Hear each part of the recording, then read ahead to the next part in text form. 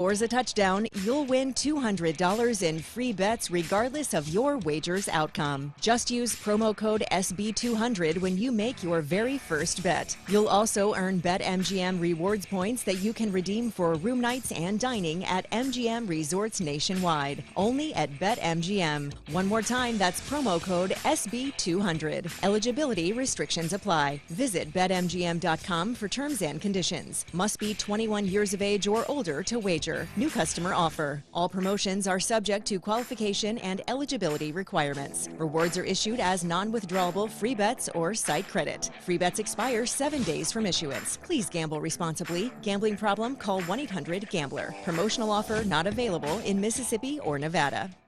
Take the VSiN experts with you anytime, anywhere with our full lineup of sports betting podcasts.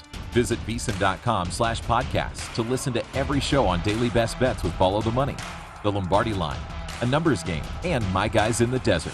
Plus, get insights and analysis directly from our experts, including pods from Gil Alexander, Jonathan Von Tobel, Greg Hoops Peterson, Josh Applebaum, and Jason Weingarten. Visit VSiN.com/podcast to start listening for free today.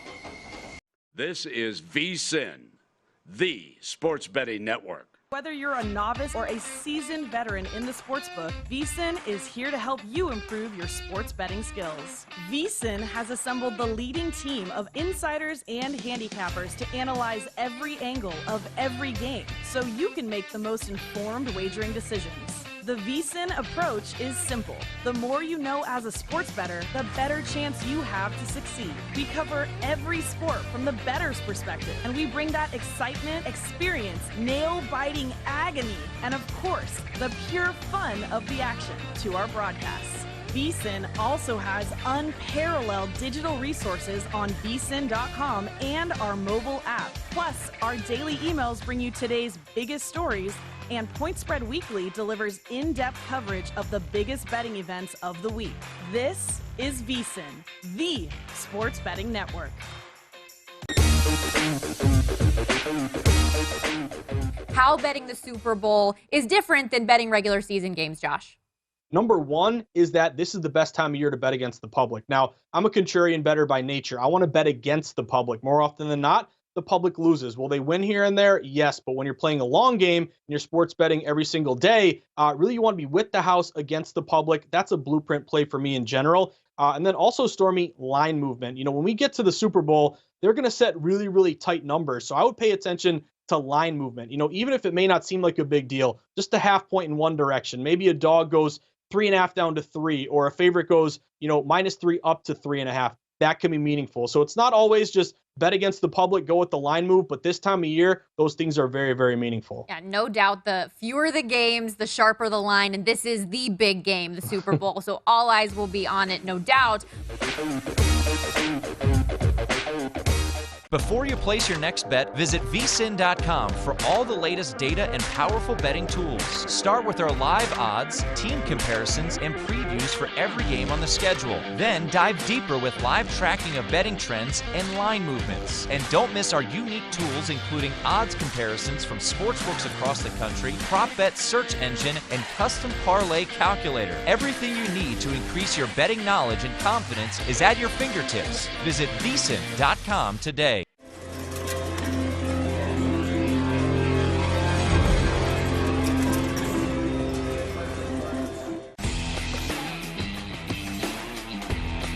This is VSiN, the sports betting network. It is no fluke.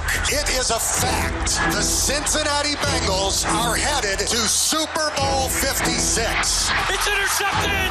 The Rams are staying home to play in Super Bowl 56. Happy Super Bowl Sunday, everybody. Best day of the year, biggest betting day of the year as we welcome you into our VSiN Big Game pre-game show. Who will ultimately be on top when all is said and done? Joe Burrow and the swaggy underdog Bengals, or Matt Stafford and the all-in-to-win Rams? We will cover it all over the next hour for you. I'm your host, Stormy Bonantoni. We will bring in just a little bit our guys Tim Murray and Sean King up at Stadium Swim, which just reminds me, as we're covering this, I know a lot of you are longtime bettors, been doing this a long time, but we've also got some first-time listeners that have their betting app in one hand and their buffalo chicken dip in the other. So if you're hustling to a Super Bowl party, we've got you covered on the best bets, but it's not too late to get down here to Circa either. The Sportsbook is going to be so much fun. They've got a party at the pool. You're not going to want to miss it. Also on the program this hour, we'll have the owner and CEO here of Circa, Derek Stevens, live upstairs. We'll also have Ben Fox, who will go over some of the biggest bets that have been placed on this year's Super Bowl. And we'll wrap things up at the end of the hour with all of your VSiN host and expert final score predictions and bets. So stick around with us. As far as where this game line has opened and where it is sitting at right now, we saw this at 3.5 for most opening line books. Now it's been pretty steady at 4.5, the Rams being your favorites, including at South Point, which we did see hit 5 earlier this morning. If you're a Rams backer, that movement's actually a good sign, according to our guy Josh Applebaum, our market insights guru, said that teams that see the line move toward them in the Super Bowl are 11-3 ATS over the last 15 years. As for the total, opened 49.5, bet down within a day or two to 48, but has since stuck around since Tuesday at that 48.5. All that said, splits pretty even. A lot of public money, though, backing the Bengals plus the points and money line plus 170. The majority of bettors on the over, but still not a huge tilt, 58, 59%. You can see why people, though, would see why there's value on the dog. Last decade, dogs getting 3 points or more in the Super Bowl, 8-2 against the number. If you're interested in any of these splits, by the way, super easy to go check out right now or anytime at VSiN.com. And while we're doing our best here, obviously, to help you make the most informed picks for the big game, Winners and Whiners are helping us do the same. We've got a special thing for our VSiN listeners ahead of kickoff. They are giving the side and total as well as their top 10 prop bets for free. No strings, no obligations, just their Super Bowl best bets on the house. Even if you already have a bet in mind and you just want a second opinion, look at their big game analysis and predictions. It's super easy. Text VSiN to area code 571 Winners 1. That's VSiN to area code 571 Winners 1. I know a couple of more guys ready and willing to give their opinion on this game. And the dogs, they are barking with our friend Super Bowl champion Sean King alongside Tim Murray, your host of the Nightcap. They're hanging out up top at Stadium Swim. How's the party going, guys? Any cannonballs on tap for Sean? Well, I decided, Stormy, that if the Bengals were to lose this game, which Sean doesn't see how it's even a possibility, but we'll have to figure out, incorporate some way that he's getting into that pool if the Bengals lose this game. Well, the pool's better than chili. That's true. Right. We talked about that. Before we get to, Sean, our plays and the plays that we really like heading into this game, as Stormy said, you have had an experience that very, very, very few people have had. You have been on a Super Bowl winning team. So take us back 19 years ago, Super Bowl 37 in San Diego. What did John Gruden say to you guys? What was the feeling about, an hour and 25 minutes before kickoff? So we're getting ready to go out for pregame. We're stretched. Our last conversations are you comfortable with everything in our first 12? After going out, do you feel a certain kind of way? If we win the coin toss, would you like to go to this end zone as opposed to that end zone? So you're just really ironing out the particulars, the little last-minute details, so that you and the head coach are on the same page. And you look at the Rams and the Bengals. The Rams do have some experience playing in a Super Bowl. Obviously, Sean McVay has talked quite a bit and how he has taken the blame for how they performed a couple years ago against the Patriots. When you look at this Rams team and the fact that they do have some Super Bowl experience, how much does that help, or does it not, heading into today? Well, it'll help in certain ways, but, there's a lot of newness in the Super Bowl, specifically both quarterbacks. Their first time for Matthew Stafford and Joe Burrow in this game. And as you've seen this year, the quarterback dictates so much of the energy, the personality of not just the offense but the team. So because both of those guys are new, the fact that Von Miller has already played in the Super Bowl, that's not going to have that big of an impact, for those guys. Well, let's get to it, Sean. All week on the Nightcap, we've been talking about this game, as we've been doing on VSiN as well. And you have not Judderd, you are all in on the Bengals plus the 4.5. You saw it tick as high as 5 at South Point, was down at 4 at some points. It looks like ultimately we'll probably go off around 4.5. Why the Bengals? Well, because there'll be a first today. I found this statistic out yesterday.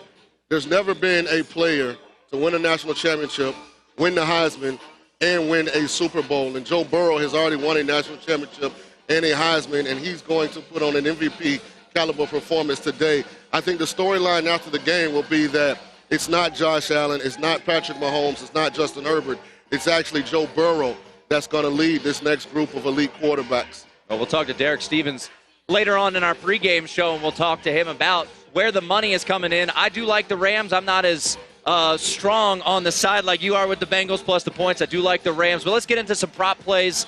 Obviously, there are so many ways to bet the Super Bowl, as you all know. Let's get into some of our favorite prop plays, and we'll start with you. So, you like the Bengals? What are some Bengal props that you're eyeing up? Well, I'm all in on the Bengals. I have them plus 4.5. That's Big King's best bet, which is 3-0 in the playoffs. Has not lost yet. I've been told so. Yeah, so we're looking to go 4-0 today. And so my props, back up the fact that I feel so strongly about the Bengals. I have them money line. I also have them alternate spread, minus 3.5 at plus 290.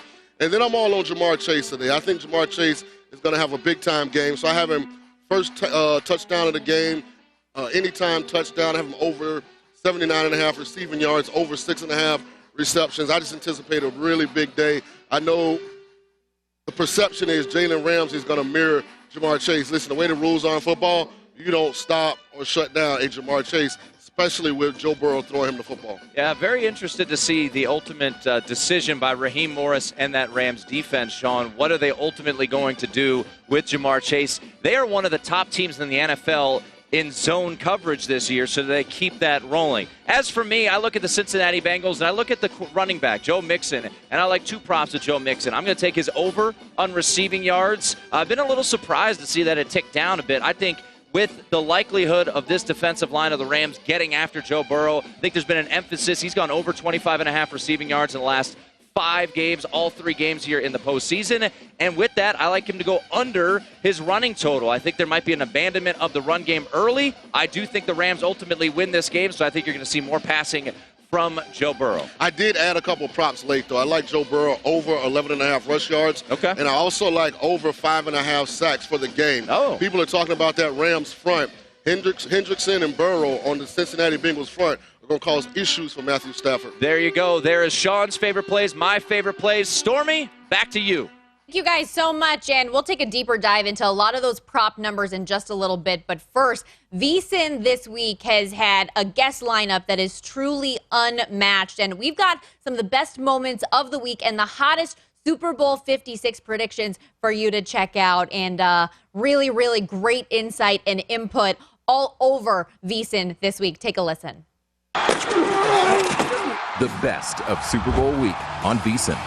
I mean, if they get beat by 2 touchdowns, they get beat. That means the Rams, their big-name players, all come through in a major way. I don't think it's going to be, oh, my goodness, we shouldn't be here. I think the Bengals have passed that smelling test. Got to be accurate with the football, and that's what Joe Burrow has been since he's been in the league. He led the league this year in pass percentage. When you can be accurate with the football and also have that great anticipation to get the ball out on time, even if you don't have a rocket arm, you're going to be way ahead of the game as far as playing quarterback. He was laying on the ground. I was calling for the second base quarterback. I called timeout. And I'm calling for a targeted penalty. And he hears me say, "Get Miles Brennan ready." He says, "F that." I mean, I could come on here and say bet responsibly, but really, this is the last game. This is the last football game. Just let it all hang out, right? Try to make some money. Your spouse will forgive you if you don't have anything for a Valentine's gift. I like the under on the first quarter points. I like the under on the first half total points. Super Bowls traditionally have started slow. Both these teams traditionally start slow. They have throughout the playoff. And so, yeah, first player to score, especially at that kind of juice. I love the idea of Evan McPherson kicking a field goal. The Rams cut me in full pads on the field, so you'd think that I'd really hate them. But I think realistically, it's their time. It's going to come down to the team that doesn't turn the ball over or the team that takes the ball away. it's going to come down to a team that doesn't get a great play call back because of holding. They're going to want to be able to run the football. That's what Sean likes to do. He did it. He's done it in L.A. He has the horses now, Akers back. Sonny Michel is there, so he's got the people to be able to do it. I was talking to a friend the other day. He goes, imagine if you're a Clevelander and you fell asleep 2 months ago and you woke up this week and someone would say to you, I got great news. An Ohio team and OBJ are in the Super Bowl. You're like, the Browns made the Super Bowl. I just woke up and they're in the Super Bowl. But no. It's amazing, Ben, what one guy, and that would be Joe Burrow, how he can change the attitude of the team, the Bengals, and of the city, Cincinnati. All of a sudden, they're Who Dey fans from out of the woodwork. And if they don't win that game tomorrow, it's going to be a bad, bad week for Cincinnati.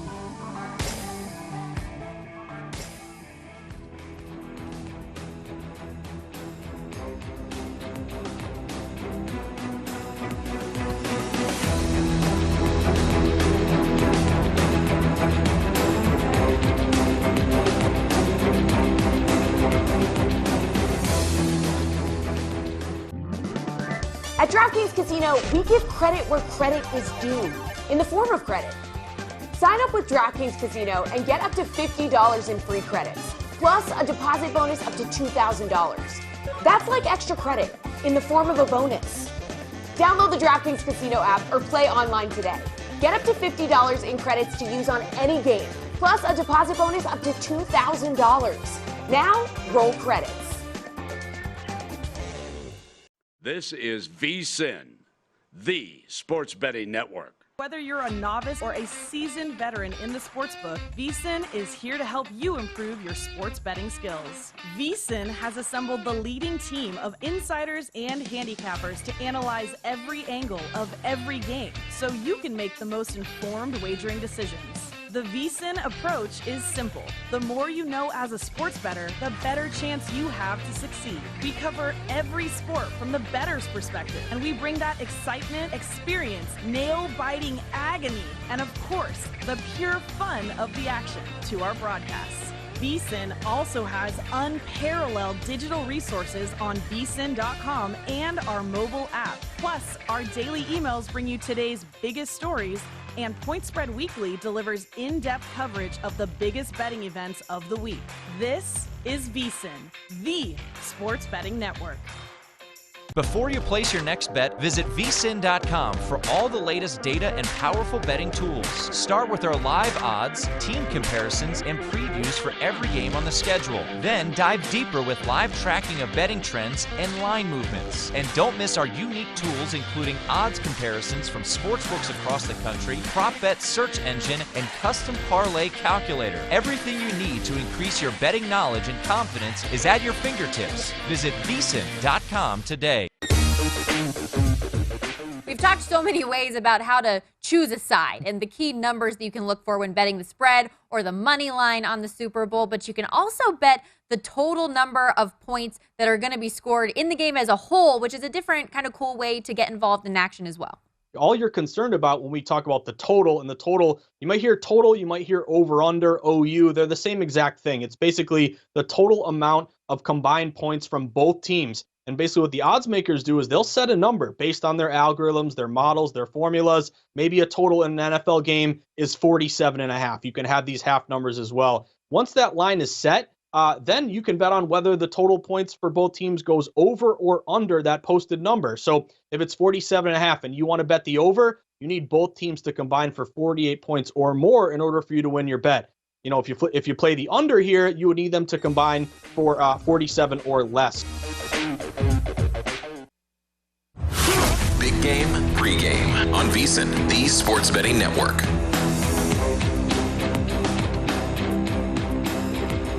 One expert pick worth 2 times the points. Join the action on the biggest Sunday of the football season with the L'Oreal Men Expert Pick. Play free for your shot at a share of $10,000 total cash prizes when you head to DraftKings.com/menexpert. Do it now and draft your lineup before game time. L'Oreal, because we're worth it. Terms and conditions and other eligibility restrictions apply. See DraftKings.com for details. Welcome back to the big game pregame. Stormy Bonantoni with you, live from downtown Las Vegas at Circus Sportsbook. It is a party down there at the book and upstairs at Stadium Swim, as we saw there with Tim Murray and Sean King, getting you set for the game of the year. Rams, 4.5-point favorites against the Cincinnati Bengals in Super Bowl 56. The Bengals trying to win their first ever Super Bowl, and the Rams trying to become the second team back-to-back years to win and raise the Lombardi Trophy in their home stadium. Going to be a great game out at SoFi. And when we heard from Tim and Sean earlier, they talked about a lot of their favorite prop bets. We're going to get into some of the prop markets a little bit deeper, including one market that has an opportunity for great profitability. You just got to pick the right guy. We're talking Super Bowl MVP, and where a lot of books have liability right now is actually Aaron Donald. We know he's been multi-time Defensive Player of the Year. People thinking he has an opportunity to have a big day opened his odds earlier at 14-1, 20% of the handle, 18% of bets on Aaron Donald. Joe Burrow, another obvious favorite. A lot of people strategically, when betting the Super Bowl, think, hey, if I'm getting plus 170 to bet the Bengals, the likelihood of Joe Burrow not being the MVP and the Bengals winning it all, very, very slim. Probably 5% chance. So taking the 225 versus the 170 for the quarterback of the Bengals, which is, as we know, such a quarterback-driven award. 31 of the 55 previous Super Bowl MVPs have been the quarterback position. But as you see, there is value elsewhere on the board. I know I have a flyer out for if the Rams win, Cooper Kupp at plus 600. He's got a good amount of handle, 13%. Matthew Stafford, your odds on favorite at even money. Evan McPherson. Okay, just for the record, there's never been a kicker that has won the Super Bowl MVP, but at 100-1, if it's an all-field goal game, if that's what you think is going to happen, I guess get wild. I don't see it happening. Von Miller, a former Super Bowl MVP himself, at 40-1. You could have gotten him 50-1 this week as well, so clearly some bets have come in on him. Cam Akers, 35-1. And we might as well talk about Cam a little bit deeper here. As far as injuries go with this year's Super Bowl, health of both teams is relatively good. It's mainly the tight ends on both squads that have been the big question marks. Tyler Higbee and CJ Uzoma both dealing with MCL sprains. Tyler Higbee is out. He's going to be replaced by Kendall Blanton, who had 5 catches and 57 yards against San Francisco. He also had 1 touchdown this postseason against Tampa Bay. They also have their offensive tackle, Joe Noteboom, out with regards to Cam Akers dealing with that shoulder injury. Their head coach, Sean McVay, said it's going to be more of a 3-man backfield. Darrell Henderson is back from the injured reserve list. We saw Sony Michel get some increased touches in that last game with Cam Akers dealing with the shoulder. He has had some fumble issues before. So I would just be a little bit careful if you're betting any of those running back rush yard props, touchdown props. Just be careful because we're not sure their strategy, whether you're going to ride the hot hand, whether you're going to give equal reps. We don't know. Let's talk about CJ Uzoma, though, for the Bengals. He also had an MCL sprain, like I referenced. He's questionable, but much more optimism with regards to him playing. He said he's not going to miss the biggest game of his life. He ripped off his knee brace at FanFest the other day in front of 30,000 people and said if the Bengals win, he's taking a bath in Skyline Chili. So feels pretty good that he'll be there, but in terms of his utilization, we're not sure. So again, another guy you want to be hesitant on as you're looking at some of his numbers: 25.5 receiving yards, 3.5 receptions, 13.5 as his longest reception, 16-1 to score the first touchdown if you're somebody that likes him on those touchdown props. In the first 2 playoff games, he had 13 catches for 135 yards and a score. Let's take a look at some of the most bet props, though, that are out there on the board. We mentioned Cooper Kupp's profitability potential for MVP, but a lot of people think that he is going to get in the end zone, which statistically he has. He's had a touchdown 8 of the Rams' last 9 games. 2 of the most bet props involve Cooper Kupp, anytime touchdown, and also first touchdown scorer at plus 500. He scored the Rams' first touchdown 4 times this season, 3 of those coming in their last 7 games. Joe Burrow over the 1.5 passing touchdowns there. 13 of the 19 games he started this year, he's thrown 2 or more. He had 2 passing touchdowns against the Chiefs, also against the Raiders. None, though, against the Titans in that divisional round game. Did have 4 in back-to-back games to close out the regular season against the Chiefs and Ravens. He, of course, did not play in that final Week 18 game.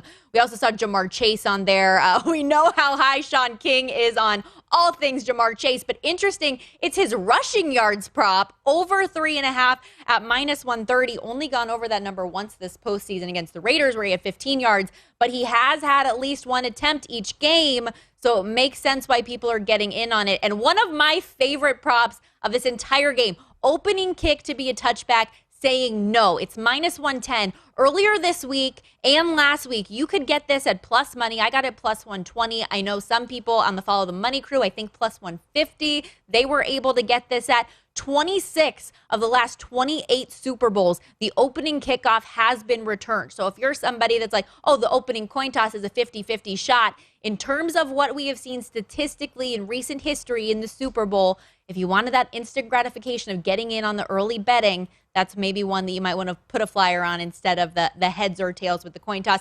Passing yards, we're seeing some money on Matt Stafford going over his 285.5. 89% of the handle, 86% of bets say he will go over that number. He's had 337 plus in his last two games, average 287.5 throughout the season, but his game log does have 4 of his last 7 games under that number. We do know, of course, the Cincinnati pass defense is a major weakness. Only 6 teams in the NFL allowed more passing yards than them this year. With regards to Burrow's numbers, still seeing the majority of people betting the over for him, 76%, 74% with regards to handle and bets, respectively. He's gone over his numbers 5 times the last 8 games, but just once in the 3 postseason games so far. His numbers actually trend toward the under, interestingly enough. I was looking this up with his yards per attempt from the regular season were 8.9, down to just 6.6 yards per attempt in the 3 postseason games so far. Rams defense in their 3 games this postseason has only allowed 1 quarterback to exceed that mark, and it was Tom Brady. So that tells you a little something. With regards to the passing touchdowns, both guys said it. 1.5, the majority of the money coming in the over. People think this is going to be a shootout type of a game. Stafford has had 2 or more in 5 straight games. Interceptions, another one people are very high on with these quarterbacks, which is to be expected. Even our guy, Brent Musburger, you know him, you love him. He said bet the over a half an interception on both of these guys. Matty Stafford there just had 1 interception this postseason, which I think surprised a lot of us, given the fact he had 8 over the last 4 games of the regular season, a category with which he and Trevor Lawrence led the NFL in picks this year. He also led the league in pick sixes, so there's always that opportunity. He's trying to sling the ball up there. I mean, think about how different a game we could even be talking about right now if in that 49ers NFC Championship game, Jaquiski Tartt catches what would have been a 2nd interception that game. You never know. We could be having a completely different game here. Bengals defense has picked off 6 passes themselves this postseason, which is another important thing when you're looking at these props. Don't just be looking at trends for what X player has done multiple games this season. You have to look at what the other team has given up as well. And just about an hour and a half to kickoff. Get your research in. Joe Burrow himself, he's thrown a pick now in back-to-back games. Went 5 straight, though, before that without throwing a single one. So just keep these in your mind. The Rams defense has come away with 1 each game this postseason. They had 2 on Kyler Murray, 1 on Tom Brady, and 1 on Jimmy G. Receiving yards. So I'm one of the people that's I don't know if I'm a glutton for punishment or if I'm just out here wilding, but I did get in on the huge number for Cooper Kupp in his receiving yards. It's right now 105.5. I got it 104.5. But look at how many people are betting it. 92% of people agree with me. So I don't know if that's a good thing or a bad thing. OBJ, there's a lot of options for him as well because you know Cooper Kupp's going to get his. But OBJ has really risen to the level that he needs to for a team that's really out here trying to do everything they can to win the Super Bowl. He's been a great addition. A lot of people betting his over 62.5 yards. A lot of people betting his longest reception. Anytime touchdown for him at plus 120 as well. And on the Bengals side of things, something I thought was interesting. Yes, you see Jamar Chase getting 78% of the handle and bets. A lot of people think that he's going to go over, but you're also seeing a ton of people, way more, 98% of bets on T. Higgins going over, and his yardage prop's just 10 yards lower. He's the one that obviously had the big day in the AFC Championship game with Jamar Chase being held back a little bit, but you know this is a Bengals offense that's going to spread the ball around. It's not just what we anticipate, the Jamar Chase show, so we shall see. Plenty more to come up on the big game pregame. Ben Fox is going to join us to go over the biggest bets. We're talking millions of dollars being put on this one when we come back.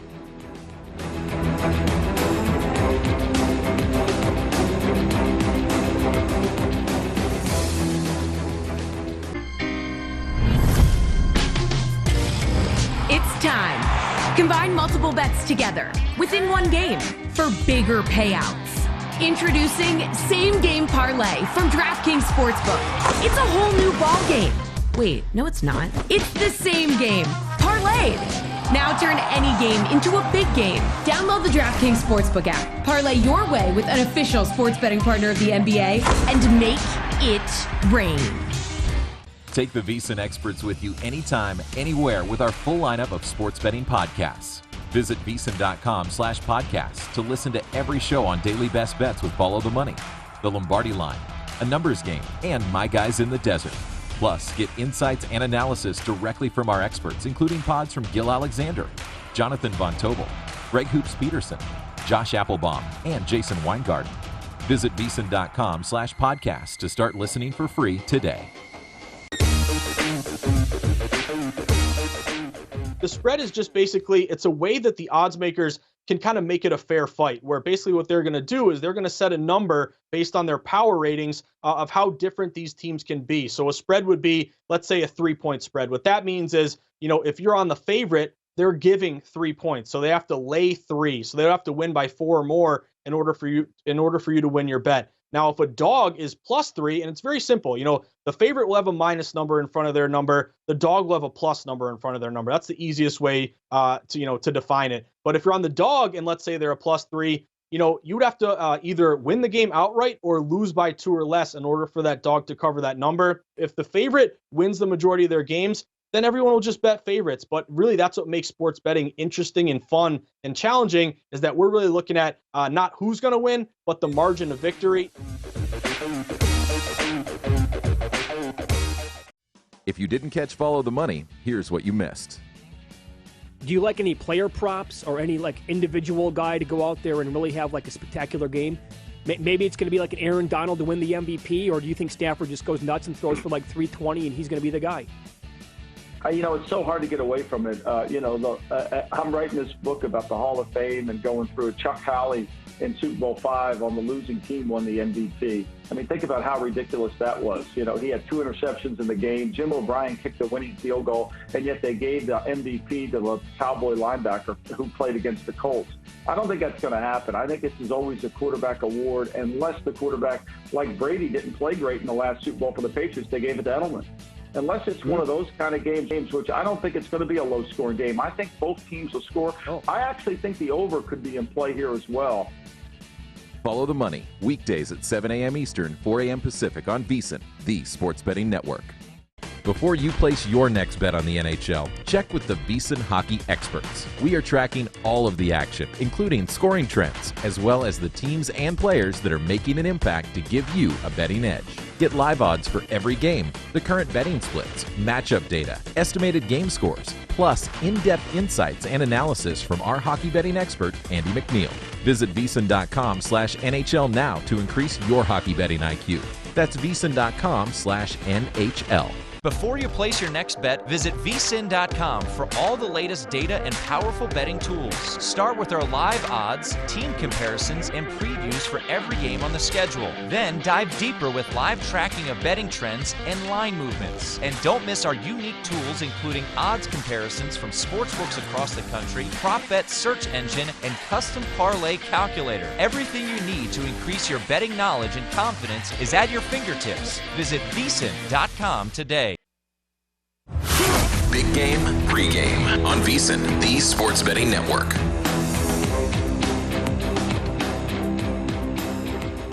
Turn prop predictions into dough with the Pizza Hut Big Game Props Pool. Make your predictions about how the big game will go down for your shot at a share of $30,000 in cash prizes. Head to DraftKings.com/Pizza Hut Big Game now to get in on the action. No one out-pizzas the Hut. Terms and conditions and other eligibility restrictions apply. See DraftKings.com for details as we welcome you back here to the big game.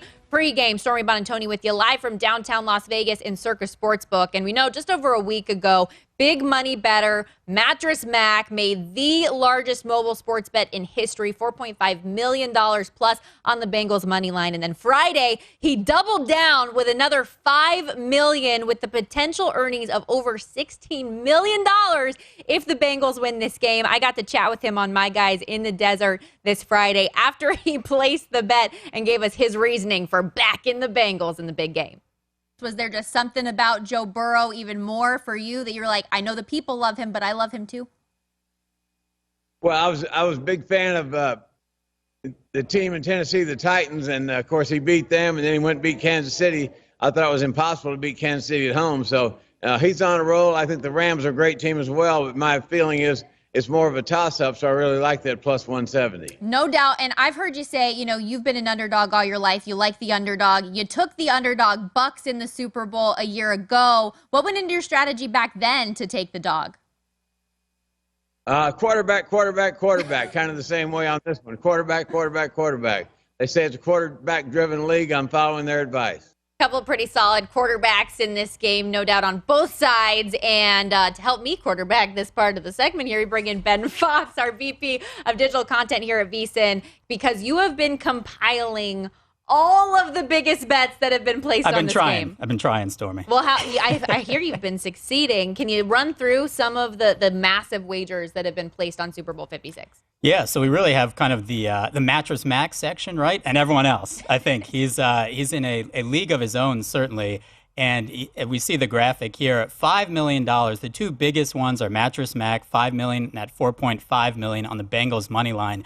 I think what's interesting is that 7 of the other ones are on the Rams. And this is kind of what we've seen talking to bookmakers throughout the nation is just the bigger bets are on the Rams money line or the Rams spread. And a little clarification with these, you're seeing here, the third biggest, $2.1 million on the Rams money line, minus 175 at Caesars, $1.56 million on the Rams, minus 4, also at Caesars, over $1 million on the Rams money line, minus 175 at Caesars.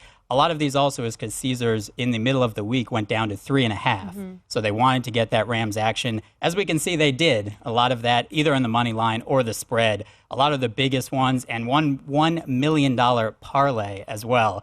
There was one, again, that was the biggest one at DraftKings on the Rams money line, the under 48.5.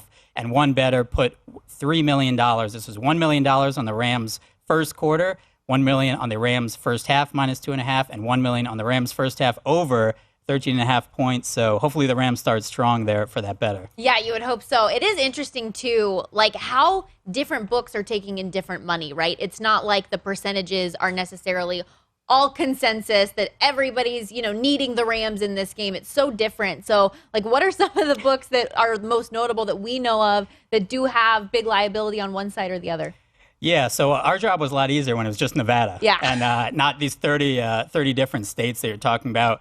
It does vary. I would say in general right now, I know DraftKings wants the Rams. The Rams win. I know Circa here, they're rooting for the Rams to cover as well. They're heavy on the Bengals. I think in general, that's probably what I would say. There's certainly a couple other books that wouldn't mind. It would be potentially a little different there on how it comes out. But I'd say in general, books are rooting for the Rams. I think those bigger bets are on the Rams money line and spread. The public is really on the Bengals there, and especially the Bengals money line, plus 170, plus 200. Like to bet a little bit to win a lot more. And it's not, what's so interesting to me too is it's not just like your average everyday millionaire placing these bets. You've got sharp bettors that are in on it. You've got Drake placing $1 million on the Rams money line and OBJ to score a touchdown. Like a lot of different people are getting in on the action. It's fun. But I referenced the Drake one specifically because a lot of money comes in on props more so than any other game that we see. What are some of those big money wagers? Yeah, so I feel like we failed a bit here as a company, a bit in that we have thousands of ways to bet the game, and the number one most prop bet at Caesars is whether the coin toss will be tails. Stop. The number 2, heads, right? Most money bet, so we're trying here, 24/7 network. Yeah, Josh Applebaum on our network of how to bet the Super Bowl, his number one thing was just don't bet the coin toss. Don't waste your money on a 50-50 shot you have to pay a tax on. Yeah. But I digress. Look, we can only do our best here. A couple interesting ones in New Jersey. BetMGM, $10,000 on Matthew Stafford to score the first touchdown. That was 66-1 odds. That would win $660,000. Also, $75,000 on Matthew Stafford to throw at least one pick. That was minus 150. $57,000 on Joe Mixon over 26.5 receiving yards. And one a lot of people have, Evan McPherson over 1.5 field goals.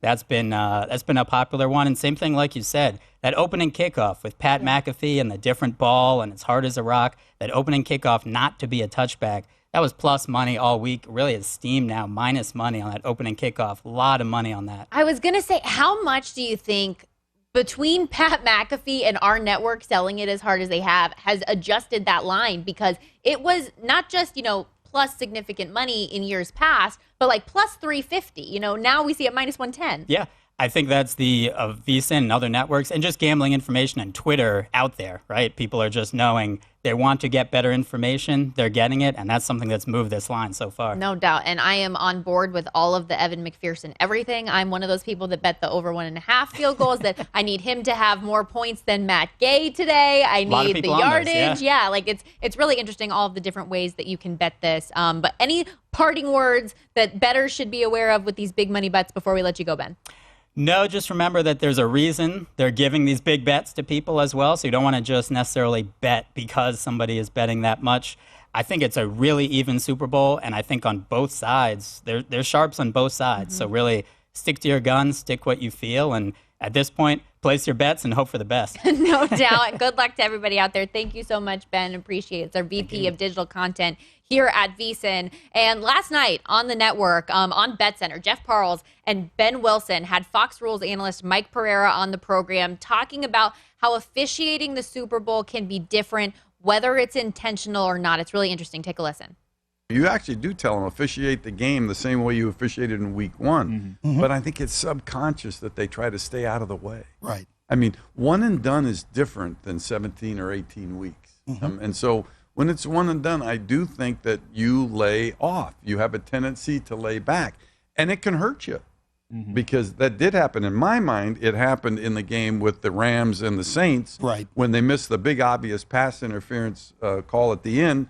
Because I think they were laying back a little bit, and then all of a sudden, boom, this play happens, and you're just not sharp, and you miss it.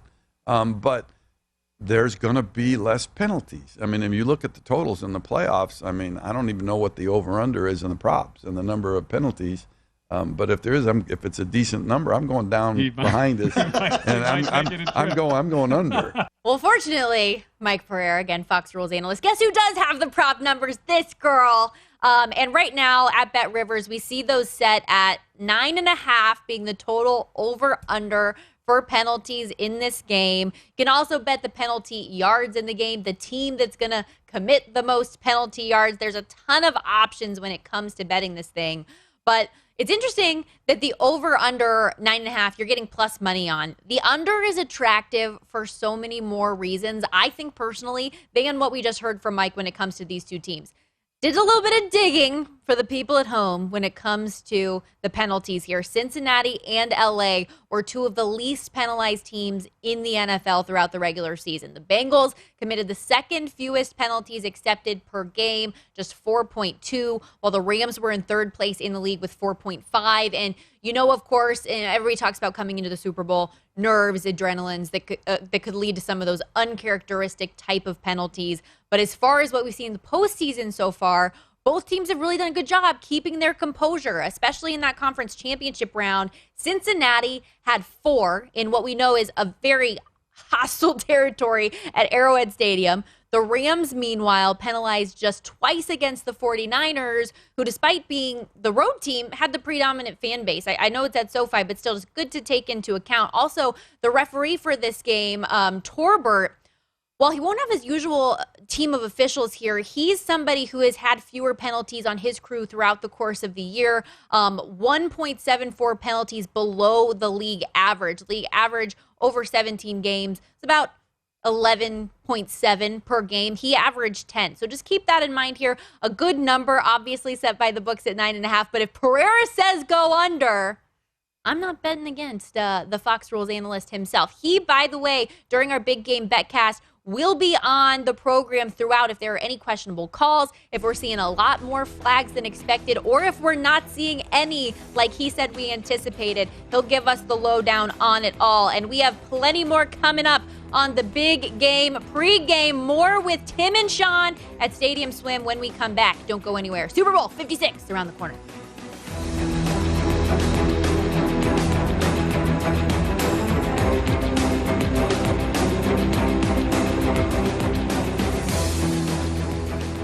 Download the DraftKings Sportsbook app now, and new customers can get a sign-on bonus up to $1,000. Just sign up with promo code VSiN to claim your exclusive offer. Plus, think you qualify to join the DraftKings VIP program? As a VIP, you'll enjoy exclusive benefits and enhanced promotional offers, top-tier customer support, and access to personalized content and more. Visit DraftKings.com/VSiN to learn more. Must be over 21. See DraftKings.com for offer details. If you or someone you know has a gambling problem and wants help, call 1-800-GAMBLER. Check out the VSiN store for the latest and greatest in sports betting fashion. We have more than 40 shirt designs, including our most popular one. Cash and tickets is what it's all about. You'll find VSiN shirts and hats for any occasion, and they're all made to order, so you can find the right design, color, and size perfect just for you. You'll find VSiN hats and even VSiN coffee mugs, all in our online store. Just go to VSiN.com/store and order now. That's VSiN.com/store. This is VSiN, the sports betting network. Whether you're a novice or a seasoned veteran in the sportsbook, VSiN is here to help you improve your sports betting skills. VSiN has assembled the leading team of insiders and handicappers to analyze every angle of every game, so you can make the most informed wagering decisions. The VSiN approach is simple. The more you know as a sports bettor, the better chance you have to succeed. We cover every sport from the bettor's perspective, and we bring that excitement, experience, nail-biting agony, and of course, the pure fun of the action to our broadcasts. VSiN also has unparalleled digital resources on VSiN.com and our mobile app. Plus, our daily emails bring you today's biggest stories, and Point Spread Weekly delivers in-depth coverage of the biggest betting events of the week. This is VSiN, the sports betting network. If you didn't catch Betting Across America, here's what you missed. Let's throw it up on the screen. If you didn't know, Mike Pritchard is one of the sharpest guys we know. But look how jacked Mike Pritchard, he still is jacked, but that looks like a young DK Metcalf here, Pritch. Tell me your routine, your workout schedule, your diet. I mean, we all strive to be, a Greek mythology athlete like you are here. You're pretty ripped there, Pritch. You know what? Shout out to Matt Silva for that on Twitter. Yeah, I was kind of jacked back then, right? Look at that scar on that right arm of mine. I still have that scar, but no, I mean, that was, what's funny about the story with cards, trading cards, is we were an association when I got drafted and not a union because we wanted to get to free agency, and so we broke up the union.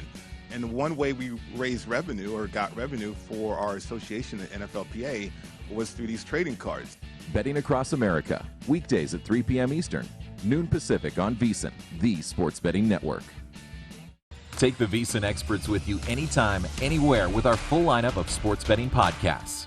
Visit VSiN.com/podcast to listen to every show on Daily Best Bets with Follow the Money, The Lombardi Line, A Numbers Game, and My Guys in the Desert. Plus, get insights and analysis directly from our experts, including pods from Gil Alexander, Jonathan Von Tobel, Greg Hoops Peterson, Josh Applebaum, and Jason Weingarten. Visit VSiN.com/podcast to start listening for free today.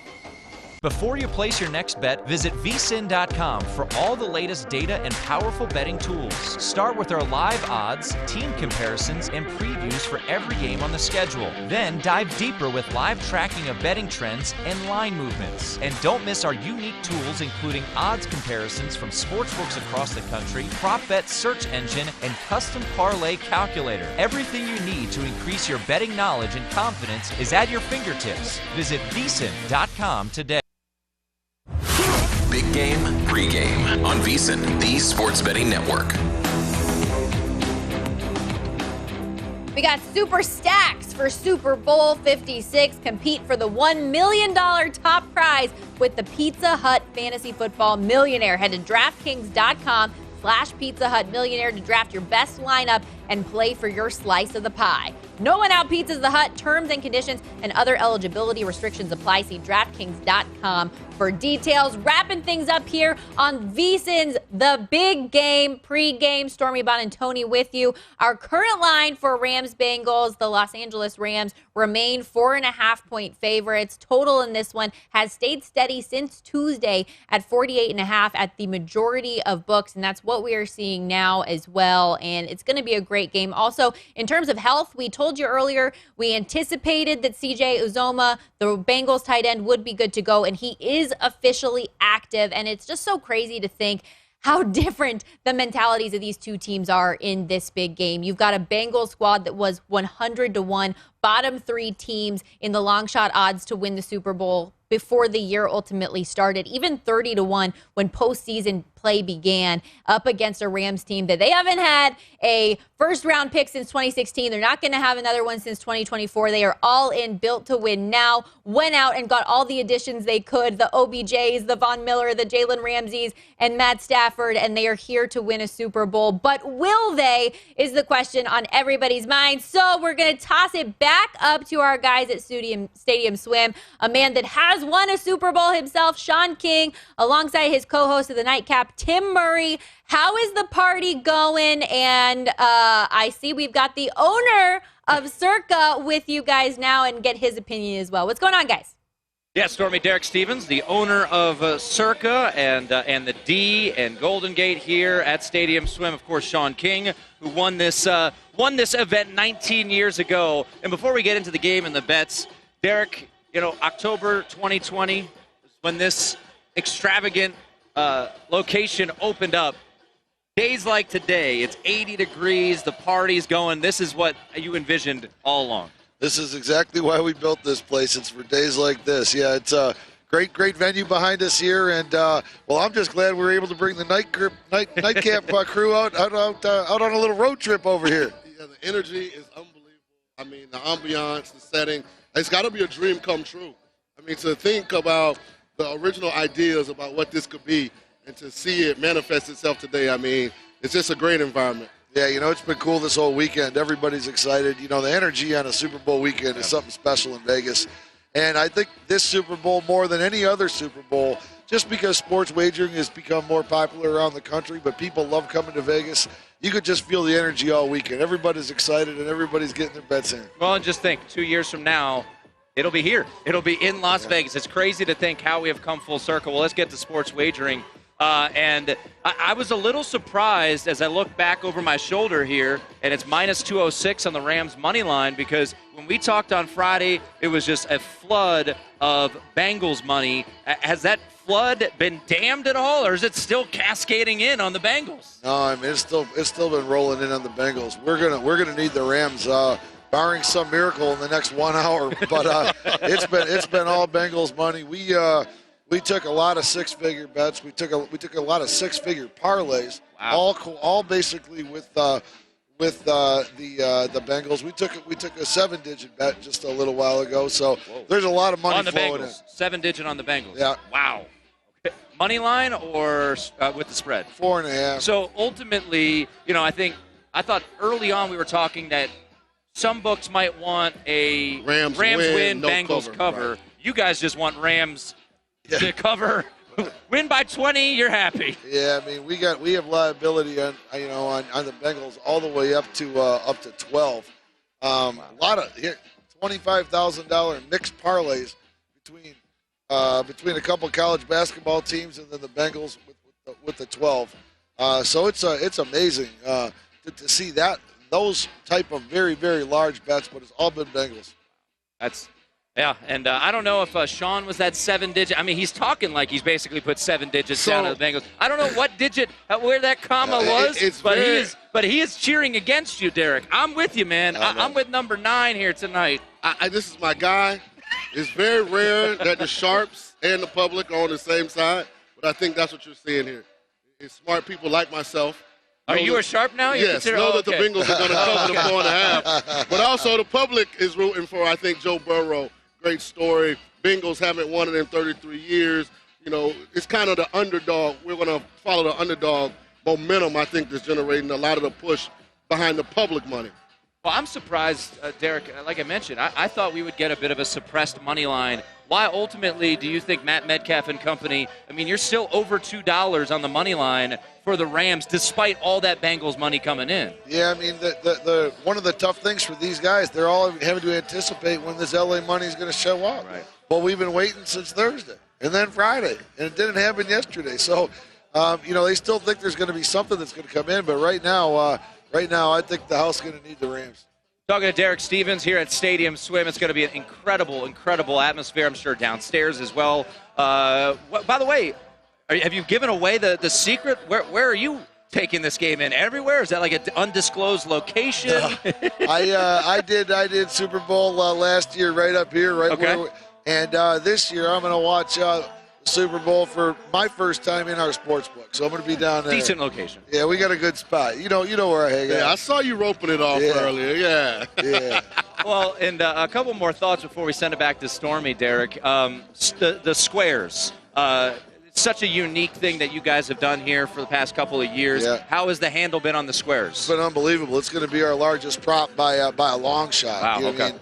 The squares, the squares every quarter. I mean, a lot of people are betting the set where they're taking all 100 of them. Oh my God! They're hoping for a crooked number, like that. So squares has been unbelievable. That's definitely been the biggest prop. Here, I got one for you though, just to let you know. We've written over $100,000 on coin flip. I'm telling you, this coin flip's a big deal, and I'm telling you, you got to get into the psychology of the coin flip because one of two things is going to happen. We know it's, but if you win it, then you're walking around with house money. Walking around the house makes you feel so good. I mean, look, I love this man too, but you know why he wants that? He wants the juice. Just play against your friend for $40. So, but you asked Jeff Benson, what is the limit you're taking on coin toss? What do we take? We're taking 50. 50.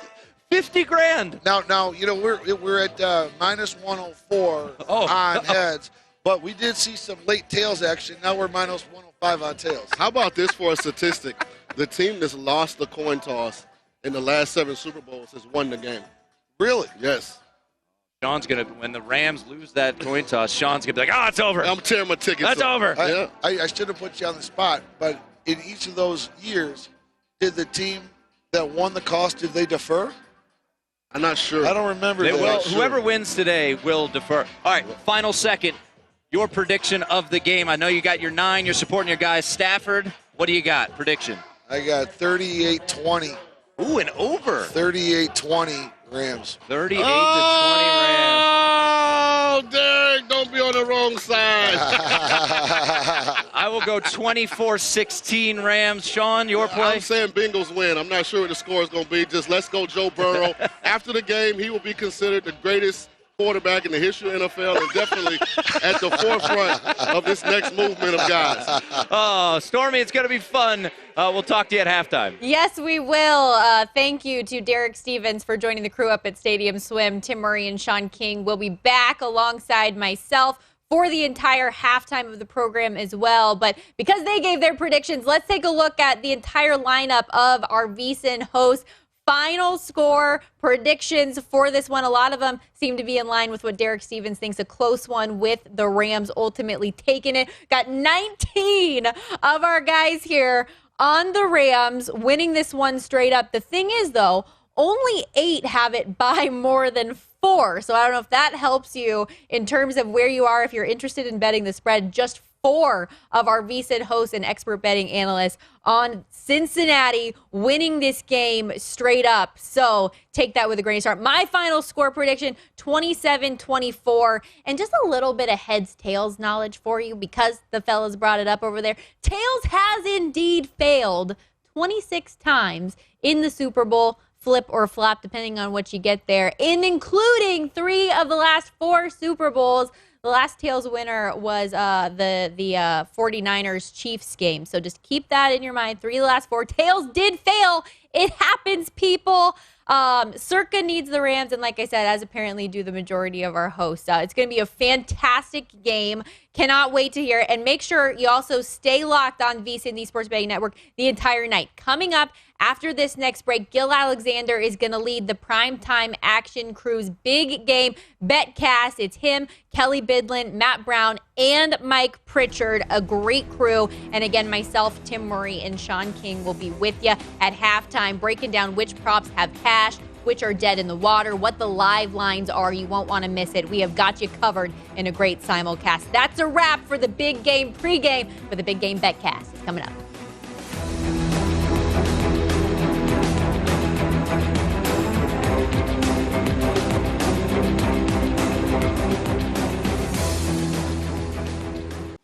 Eliminating grays is as easy as combing your hair. With Just For Men Easy Comb in Color. Just twist and comb. Getting natural looking results. Let's get this meeting started. Has never been easier. The most men trust Just For Men. New to VSiN, the best way to learn more about sports betting and how VSiN can help you is to sign up for our free daily email. You'll receive an email every morning with show highlights and expert insights. Sign up for free today at VSiN.com/email. That's VSIN.com/email. At DraftKings Casino, we give credit where credit is due, in the form of credit. Sign up with DraftKings Casino and get up to $50 in free credits, plus a deposit bonus up to $2,000. That's like extra credit in the form of a bonus. Download the DraftKings Casino app or play online today. Get up to $50 in credits to use on any game, plus a deposit bonus up to $2,000. Now, roll credits. If you didn't catch Betting Across America, here's what you missed. You know, the Rams, they have been aggressive. We've seen that, right? All playoffs. I mean, against Tampa Bay, they came out firing. And so, you know, the people with the opinion that this could go under, I think, okay, the Rams are going to have to establish the running game and do all that, which I think they're going to have to. But the Rams are going to have to engage Matthew Stafford and make sure that that guy is confident in his football game. And a way to do that is to be aggressive early. Now, will they go no huddle? Will he be allowed to call plays at the line of scrimmage? I don't know if they're going to do something like that. They should. But being aggressive, meaning throwing the ball down the field and letting him see the defense for the Bengals. And then also that'll help the Rams because we know the Bengals, their defense has been great, terrific, in fact, in terms of game adjustments. Betting Across America, weekdays at 3 p.m. Eastern, noon Pacific on VSiN, the Sports Betting Network. Before you place your next bet, visit VSiN.com for all the latest data and powerful betting tools. Start with our live odds, team comparisons, and previews for every game on the schedule. Then dive deeper with live tracking of betting trends and line movements. And don't miss our unique tools, including odds comparisons from sportsbooks across the country, prop bet search engine, and custom parlay calculator. Everything you need to increase your betting knowledge and confidence is at your fingertips. Visit VSiN.com today. The sports betting season never ends, and the VSiN experts are finding value on every sport on the schedule, including golf, soccer, basketball, and hockey. Keep your betting action going all winter long with an amazing deal on our all-access subscription. Right now, you can get everything we offer until April 5th for only $29. Get our 24/7 video streaming, daily best bet emails, and our full college hoops tournament coverage, all for only $29. Make this your best bet of the season and sign up today at visa.com/madness. How betting the Super Bowl is different than betting regular season games, Josh? Number one is that this is the best time of year to bet against the public. Now, I'm a contrarian bettor by nature. I want to bet against the public. More often than not, the public loses. Will they win here and there? Yes, but when you're playing a long game and you're sports betting every single day, really you want to be with the house against the public. That's a blueprint play for me in general. And then also, Stormy, line movement. You know, when we get to the Super Bowl, they're going to set really, really tight numbers. So I would pay attention to line movement. You know, even if it may not seem like a big deal, just a half point in one direction. Maybe a dog goes 3.5 down to 3, or a favorite goes, you know, -3 up to 3.5. That can be meaningful. So it's not always just bet against the public, go with the line move, but this time of year, those things are very, very meaningful. Yeah, no doubt. The fewer the games, the sharper the line, and this is the big game, the Super Bowl. So all eyes will be on it, no doubt.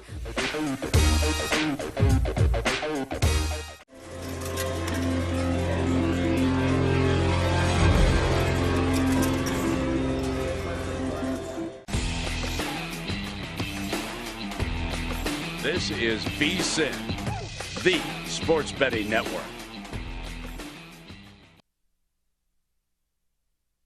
This is VSiN's Big Game BetCast with Matt Brown and Mike Pritchard. Here's Gil Alexander. It is just that, VSiN's Big Game BetCast, our 6th annual for Super Bowl 56, live from the South Point. It is Gil Alexander along with Matt Brown, Betting Across America host Mike Pritchard, and Kelly Bidlin, taking you through all the action today when the game begins. And even beforehand, we'll take a look at the MVP market, some player props when the game starts. We'll look at the in-game props as they adjust. Mike Pereira is on standby for any calls that need some, shall we say, explaining during the big game itself. And Matt, where is the line now? Because it has moved around all day. Yeah, it's really has, and this is interesting because it's been moving mainly here in Vegas as opposed to rest of country, which we thought that maybe we would see this thing going crazy rest of country. That has not been the case. As we sit right now, a few different 4s available here in Vegas, 4.5s. Everywhere, the majority of the rest of them. And then we've seen the total now move where you can get a 48 or a 49 right now here in Las Vegas. Rest of country, for the majority of you that are listening and watching right now, 4.5 across the board except for William Hill. Rest of country, you can still find 1-4 that is available. But as far as the total, that thing's still, Gil, 48.5 concrete. Since we have, 11 days, 12 days ago. Yeah, most of the 2 weeks has had that total at 48.5. We'll get to all our picks here momentarily. I haven't had the opportunity, none of us have really had the opportunity to talk to Mike Pritchard about what his feelings are on this game. Do you have any pre-flop plays here? Where did you land? I landed on the over. I thought the line was going to climb, to be honest with you. It opened at 50, but you sent some in at 48, right? Like you guys mentioned. So I took a shot at the over. I think both teams are not going to try to overthink this. Like, that's when I think you get slow starts, when you try to fill each other out. I think the familiarity aspect's in play. Both teams understand what each team's trying to do. And so, therefore, who's got the best team? Who's got the better players? And I think we could get fireworks. I'm hoping to get fireworks to start the game. Yeah, we'll go through all our prop bets here momentarily. Oh, well, why don't we look at some now? These are Mike's Super Bowl bets. Team with the most first downs. You have the Bengals at plus money. There you got Tyler Boyd over receiving yards. T. Higgins, yes, to score a touchdown. Odell, yes, to score a touchdown. Von Miller, a tackles prop, solo and assists together. You've gone over 4.5. And Leonard Floyd, yes, to record a sack. So all of that sort of figuring into your game flow a little bit? Absolutely. You know, the Rams, it's going to focus on their defense to start the game, I think, right? Everybody's going to be worried about the defense, and at least if you're backing the Bengals. And so I think Leonard Floyd's got a chance to get there. I think they're going to run the ball at Vaughn and double team that guy because he wants to rush the passer as opposed to mix it up against a tight end and a tackle trying to stop the run. So I'm anticipating the Bengals running the ball at him. Therefore, opportunities for him to make tackles out there as well. So, Odell Beckham Jr., single side receiver, has a great chance of getting into the end zone, I believe, as well. And then Boyd, with Uzoma banged up, he's not 100%. He's going to be out there. I think Boyd, because there's no game plan for a third wide receiver. I've been a third wide receiver before, and normally you got the run of the field. And Boyd, he's going to be a reliable target, I believe, for Burrow today. Yeah, and I'm glad you brought up C.J. Uzoma because he is active. He is ready to go in this ball game for the Cincinnati Bengals. Tyler Higbee, as you may have heard, for the Rams this week, their tight end. He was placed on injured reserve. Darrell Henderson is a go for the Rams. He is active in this one. And some off-the-field news, the Rams and Matthew Stafford saying out loud now that they will reportedly work out a contract extension this offseason. Did the Uzoma news, the Higbee news, the Henderson news, did that sort of affirm your props that you bet, Matt, or you kind of went unscathed with those? It has me pretty on where I thought everything was going to be. It's funny because I was talking about how these things are concrete, and then so PointsBet flashes to 5. It lasts about 90 seconds back down to 4.5. So now we're getting all this money of people going, I better bet the game starts in half an hour. So it flashed up to 5, goes back down to 4.5 as we're sitting here. No, I mean, listen, we kind of saw this Darrell Henderson thing coming a couple of days ago, and that's why we were on, talking about trying to get on the under on the Akers rushing yards. And Kelly, you got a little bit better number than I did, but I only got 1 yard fewer than you did, 64.5. You got 65.5, I think, on the under on him. But I mean, listen, it's one of those things where we were talking about it. Even if he only siphons off 3 or 4 carries over the course of the whole game, and then you assume that Sony Michel gets 3 or 4 carries. So now it's 8 carries that Akers is not getting, and we're talking about a guy trying to get to, 66 rushing yards. And so I think that it was a pretty good play on the under there, and if it's still available, I mean, I would probably play it even to 62. I don't know what the number is currently. 60.5 at DraftKings. It is plummeted. Well then, all right then. Can we put the camera on Kelly just for 1 second? Kelly, I'm not sure. Who do you have a futures bet on? I can't really tell. I think it's the Rams, right, Matt? I think we're going for the Rams tonight. We got money to win, all right? No. We are very specific on. We want the Rams to win by 1 to 4 points. That's right. Yeah, yes. Absolutely. We want the Rams to win by 1 to 4 points. You want to hit the middle. That's what I did with my NFC future. I think you did the same, Matt, with our NFC futures on the Rams, and it worked out. Niners plus the points lands on 3. Bingo, bango, both hit. And so the boys trying to do that with their Rams futures for the Super Bowl. Did you want to go through some of yours here, Matt? Did you go through the ones you wanted to? Yeah. I mean, listen. Some of these numbers apparently might be kind of on the move here. But listen, if you can get something relatively in the same area, I would certainly still be on Chase over 3.5 rushing yards. Again, I have a feeling they want to get the ball in their playmakers' hands as much as humanly possible. The only way to guarantee that you do that is to hand the ball to him. And so if I can get 2 carries out of this, I feel really good about my bet. If I get 3, then I think we're home.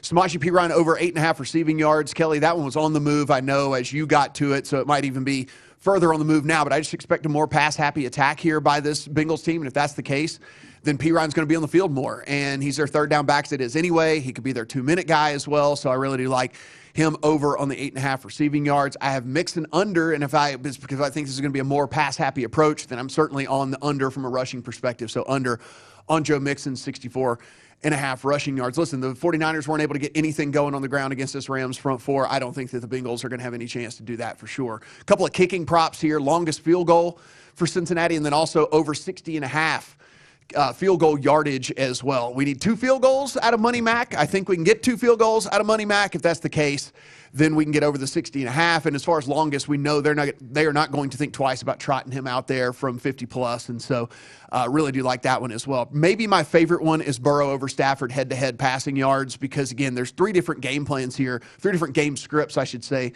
that gets this home for me. A pass-happy approach by the Bengals in the first place. A second would be they get behind and they have to abandon the run completely and they have to throw a ton.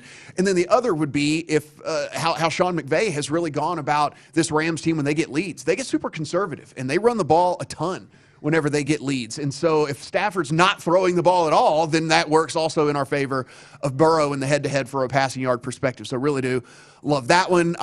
John Rahm shot a 67 in the first round, so I need Mixon under 67 yards there. Kendall Blanton over 21.5, and I got myself a good old-fashioned middle here like it was 10 years ago, Gil. It felt so great this morning to wake up, because we got on this before the official Higbee news came out, and so that receiving yard sitting 30.5 now. So I will take that 40% middle. I have the under 30.5 as well on Blanton. And then this is a little bit of an emotional hedge thing here. I have a big fat Rams futures ticket on for the Super Bowl. So look what you did. If the Rams are winning in the first half, and I'm getting all elated here, Gil, I'm feeling good. I'm going to cash this Rams future. But then Joe Burrow, Jesus H. Burrow, comes back and does it to another team, comes back in the second half. I got a plus 840 on that, so I'll feel pretty good about it. Joe Burrow trying to be the third quarterback to win both a college championship and a Super Bowl, along with Joe Montana and Joe Namath, by the way, the other two. If Burrow is able to do that today, he'll be the only one to ever do that with a Heisman Trophy as well on his shelves at home. That is the stat right there. There you see it. Joe Burrow, an elite company, trying to join elite company, I should say, today. I kept it very simple with my props. I do have a very small bet on the Bengals plus 4.5 for the game, but genuinely, this is all about the props for me. Opening kickoff to be a touchback. I had the no at plus 140. You might have been able to get this at a better price earlier in the couple weeks. It's about a coin flip now, and this is all based on Pat McAfee intel. Pat McAfee on his podcast a year ago talking about his experience kicking the football during the Super Bowl when he played for the Colts against the Saints and how they treat the football differently during a Super Bowl, how the real issue is for them to send it to the Hall of Fame. That's all they care about. You don't get to play around with the ball for 30 minutes and tenderize the ball before you get to kick off. This is like kicking a brick, he says. So opening kickoff to be a touchback, no plus 140. There's a reason that 26 of the last 28 Super Bowls have resulted in no touchback. We'll see if it'll go 27 of 29 today. Now, this isn't a bet for everybody, but I have will there be an extra point missed? I laid minus 330 on the no. Matt Gay, Evan McPherson combined this year, 103 for 106. Regular season and postseason on extra points. I'm going to play the no at minus 330. That's what I did. Value is value. Again, not for everybody, but I have no problem doing that. Joe Mixon under 62.5 rushing yards. I don't really see a game script. Yes, could he bust out a run at any point? Sure. That's the gamble here. But there's not really a game script where I think they go to Joe Mixon hard and heavy. So under 62.5 yards for Mixon. And then I added the MVP market before this one. Matthew Stafford doing the Super Bowl MVP at plus 133. Can totally see that happening. Obviously, he's the short shot on the board for the favorite Rams. And Gil, one thing we should mention here, at DraftKings right now, if you are rest of country, this line is, if you are a Rams backer, this line is sitting 4.5 right now, but the money line is only minus 190 right now. A minus 4.5 is typically in the 223, 224, 225-ish range for a money line, and so you are getting a lot of value right now, and it's really only DraftKings. Everybody else is well over $2 right now, but they're holding steady at minus 190. I would play the 190 over the 4.5 all day, every single day of the week. So if you are on the Rams here, DraftKings has the 190 right now. And that was really the Super Bowl betting behavior that we talk about every year, which is for whatever reason, the last 25 years. We had Roxy Roxborough on the other night. He said it actually extends further back than 25 years. People bet the Super Bowl differently. During the regular season, they decide to take the underdog with the points. And for the Super Bowl, for whatever reason, maybe because it's the last hurrah of the whole thing, we don't have another NFL game for another 6 months, people decide to play the dog on the money line. And so that artificially mutes the money line on the favorite. So just what Matt was talking about. Didn't quite get as down, further. And, people were hoping for a minus 170-ish, something like that. Didn't quite get there. So minus 190, though, but still a more favorable bet, I think, than laying the points for sure. We'll get to Kelly's bunch of Super Bowl prop bets. He's got a slew of them coming up. And we'll talk more with Matt Brown, Mike Pritchard, Super Bowl 56, the run-up to the Bengals and the Rams. The BetCast begins in earnest when the kickoff begins about 15 minutes from now. More next right here at VSiN, the Sports Betting Network.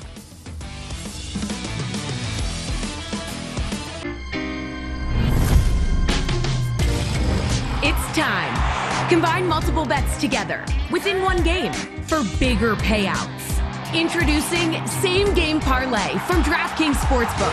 It's a whole new ball game. Wait, no it's not. It's the same game, parlayed. Now turn any game into a big game. Download the DraftKings Sportsbook app. Parlay your way with an official sports betting partner of the NBA and make it rain.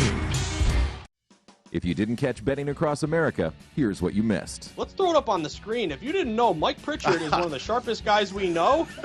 But look how jacked Mike Pritchard, he still is jacked, but that looks like a young DK Metcalf here, Pritch. Tell me your routine, your workout schedule, your diet. I mean, we all strive to be, a Greek mythology athlete like you are here. You're pretty ripped there, Pritch. You know what? Shout out to Matt Silva for that on Twitter. Yeah, I was kind of jacked back then, right? Look at that scar on that right arm of mine. I still have that scar, but no, I mean that was, what's funny about the story with cards, trading cards, is we were an association when I got drafted and not a union because we wanted to get to free agency, and so we broke up the union. And the one way we raised revenue or got revenue for our association at NFLPA was through these trading cards. Betting Across America, weekdays at 3 p.m. Eastern, noon Pacific on VSiN, the Sports Betting Network.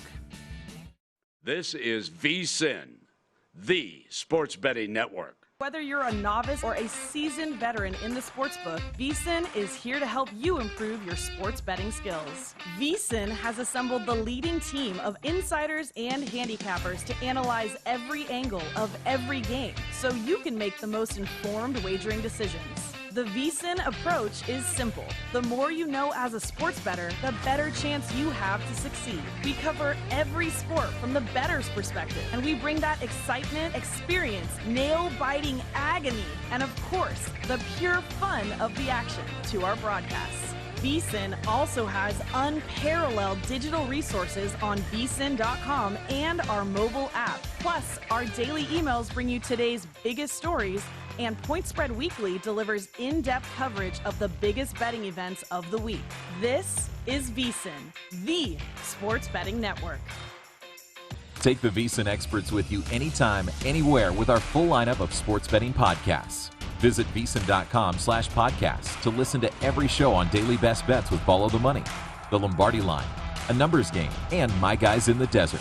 Plus, get insights and analysis directly from our experts, including pods from Gil Alexander, Jonathan Von Tobel, Greg Hoops Peterson, Josh Applebaum, and Jason Weingarten. Visit VSiN.com/podcast to start listening for free today. This is VSiN's Big Game BetCast with Matt Brown and Mike Pritchard. Here's Gil Alexander. Earlier today, our own Brent Musburger sat down with legendary sports bettor Billy Walters for only his second public interview ever. The full hour of this exclusive interview with one of the most feared sports bettors of our time, currently available on VSiN.com. You can watch the full interview whenever you want.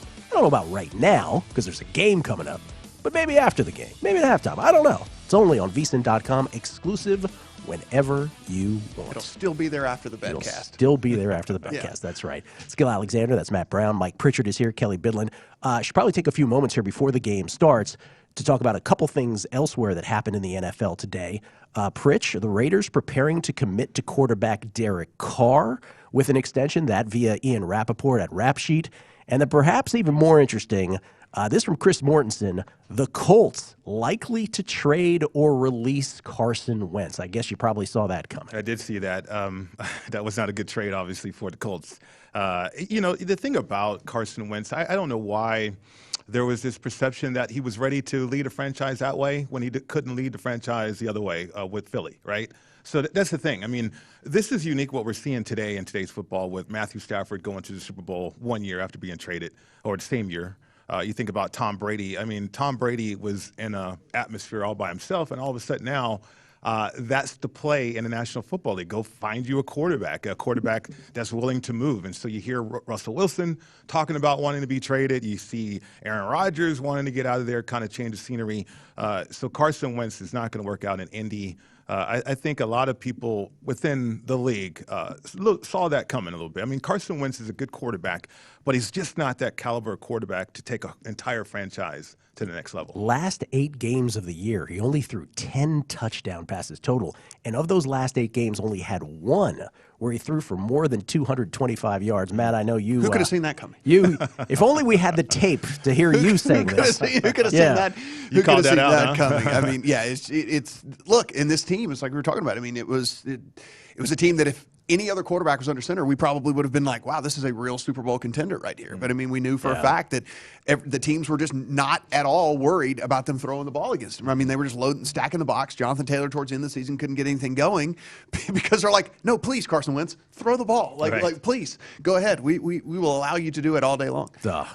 Well, what other time is there for this? Super Bowl 56 Prop Watch, ladies and gentlemen.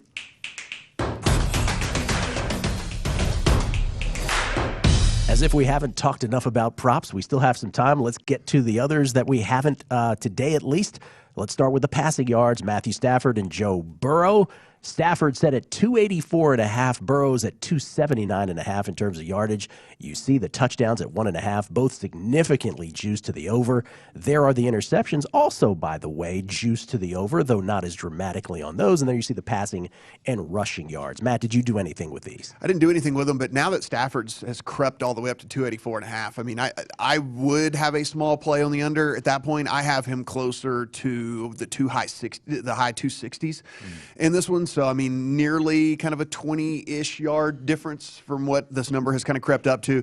Not really big enough to trigger a bet, Pritch, but it's one of those things where again, I just think that their game plan is if they do get up. And plus, I think Sean McVay likes to run the ball. I just think he likes to run. I think that's something he just really wants to do as a head coach in the NFL. Well, they need to run, certainly to set up the play action, because a lot of their plays are based off of run action.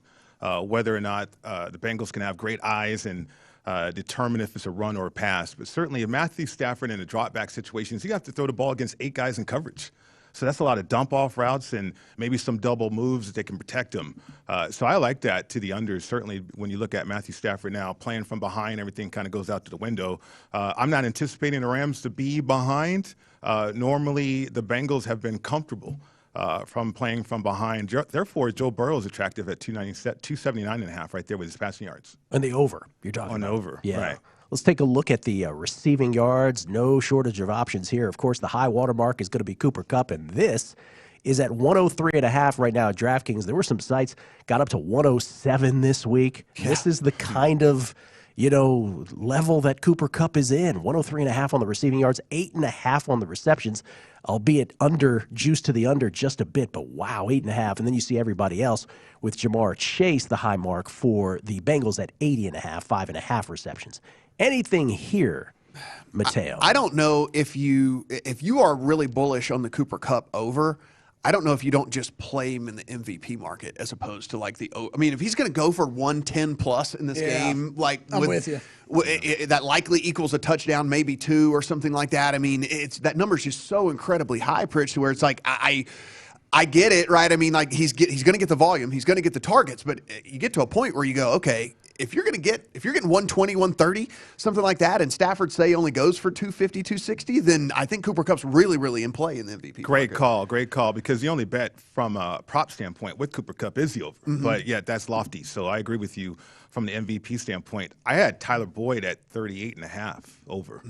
He's now ticked up 43.5 here on the prop watch. So feeling good about that one. I like the third team guys, right? Those third options, because they get lost sometimes in a big game like this. Certainly quarterbacks are going to want to get rid of the football too. So on both sides, whether it's Boyd or maybe Jefferson, certainly looking at Akers, 15.5 yards. You got screens in play there. And then also the dump off passes out the backfield if all of Matthew Stafford's options are covered down the field with those 8 guys dropping in coverage. I think your Tyler Boyd over was Aaron Schatz, the creator of Football Outsiders. His single favorite prop was Tyler Boyd over on the whole board itself. By the way, Mickey Guyton singing the national anthem. Let's get a tracker on that. 140 is the 100 seconds. Right around there is the over-under. So she's singing the national anthem right now. Let's do the rushing props as well. Obviously, this not quite as sexy as the receiving ones, but Joe Mixon at 60.5. Wow, this has gone down to 60.5. Cam Akers at 59.5 for a crowded Rams backfield. What do you think, Matt? Ooh, yeah. I mean, these have been hammered into shape. I think these are all pretty good. I mean, like I said, the only one that I still like the Chase over. I mean, I understand the assumption of rational coaching. I talk about this all the time. I understand that can get you in trouble. But, Pritch, I mean, yes, they can do these little screens at the line of scrimmage. They can do all that. But, the only way to guarantee that you get the ball in his hands is to hand him the ball. Right. And listen, we've seen the Super Bowls a ton, right?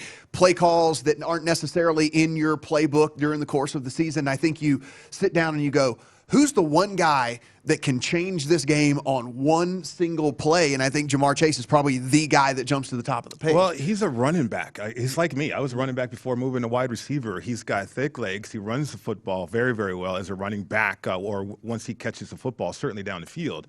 The only thing I'm worried about is, whether or not they're in shotgun a lot. Because if they throw it forward, that's a pass, right? That's a pass, right. So I'm not concerned about it. I'm just wondering whether the Bengals are going to implement the shotgun a lot more. But rushing yards, I stayed away from it from the Bengals standpoint because I think they got to throw it in order to run it. You got to get the Rams into certain looks at the line of scrimmage. You're not going to overpower this defensive front, right, running the football. So you have to play coy. You're going to have to throw it to loosen up that passing or get their attention to want to rush the passer, in other words. And therefore, that could open up some running games. Gil? Yes. Everyone's unofficial coming in the 150 to 151 range.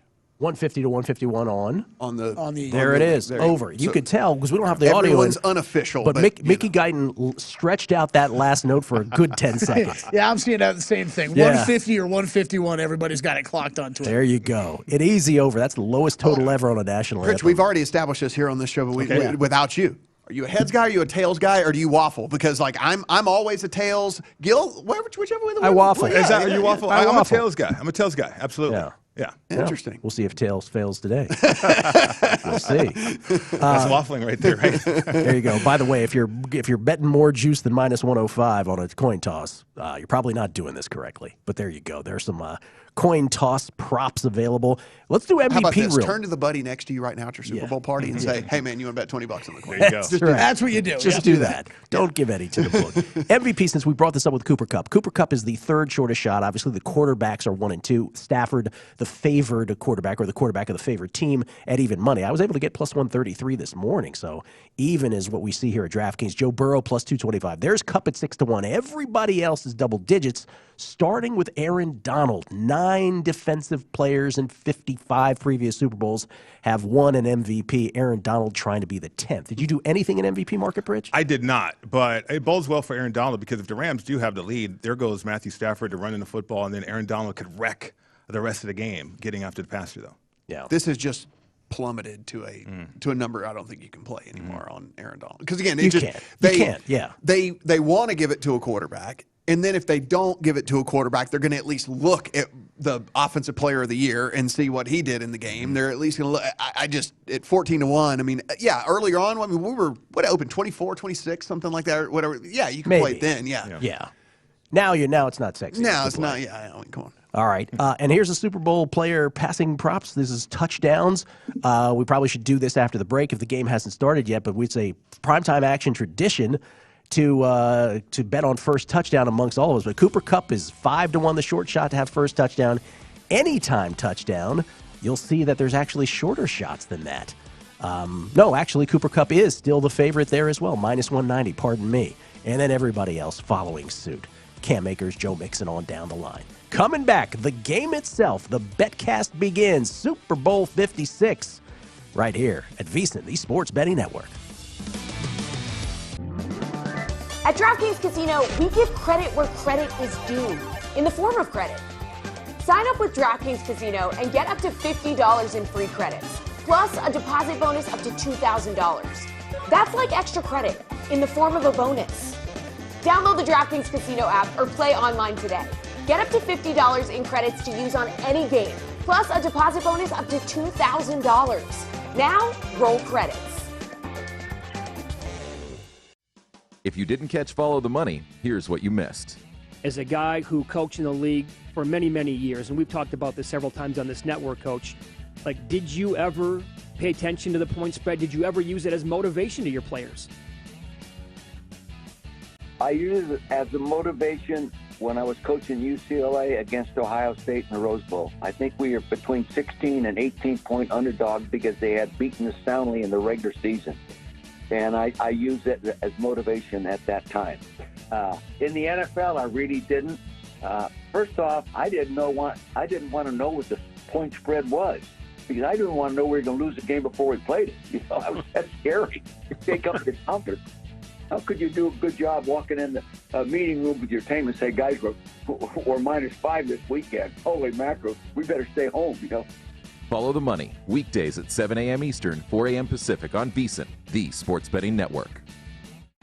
The sports betting season never ends, and the VSiN experts are finding value on every sport on the schedule, including golf, soccer, basketball, and hockey. Keep your betting action going all winter long with an amazing deal on our all-access subscription. Right now, you can get everything we offer until April 5th for only $29. Get our 24/7 video streaming, daily best bet emails, and our full college hoops tournament coverage, all for only $29. Make this your best bet of the season and sign up today at visa.com/madness. This is VSiN, the Sports Betting Network. Whether you're a novice or a seasoned veteran in the sportsbook, VSiN is here to help you improve your sports betting skills. VSiN has assembled the leading team of insiders and handicappers to analyze every angle of every game so you can make the most informed wagering decisions. The VSiN approach is simple. The more you know as a sports bettor, the better chance you have to succeed. We cover every sport from the bettor's perspective, and we bring that excitement, experience, nail-biting agony, and of course, the pure fun of the action to our broadcasts. VSiN also has unparalleled digital resources on VSiN.com and our mobile app. Plus, our daily emails bring you today's biggest stories, and Point Spread Weekly delivers in-depth coverage of the biggest betting events of the week. This is VSiN, the sports betting network. Take the VSiN experts with you anytime, anywhere with our full lineup of sports betting podcasts. Visit VSiN.com/podcast to listen to every show on Daily Best Bets with Follow the Money, The Lombardi Line, A Numbers Game, and My Guys in the Desert. Plus, get insights and analysis directly from our experts, including pods from Gil Alexander, Jonathan Von Tobel, Greg Hoops Peterson, Josh Applebaum, and Jason Weingarten. Visit VSiN.com/podcast to start listening for free today. The college hoops betting season is in high gear, and the VSiN basketball experts, including Greg Hoops Peterson, are tracking all of the action for the key players, teams, and conferences every night of the season. Plus, visit VSiN.com for data, including betting splits on where the money is moving, as well as matchup analytics with estimated scores and the latest line movement. The VSiN team of experts is here to give you an edge and help you make your best bets this college hoop season. This is VSiN's Big Game BetCast with Matt Brown and Mike Pritchard. Here's Gil Alexander. Back on the VSiN BetCast, our 6th annual. Gil Alexander, Matt Brown, Mike Pritchard, Kelly Bidlin. If you called heads, you're a winner. Apparently, tails does fail from time to time. So anybody who tells you tails never fails, they're lying to you. Heads is the winner. Now, here's the problem, though. We kind of lost, Gil. We kind of lost. This is a big problem here for me because now Evan McPherson is the one with the opening kickoff. I've got no on the touchback. I was really hoping for a Rams opening kickoff because with McPherson, you just never know. And like we were said right before we came on air, if he does touch this back, considering Justin Tucker's the only guy to do it recently, he instantly just jumps right up there, right? Justin Tucker and the gentleman, now it's failing me, he was the Atlanta Falcons kickoff specialist when they played the Patriots. But it was a kickoff specialist as opposed to and Justin Tucker. Gotcha. Yeah. I will say this as a former player, though. If I'm receiving this kickoff, I'm at least giving myself 4 to 5 yards to consider bringing this out, right? I mean, this is your only moment. Yeah. Opening kickoff of the Super Bowl. It's like, if it's deeper than 5 yards, perhaps I'm going to take a knee or just let it go out the back of the end zone. I'm Pritch, I'm hoping you're right. My goodness. Somebody wants to be a hero. Right. There we go. Right. Let's do it. By the way, Matt Bosher of the Atlanta Falcons was the other one besides Justin Tucker of the last 28 Super Bowls. Now, remember, a lot of those 28 Super Bowls, they were kicking off from a different yard line. But the last 10, which is the current yard line, 8 of the last 10, again, have not resulted in a touchback. So we anticipate that. Before the game begins, we do first touchdowns. Now, this is a friendly wager among the group of us. Who do you believe will score the first touchdown in this game? Now, we're not playing with odds, and we're not going to have someone go broke on this, but we go around the horn. Now, Kelly? We're doing it again? We got Pritchard throwing 20s down. We all throwing 20s down? It's up to Pritch if he wants to join us. Let's do it. 20s. He's in. All right, but who goes first is the problem. How do we determine this? Coin flip. Pritch is the guest. Pritch is the guest. Pritch is the guest. Yes. All right. You're the first. First touchdown of the game, either team. First touchdown of the game, either team. This is a tough one for me. Let's see here. Rams with the ball. I'm going to go with Odell Beckham Jr. I like it. Kelly, you wore a jacket for the first time all season. You can go second. All right. Dang it. I'm going to bet. Matt's just going to rip on me. Cooper Kupp. This is all Kelly does. He just takes the short shot. I did make a bet in this market just for us. A primetime action bet. I made Rams first touchdown. Ben Skoronacek at 45-1. Let's go. Yes. Well, I'm sorry. What was his last Ben name? Skoronacek. Ben Skoronek. Yes. Ben Skoronek. All right, Gil, you got to go. You're going to pick the rock. He might do it. I think you're third because you know why? Because I always win. Because you always win. How about you want me to really? Here, I'm going to really throw you guys for a curveball here. I'm not going to pick a Ram, even though I know that I should. Chase breaks one. Second play from the Bengals in the whole game. He breaks one. There it is. Jamar Chase. I'm kind of in your school of thought here. I'm going CJ Uzoma. Ooh, I like it. Going I CJ like it. Uzoma. MCL and all, huh? And if we go 0 for 4, then oh well. Right. There's no other game to. We'll all meet again opening game next year. There's only a So- couple 100 million people watching you, and Yeah. only Dwayne the Rock Johnson can show up in a red tracksuit and I guess it's not a tracksuit. It's like whatever, but it's like two mismatched maroons. That's a poor choice And he's of clothing.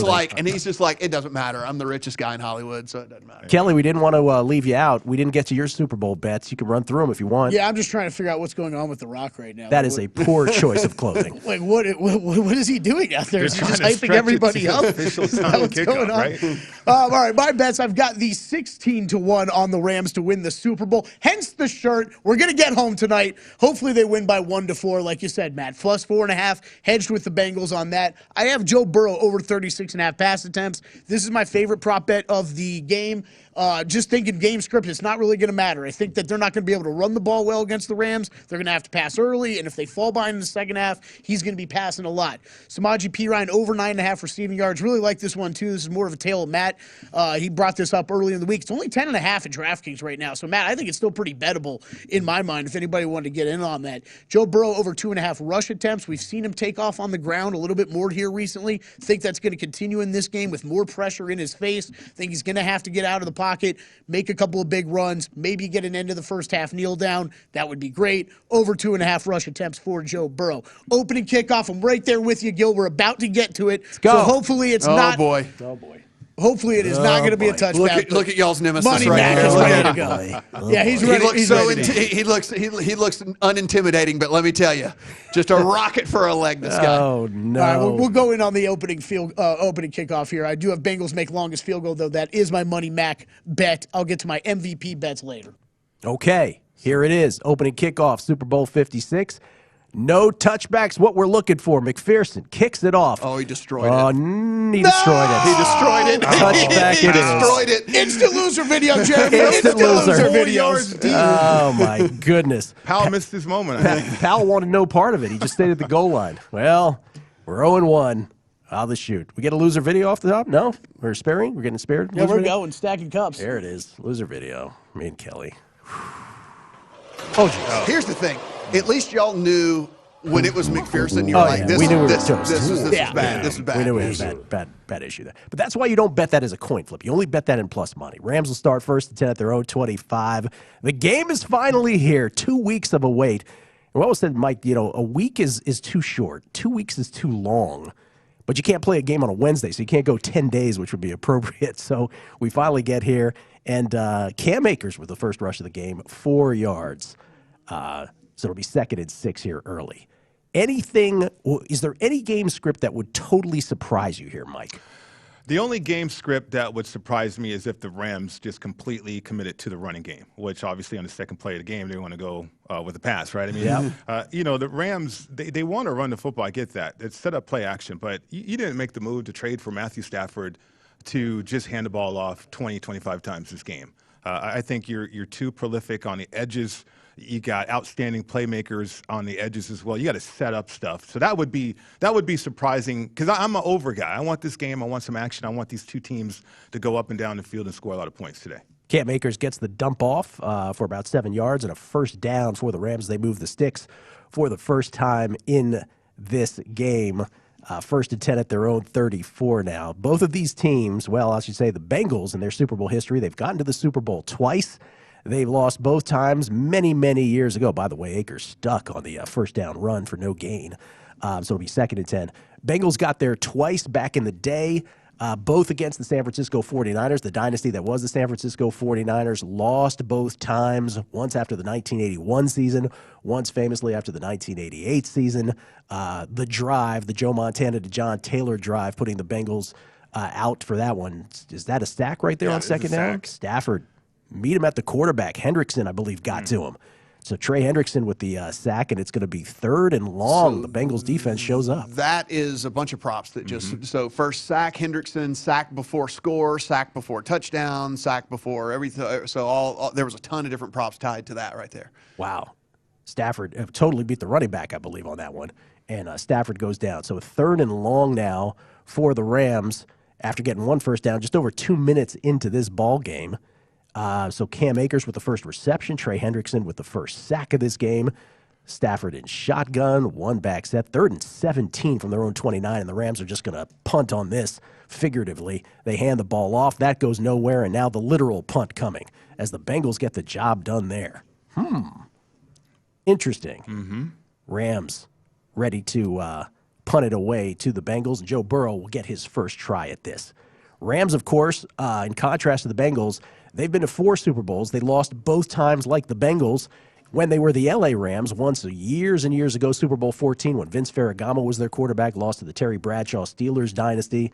And then 3 years ago, in Sean McVay's first appearance in the Super Bowl, they lost in the lowest scoring Super Bowl of all time to the Patriots, 13-3. Did win 2 Super Bowls, though, of course, with the greatest show on turf. Ooh, that was short by Hecker, Very right? short punt, and the Bengals will get it in good field position, 1st and 10 at their own 42. I think his longest punt prop was 50.5 or 51.5, depending on where you got it, and that was real short right there. And those are the players you're most nervous about, or they're going to be the most nervous out there. You know, the punter or maybe the kickoff returner. That's why he elected to just let the ball go into the end zone. So you kind of get the feel of the game that way from some of those other players, those role players, whether or not they're engaged yet, right? When you played in the national, because you won a national championship at Colorado, and when those games got, obviously there wasn't a playoff format then like there is now, but when those games really got down to deciding whether or not you were going to be the national champions, was that palpable in the air? Like, could you sense that with your teammates that they acted like they were fine, but they weren't really fine when the game started? I think the frontline players, you kind of get yourself there. You get yourself ready. But the guys that you worry about are the guys that don't play that often, and you worry that are they going to short circuit? Are they going to make a mistake out there? Are they going to drop the ball? Or are they going to have a misassignment? I mean, those are the things I think you worry about. But if you can settle everybody down, the sooner you can do that, the better off you will be. 36.5 was the shortest punt line out there. That one did go 40. So that one did go 40. Ooh. Wow. So no under on the shortest punt yet. Do we have an adjusted line and adjusted total here? Only 3 minutes and 6 seconds into this game, scoreless, but the Bengals are in good field position. 3.5, so a point has been shaved off. There it is. Bengals 1st and 10 at their own 42. When we come back, well, they might beat us to it, but we got to take a break. We'll come back. The Bengals' first shot at it, Super Bowl 56, scoreless. It's the BetCast right here at VSiN, the Sports Betting Network.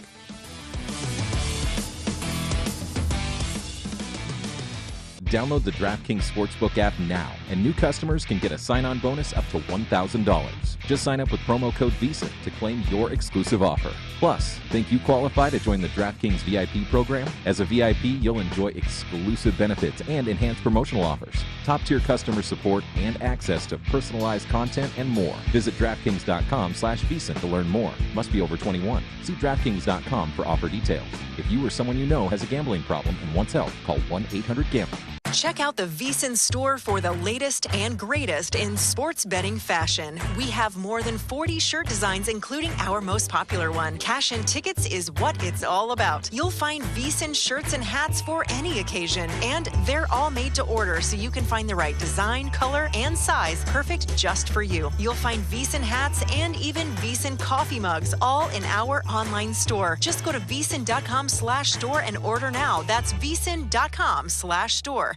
This is VSiN, the Sports Betting Network. Whether you're a novice or a seasoned veteran in the sportsbook, VSiN is here to help you improve your sports betting skills. VSiN has assembled the leading team of insiders and handicappers to analyze every angle of every game, so you can make the most informed wagering decisions. The VSiN approach is simple. The more you know as a sports bettor, the better chance you have to succeed. We cover every sport from the bettor's perspective, and we bring that excitement, experience, nail-biting agony, and of course, the pure fun of the action to our broadcasts. VSiN also has unparalleled digital resources on VSiN.com and our mobile app. Plus, our daily emails bring you today's biggest stories, and Point Spread Weekly delivers in-depth coverage of the biggest betting events of the week.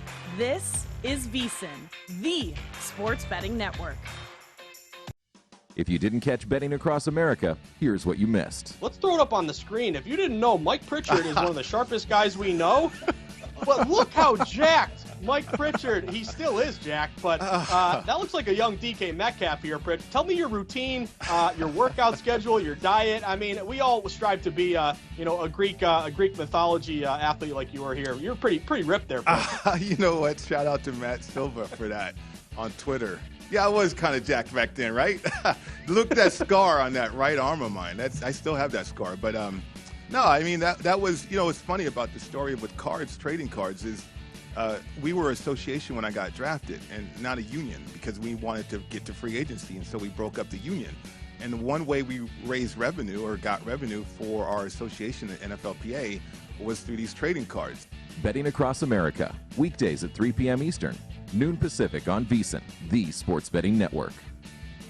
Take the VSiN experts with you anytime, anywhere with our full lineup of sports betting podcasts. Visit VSiN.com/podcasts to listen to every show on Daily Best Bets with Follow the Money, The Lombardi Line, A Numbers Game, and My Guys in the Desert. Plus, get insights and analysis directly from our experts, including pods from Gil Alexander, Jonathan Von Tobel, Greg Hoops Peterson, Josh Applebaum, and Jason Weingarten. Visit VSiN.com/podcast to start listening for free today. The sports betting season never ends, and the VSiN experts are finding value on every sport on the schedule, including golf, soccer, basketball, and hockey. Keep your betting action going all winter long with an amazing deal on our all-access subscription. Right now, you can get everything we offer until April 5th for only $29. Get our 24/7 video streaming, daily best bet emails, and our full college hoops tournament coverage, all for only $29. Make this your best bet of the season and sign up today at VSiN.com/madness. This is VSiN's Big Game BetCast with Matt Brown and Mike Pritchard. Here's Gil Alexander. Back on the BetCast, Gil, Matt, Mike, Kelly. What a sequence we just saw. 1st and 10 for the Bengals at their own 42. An 8-yard pass to Tyler Boyd, which is a good start for your prop, Mike. And then the Bengals decided to run Joe Mixon. He gets 1 yard. It's 3rd and 1. Samaje Perine gets the 3rd and 1 call. He gets stuffed.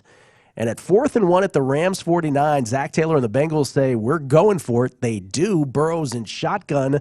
He looks for Jamar Chase, broken up. And just like that now, the Rams are in business at their own 49, 1st and 10.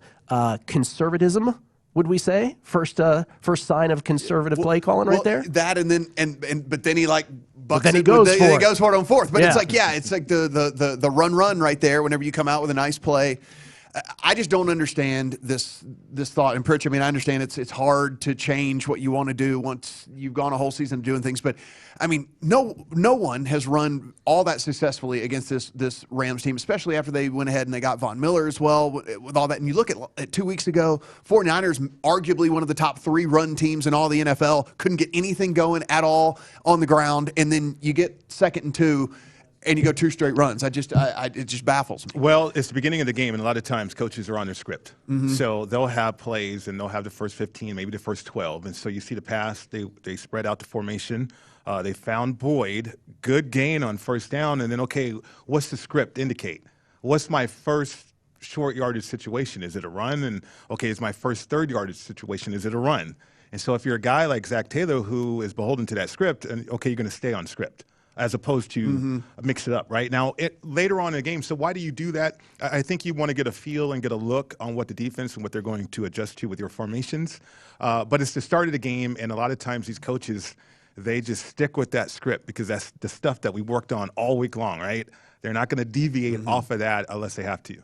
Let's for those who are new to in-game betting, you may see right now at the bottom of your screen here at VSiN.com, the VSiN app, the Rams are now favored by 6.5, and you may be asking yourself, wait a minute, I don't get it. It's a scoreless game. Why are they all of a sudden favored by 6.5? That has everything to do with the flip of the field now, and that the Rams have a 1st and 10 right 1 yard short of midfield. And so, based on the algorithm, based on an algorithm that starts with the pre-flop number, that's what the Rams have been adjusted to now. Of course, the time of the game matters tremendously. 9:57 left in the 1st quarter, so still very early. Rams run it into a stack. Coach, I mean, it's just crazy. Right on 1st down. So it's going to be 2nd and long right off the shoot. Is that was that Akers or Michelle? Who we got back there? Akers still back there. Can we go back? Because you just said something that was interesting to me, Mike, and you're talking about how we practiced something for 2 weeks, by the way, here. Stafford on second down and shotgun. He is under pressure, but he's going to run it up the middle. There's his over he already. Escapes. And he slides 4 yards short of the first down of the sticks. It's going to be 3rd and 4, but that's a Matthew Stafford rushing over. That's an over. It should be. There you go. Just like that. Going back to the opening kickoff, not that I'm bitter or anything, Mike, but that ball was only 2 or 3 yards into the end zone, and Brandon Powell just sat there at the goal line, didn't move. And so was that part of what you're talking about, where it's like, if this goes over your head, do not even try to take it back? Yeah, absolutely. I think the special teams coordinator put those instructions out there on the field. Coaching and trying to win it from the sideline, right? It's a little tight right there. I would like to have my players get involved in this game. Yeah. 2 to 3 yards deep. Go ahead and take that thing out. Nitty, as you say, Matt, the old poker term. Here's the 3rd and 4. Stafford and shotgun, looking. Cup with his first catch, and he's going to get there. He's going to break a tackle. He's going to get past the 30, 25, inside the 25-yard line. Cooper Kupp, his first catch of the game, and a lot of yak. You make the tackle, they're punting, and you don't, then now they're going to score some points one way or another. Interesting how they use him as an outlet receiver right there against that zone coverage too, right? Right. Because Cooper Kupp, is he going to go vertically down the field? He's going to get open that way? Maybe. But if we can use him as an outlet, that breaks down the defense. He can make people miss just like he did right there and create plays that way. Remember, the Rams did have one completion before this. Cam Akers cashes first reception 10-1 for the Rams' first reception earlier. So now 1st and 10 just outside the red zone. The Rams have gone to a 7.5-point in-game favorite with the total at 50. Again, the market basically saying here, field goal minimum, touchdown possible, quite possible. And there's a run off left tackle from Darrell Henderson Jr. He gets his first carry of the game, picks up 3 on that one. So it's going to be 2nd and 7 as we approach the halfway mark of the first quarter scoreless. Here's props that have cashed real quick thus far. I want to throw those on the screen, that checklist, guys. You want to do that? Because a bunch have already cashed, including the coin toss outcome being heads. Coin toss winner, Bengals opening kickoff to be a touchback. Yes, sadly. First offensive play of the game was a rush. Trey Hendrickson with the first sack of the game. The Bengals with the first sack in terms of the team. Trey Hendrickson to record the first sack, also to record a sack period. And then Mixon versus Akers. Akers gets that at plus 175 for the first catch, just a head-to-head. Here are the Rams' little out pass to Henderson. It's going to be 3rd and 3, let's call it. 7 minutes left. Obviously, big high leverage play here coming up in the early going. Got to be loving any Akers unders at this point because they're splitting stuff. That was actually Henderson's second carry earlier. He had snuck in on that first drive as well. So this is okay. Yeah, so we're seeing about a 50-50 split at this right now. So again, it's pretty good if you're on these unders. There's another prop that just popped up on the screen. Tyler Boyd, that 8-yard catch that he had from Burrow, his total on his very first reception was 8.5, so it just squeaks under for those who bet that. Here's the 3rd and 3, empty backfield, Stafford in shotgun, trips to the right. Stafford looking deep. Odell, touchdown. Mike Pritchard. Pritch, cash that money. Thank you. Money for Mike Pritchard. The rookie Get on the show, money right? out. Give that man some money. 20s all around. Thanks for allowing me the first choice, too, by the way, guys. It was worth your trip down here, Mike. Yes, it was. And I got anytime touchdown, too, as a prop for it. Oh, there you go. For OBJ. There you go. Let's cash some tickets. Stafford was decisive on that. He made up his mind immediately, saw the one-on-one coverage, and OBJ was not going to let him down. Full trust, 6-0 Rams, just like that. Put him in the slot, have him. Yeah, it was like he probably saw that, like you said, just right off the bat. He's like, oh, okay, he's in the slot. Anytime you get guys like that one-on-one, I mean, that's McVay allowing his quarterback to read the field, get into the game that way, and make a play to a playmaker right there. So I like the fact that McVay is getting to the matchups. We'll see if Zach Taylor can do that as well if he gets off script. Matt Gay does put the extra point in. And again, he and McPherson combined this year 103 for 106 on extra points. After that opening kickoff, they better not miss an extra point. Pass this down to Pritch, if you would, as well. The man is becoming wealthy here on the show. Good call, by the way, OBJ. He won a bet, too. He won a bet. Anytime plus 120. But there are some who might have had OBJ first touchdown for real betting it. Odell Beckham Jr., 9-1. First touchdown of this ball game, and that cashes for everybody. 9-1 at DraftKings. You might have gotten a little better, a little worse than that, but 9-1 consensus on Odell Beckham Jr. And how, right at this moment, Mike, he has a baby on the way. Right. There was some speculation as to whether or not he would, because he's like, I'm going to be there for the birth of my baby. That has worked out for him. the universe has worked out for him on that so far. But, of course, he comes over to the Rams here this season. At this very moment in time, boy, is this working out splendidly for him. It really is. I mean, of all the teams to go to, this team is perfect for Odell Beckham Jr. I mean, you're in LA one, but you have all these other superstars on your team. And so a guy who has a reputation of being a diva, it gets lost now, right? Because you got Aaron Donald, you got Von Miller, you have Matthew Stafford. You don't feel like you need to be a diva, even though you might want to. You got Cooper Kupp, who is the best receiver in the game right now, if you think about his stats. So Odell Beckham Jr. quietly fits into this offense, and that, I think, allows that great playmaker to succeed out there on the field right now. 7-0. And that was 17 yards just on that one catch to Odell. So if you have any yardage props on Odell, that play to Kupp earlier was 20 yards. So, again, we were talking about how astronomical the 103 is on Cooper Kupp, but one catch, 20 yards. Yeah. You know, so all yak. Yeah. So maybe 19 yards of it was yak. Now, that adjusts the in-game number now to 9.5. Obviously, the Rams with a 7-0 lead, so 9.5 in favor of the Rams right now. Bengals catching 9.5. Total at 49, still hovering pretty much right where it was pre-flop with this sort of pace. But if you're the Bengals now, you've been in this situation many times, right? Like, this shouldn't phase you. Shouldn't. It's still the biggest stage of them all, so maybe it does. But based on your performance here, even recently in the postseason, this is, right where you want them to be, so to speak. Yeah, absolutely. The thing about the Bengals, too, the resiliency, overcoming adversity, everything that you just mentioned. But you touched the football one time. Yeah. And you go 3 and out that situation, even though you had a positive play and you were ahead of the chains, ahead of schedule right there. So I'm curious if Zach Taylor kind of gets off script or if he stays true to his script. We'll see certainly on his second possession. But the Rams made that drive right there for a touchdown look easy. Matt, who you got confidence in here coaching-wise? More, McVay to not go conservative here, or Zach Taylor and the Bengals to stay the course? It's like, which one? You're asking me, it's like impossible to answer that question for sure. I mean, it's ridiculous. Because we've seen that too, right? Yeah. Rams have had leads, and then McVay just sort of takes the air out of the ball. And there's a but that's different than the opening kickoff. Now it's just your normal football that's been used, I suppose.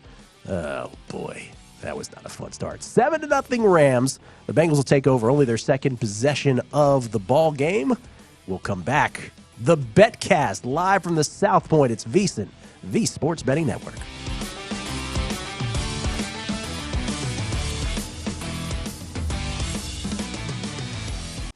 Eliminating grays is as easy as combing your hair.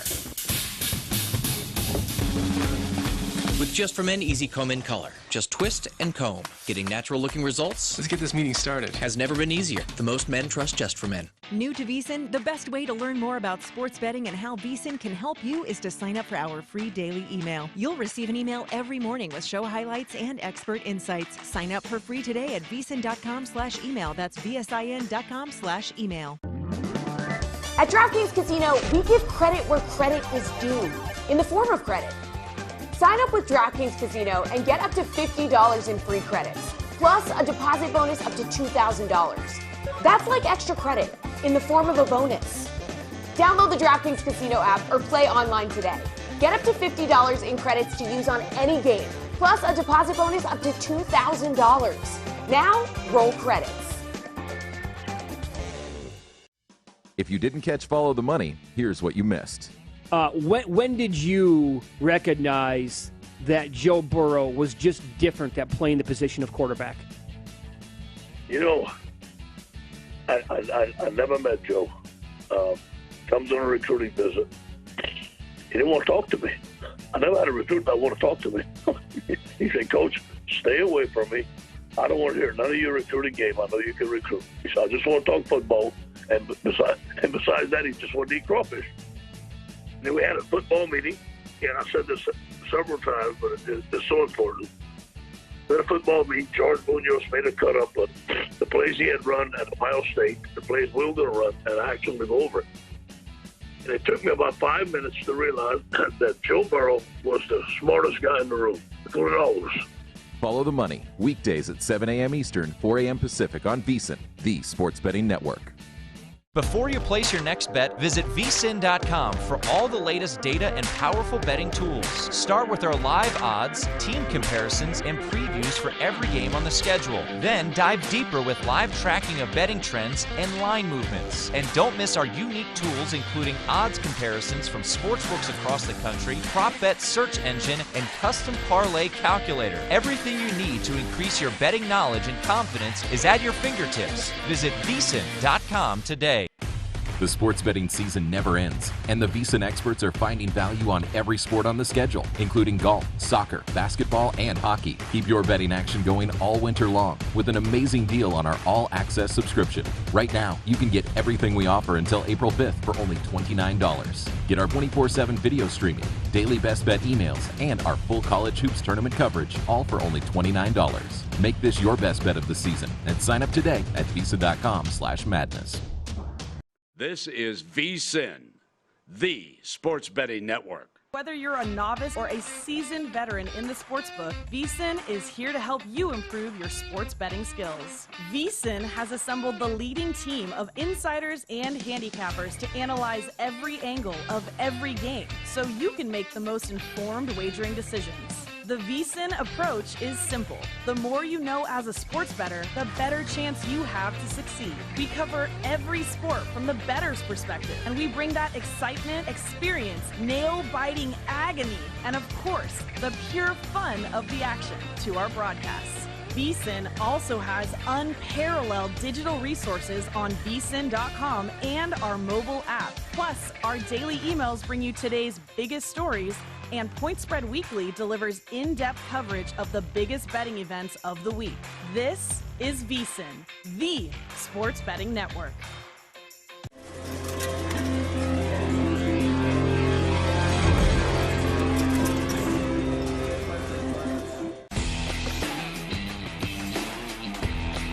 This is VSiN, the sports betting network.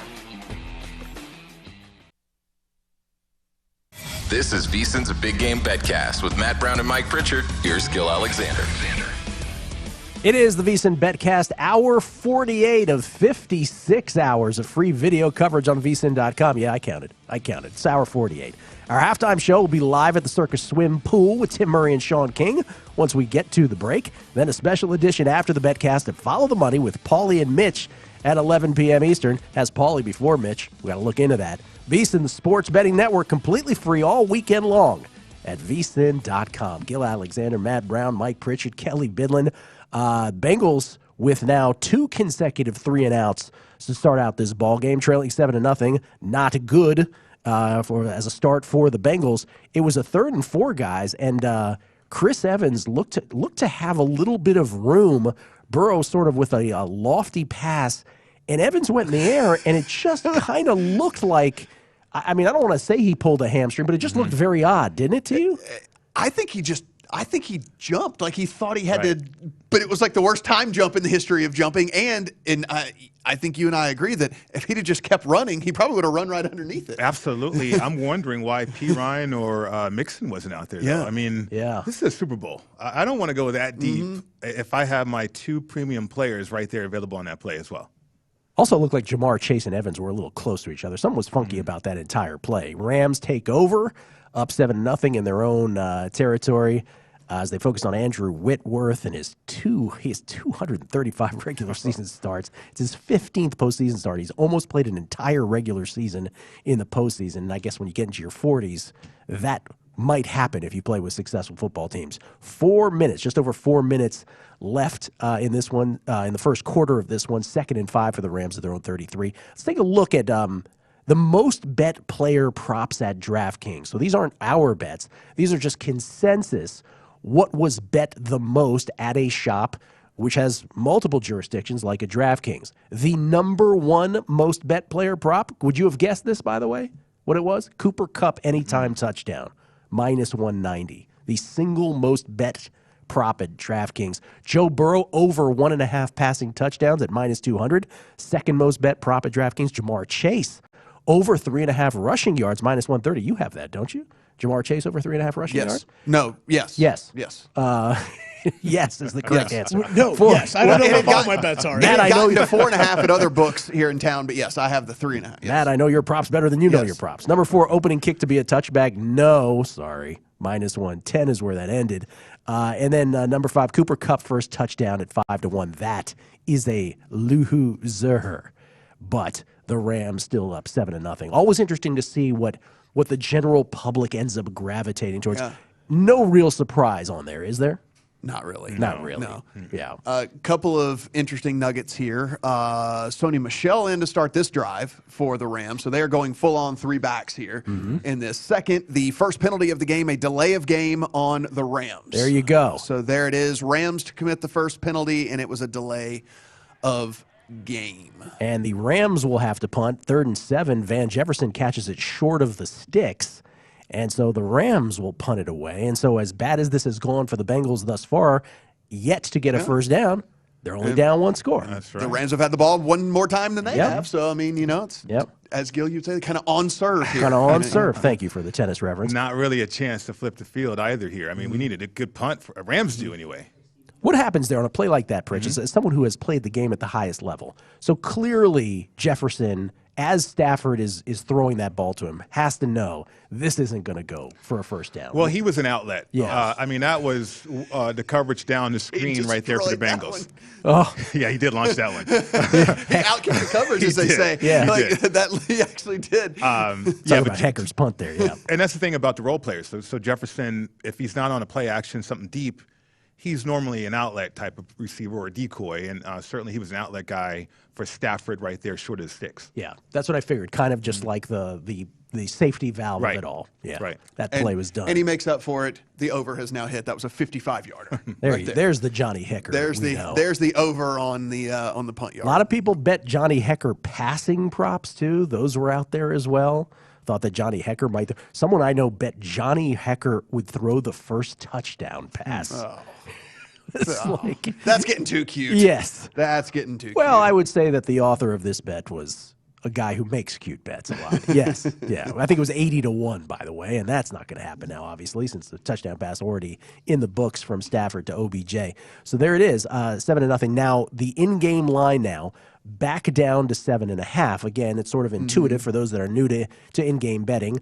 Why is it back down to 7.5? Well, the Bengals have the ball now, trailing just by 7. So that's where the line is. The total now trending a little under from the pre-flop number, and that makes sense as we get to the waning minutes of the first quarter. Still just 7-0. Remember, the pre-flop number was 48.5 most of the week. It's now ticked down just a little. Its low point thus far at 45.5. Is there something, by the way, Matt, in game at all that you would consider playing on the total?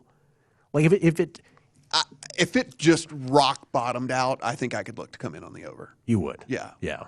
Okay. Like if we get like mid-30s or something at some point, I think I could come in on the over. All right. We have Mike Pereira on standby, by the way, and we were ostensibly waiting to have a controversial play and go to Mike Pereira for some clarification on a controversial play. That hasn't happened yet, but we just want to check in with him and say hello and see how what his impressions of most of this first quarter have been. Mike Pereira down at Circa. How you doing, Mike? Do we have Mike? Oh, maybe we don't have Mike. Okay, well, we'll check in with Mike when we get to Mike. Gil, if you have the under on these rushing props like we were talking about, Cam Akers has 3 for 3 carries for 3 yards. Sony Michel has 1 for 3 yards, and Darrell Henderson has 2 for 1 yard. Joe Mixon has 1 for 1 yard, and Samaje Perine has 1 for 0 yards. So if you were on the unders so far, you're feeling pretty good. Feeling great right now. Pretty Absolutely. Good. Here's the thing. Do you have any confidence in either coach abandoning that?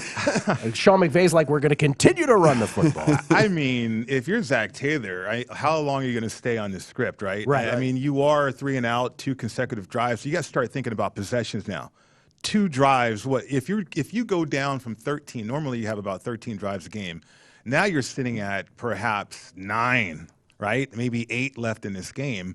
You probably have to start thinking about getting off script. Well, especially if you're the Rams, right? So you hear all those horrible stats that I just gave from them around the ball, but Stafford's 6 of 6 for 56 yards, right? So let's check in with Mike Pereira. We we're looking for some sort of controversial play to check in with him, but that hasn't happened yet. As Joe Mixon, by the way, just on cue, they heard us, goes 14 yards on first down. So there's the Bengals first. I'll show you, he says. First Bengals first down of the game as they move the sticks. Mike Pereira, good afternoon to you, sir. Your impressions of this one so far? Well, it's just what I like in football right now. There's one penalty, and that was a simple delay of game. And, when you stay with your plan and when you run the ball a lot, you're going to have a lesser amount of penalties. So one penalty so far, no replay reviews, no video assistance, no expedited reviews. It's beautiful football in my mind.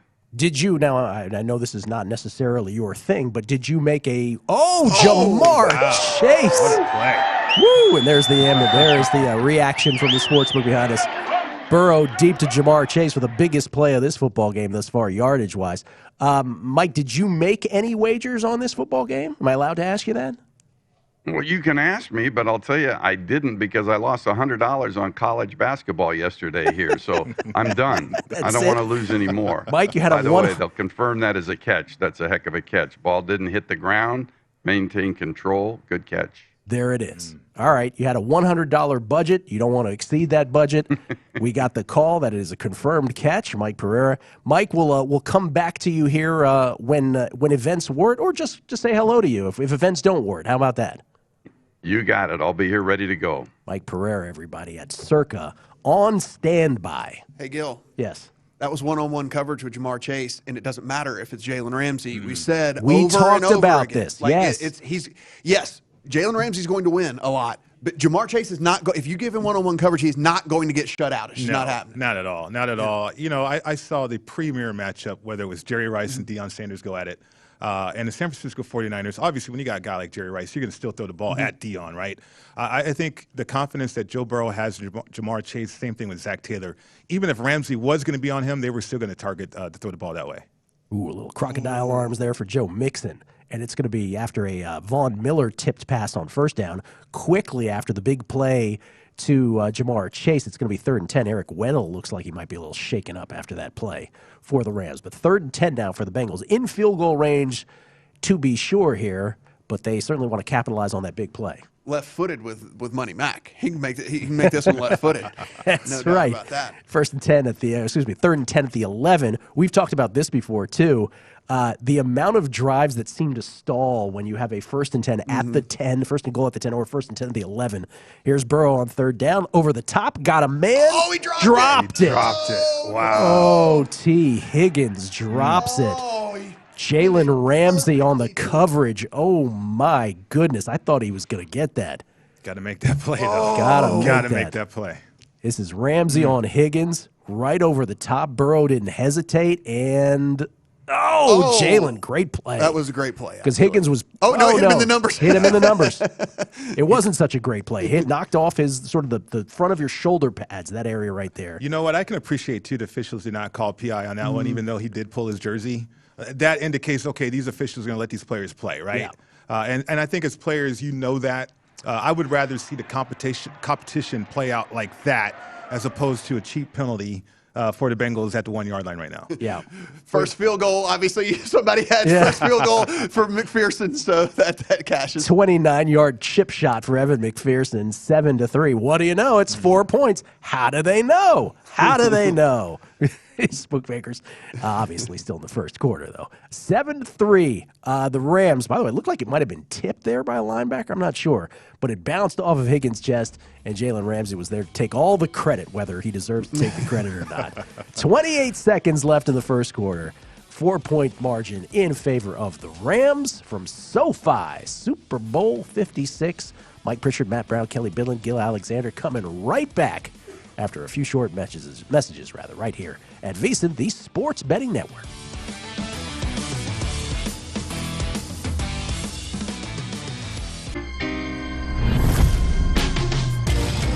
It's time. Combine multiple bets together within one game for bigger payouts. Introducing Same Game Parlay from DraftKings Sportsbook.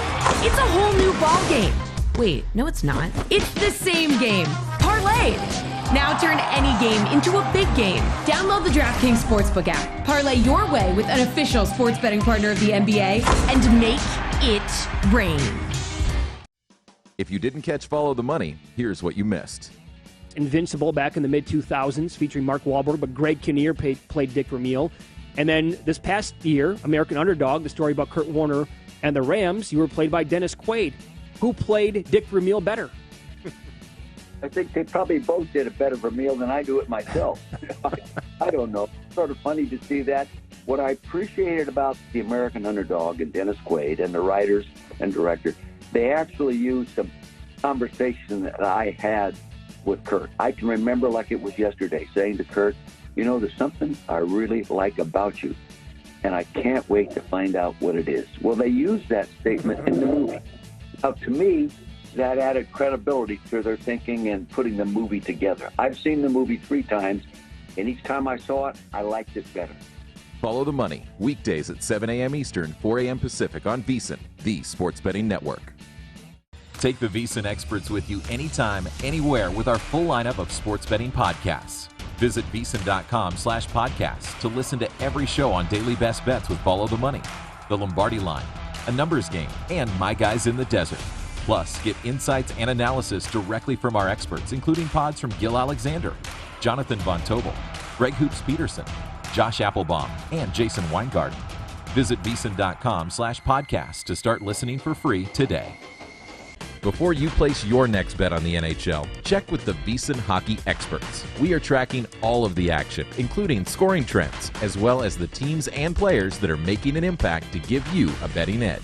Get live odds for every game, the current betting splits, matchup data, estimated game scores, plus in-depth insights and analysis from our hockey betting expert, Andy McNeil. Visit VSiN.com/NHL now to increase your hockey betting IQ. That's VSiN.com/NHL. Eliminating grays is as easy as combing your hair.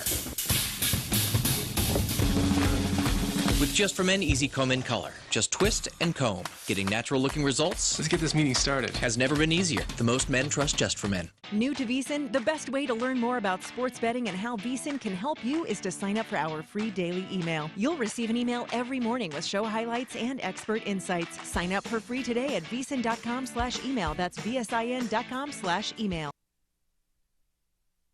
This is VSiN's Big Game BetCast with Matt Brown and Mike Pritchard. Here's Gil Alexander. Earlier today, our own Brent Musburger sat down with legendary sports bettor Billy Walters for only his second public interview ever. Did one with 60 Minutes over a decade ago.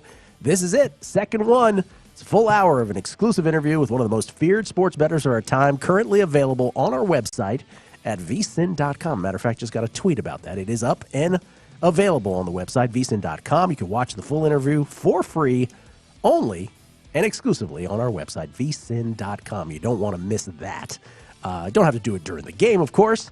You can do it afterwards, but it is a fabulous interview. Gil Alexander, Matt Brown, Mike Pritchard, Kelly Bidlin. It's the Big Game BetCast, our 6th annual Big Game BetCast here at VSiN. Hard to believe that it's our 6th. 7-3 Rams. Cam Akers, last play of the first quarter, ran it into the line of scrimmage, so more rushing woes for those who are undering all the rushing props. We like it. We like it. You like that. Me and Matt do, at least. When they go backwards, that's when good. they go Yes, backwards, yes. And there's a three-headed monster. Quick injury update. This is from Jesse Palmer, works for the NFL Network. Tweet he sent out. Looks like they are working on Eric Weddle's right shoulder on the sideline. They are adding a harness to that right shoulder and taping it over to hold it in place. You could see him grabbing it after that second down play. He's a green dot guy, too. He sets the defense. Yeah. So he's got to be out there on the field. Eric Weddle, who the Rams signed off the street for the postseason run, and finds himself in a Super Bowl. And unfortunately, there he is on the sidelines. Looks okay. Doesn't look like he's in too much pain, but he is. We'll see if he's able to come back in the game. So a loss of 1 actually for Akers as the second quarter begins. 7-3 Rams. Rams favored in game now by 6.5 points. Stafford under duress and he overthrows it. Intended for Cooper Kupp, almost picked off on the overthrow. And third down. Here's they're showing the Weddle replay. Yeah, he made contact with Mixon and just came up hurting on the shoulder. Yeah, I mean, like we said, 6 weeks ago, he was eating Flamin' Hot Cheetos on the couch. So, I mean, like getting out there and hitting people in the knees like that, I mean, that's Yeah, and he was holding it lower, too. So the AC joint is what you separate normally, and that's on top. When you're holding it lower, that's the clavicle and something else. This sounds like something you might know about. I Mike. do. I know a little bit about that right there. I mean, you can tell when a player, what they grab first, and certainly where the pain is, indicates that injury for sure. Mike Pritchard, not only host of Betting Across America, wide open Odell Beckham Jr. across midfield and more for the Rams. Big third down conversion. His over is over. Let's go. Did you have the over on? No, I'm just moving Rams. Just Rams. Oh. Just this annoying blue guy back here. Yeah. Kelly, I can't really tell again who the futures are on. Just annoying. Just the annoying blue guy back here. Let's go, Rams. Mike, 13th pick in the draft back in 1991 with the Atlanta Falcons after a championship season with the Colorado Buffaloes in school. Never had the pleasure of playing in a Super Bowl, though. Just the playoffs. Yeah. A number of players that did get the chance to play in this game, and it's an experience that certainly it lasts forever. It lasts your entire life for sure. But now I never got this opportunity. Got close in the playoffs, but never. Did you get beat at RFK? Was that the game in Yeah, '91? RFK. I was there, Mike. Were you? Yes, I was. Darrell Henderson Jr. now wide open in the left flat. How good was that football team out there at RFK? Football Outsiders calls it the greatest team of all time. I believe it too. Yeah. I believe it. They were stacked. We played them twice that year. Yeah. In a regular season, and we got the doors blown off both times. So. Well, you actually got to the fourth quarter down 17-7 in that game. That was the famous seat cushion game at RFK because we had become so complacent as fans that once they finally took a 17-point lead, everybody tossed their cushions because, of course, finally we lead by this much. Rams matriculating. They were stuffed. Third down and 10 was a big high leverage play. Big play to Odell Beckham Jr. Now a big one, Darrell Henderson Jr. They're inside the red zone, 1st and 10, up 7-3 at the Bengals 16-yard line, and there's Henderson for about 6 yards there on first down. So it's going to be 2nd and 4. So we were wondering if there would be some adjustment. So after that, Cam Akers run into the line for -1. They go pass, come out, pass, move the ball down the field. Now they did run right there, obviously, but there was some adjustment made by them. 2nd and 4 now for the Rams. Again, 13 minutes left in this one in a pretty ho-hum football game thus far. By the way, first to reach 20-plus receiving yards. Kupp versus Chase. Kupp gets the money at -165, just sort of rifling through props as we watch this. And now the Rams call a timeout. So if you had Sean McVay calling a timeout first, and that prop was available, you are a winner. He was the favorite, by the way. Paul Carr, who does soccer for me on a numbers game, used to work at ESPN Stats and Information, works at True Media Networks now, also the host of the Expected Value podcast. He was telling me they have a stat, not saying that this one was an unnecessary one, but I'm not sure if this qualifies or not. But they have a stat, unnecessary timeouts. And since the unnecessary timeouts taken, and since the beginning of the 2018 season, Sean McVay is leaps and bounds ahead of everybody in this category. And we've seen this in this postseason alone. The three timeouts taken in the last game, just horrible challenges. So it's certainly something that plagues them, and the Rams use up a timeout here. Yeah, it was interesting. Josh Applebaum, my co-host on Betting Across America, he had that prop. And I said that's a good prop because we know McVay to be caffeinated. Yeah. And that's how he gets to these timeouts. That's right. Right. By the way, there's some rumors, I don't know if you heard this yesterday, that if the Rams win, Sean McVay may hang it up. Wants a little more life balance. Play action. Stafford wide open. Anytime Cooper touchdown. Kupp. Easy. Wide open, too. Easy peasy. Cooper Kupp. It's good for the over. Yes, it is. Eli Apple nowhere to be found on that coverage. 13-3 pending the extra point from Matt Gay. 6-play, 75-yard drive that took 2 minutes and 37 seconds. And don't forget, the Rams had a 3rd and long backed up deep.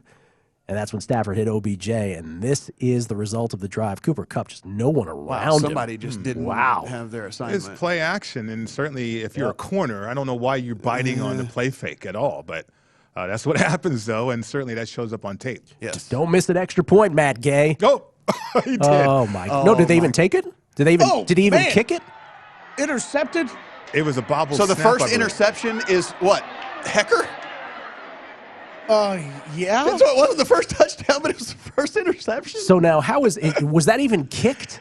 I didn't even see if it was kicked or not, or was it just a bobbled snap? Bobble snap, I believe. Bobbled snap. So, no conversion. Hecker then picks the ball up and throws a pick. We'll see how all of that is scored. 13-3, the Rams over the Bengals as they go to break. Let's go to Mike Pereira. Mike Pereira over at Circa to help us again with the ruling on that play right there. Statistically speaking, Mike, does that go down as a missed extra point and as an interception? How do they rule that? You know, that's interesting. I've never been that good on stats and how they do that. But to me, it's a touchdown opportunity. People don't really realize that, but on an extra point attempt, if the defense secures possession, they can advance it for a 2-point touchdown. So in reality, it has to be considered, has to be a pick.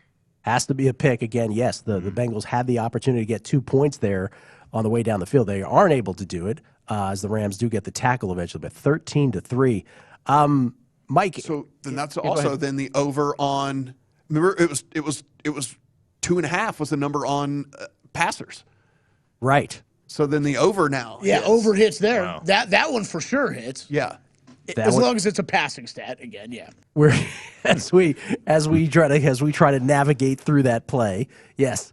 So 13-3 again, Rams up, and so the game now adjusted to 9.5 in favor of the Rams, currently with a 10-point lead, and the total now goes over the pre-flop number. 52.5 is where that sits. So everybody betting those right now. If you're, let me ask you this, because there's a lot of people who have access to in-game props, and now all the rushing props, right, have all kind of come down because nobody's gaining any yards on the ground. Would you advocate those players playing overs on the rushing yards, or is there literally nothing you've seen here to make you want to do that? Certainly not on Cincy's side now at this point, right? Because they're going to have to almost abandon the run at this point. And the only problem with the Rams is we've literally seen a full-on 3-man rotation now at this point. So I don't know. I mean, maybe if he plays the hot hand, certainly looks like Darrell Henderson is the guy that's having the most success out there. Mm-hmm. So maybe if he plays hot hand here, but I don't know what he'll do. You know. Right. So here's the clarification on the stat, by the way. So it is not it's not a missed extra point because no extra point was attempted. It is a failed 2-point conversion. And Johnny Hecker, as Mike Pereira pointed out, Johnny Hecker does get the interception. He throws an interception. Jermaine Pratt, I believe it was. Jermaine Pratt gets the interception for the Bengals. That's the first interception of the game. Not sure if he was on the board, by the way, but that's how it's ruled. That's how you got it. So Johnny Hecker throws the first pick. Jermaine Pratt gets the first pick for betting grading purposes. And over on the 2.5 attempted passes by players. That's right. Here's the replay. It was what happened? Hecker just blew the. Yeah. Mm-hmm. That was, he caught it perfectly. It was a perfect snap. He caught it. He puts it down and just whiffs. Yeah. Trying to get that laces out spin. Right. Did Pat McAfee say anything about slippery footballs? Say anything about that? That was weird. So Gay never had a chance to take a swing. 13-3. The Bengals start 1st and 10 at their own 25 for this drive. And Burrow over the middle, moves the sticks, first down play. There you go, Tyler Boyd with his first catch of this one.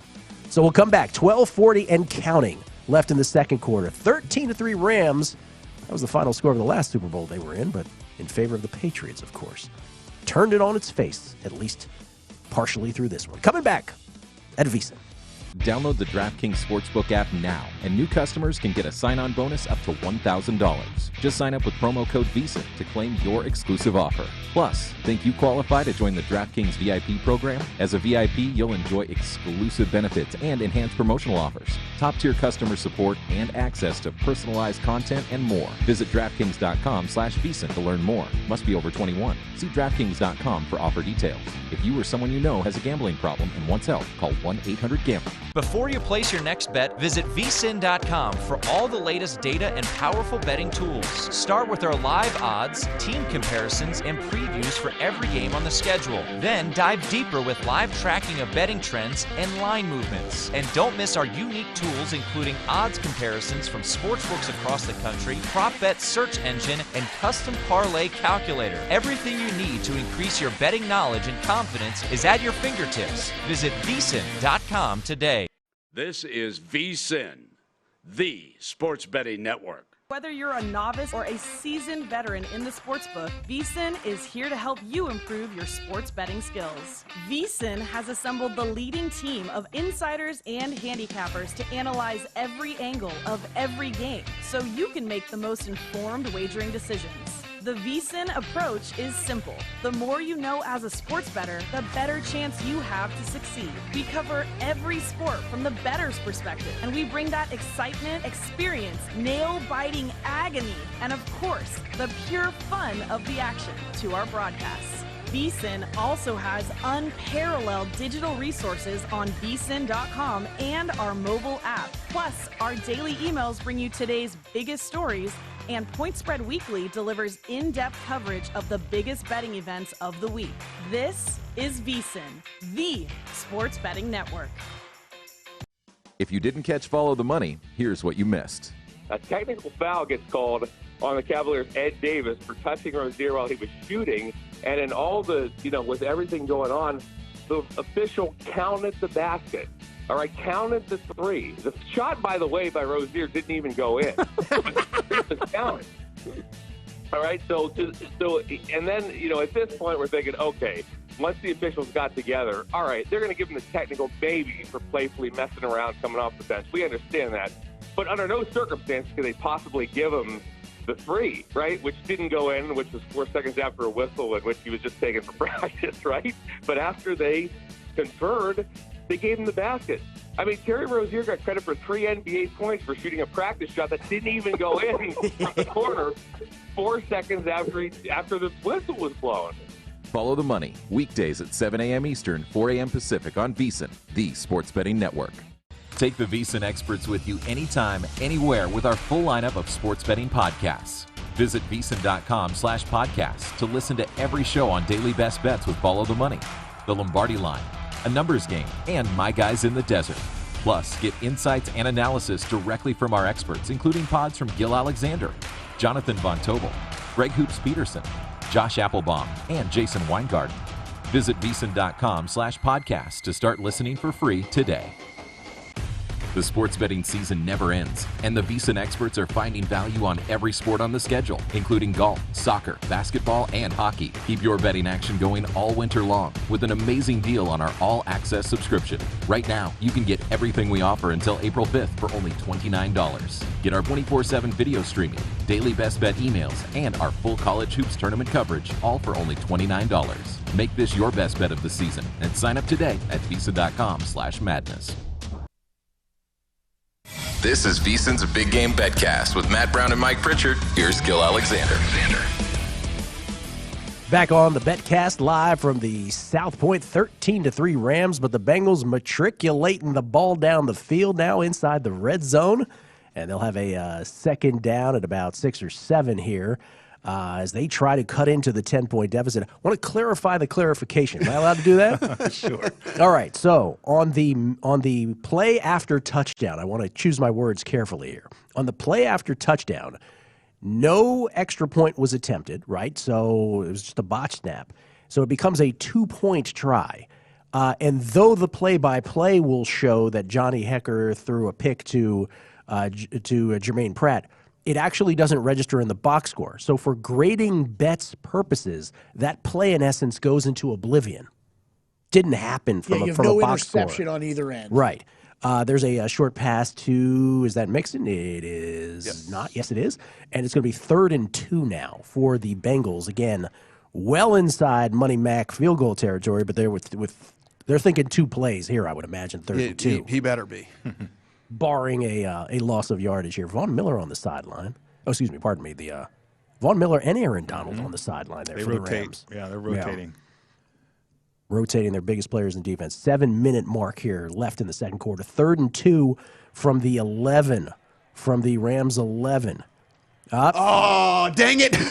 Chase. He threw it behind him. That's a lateral.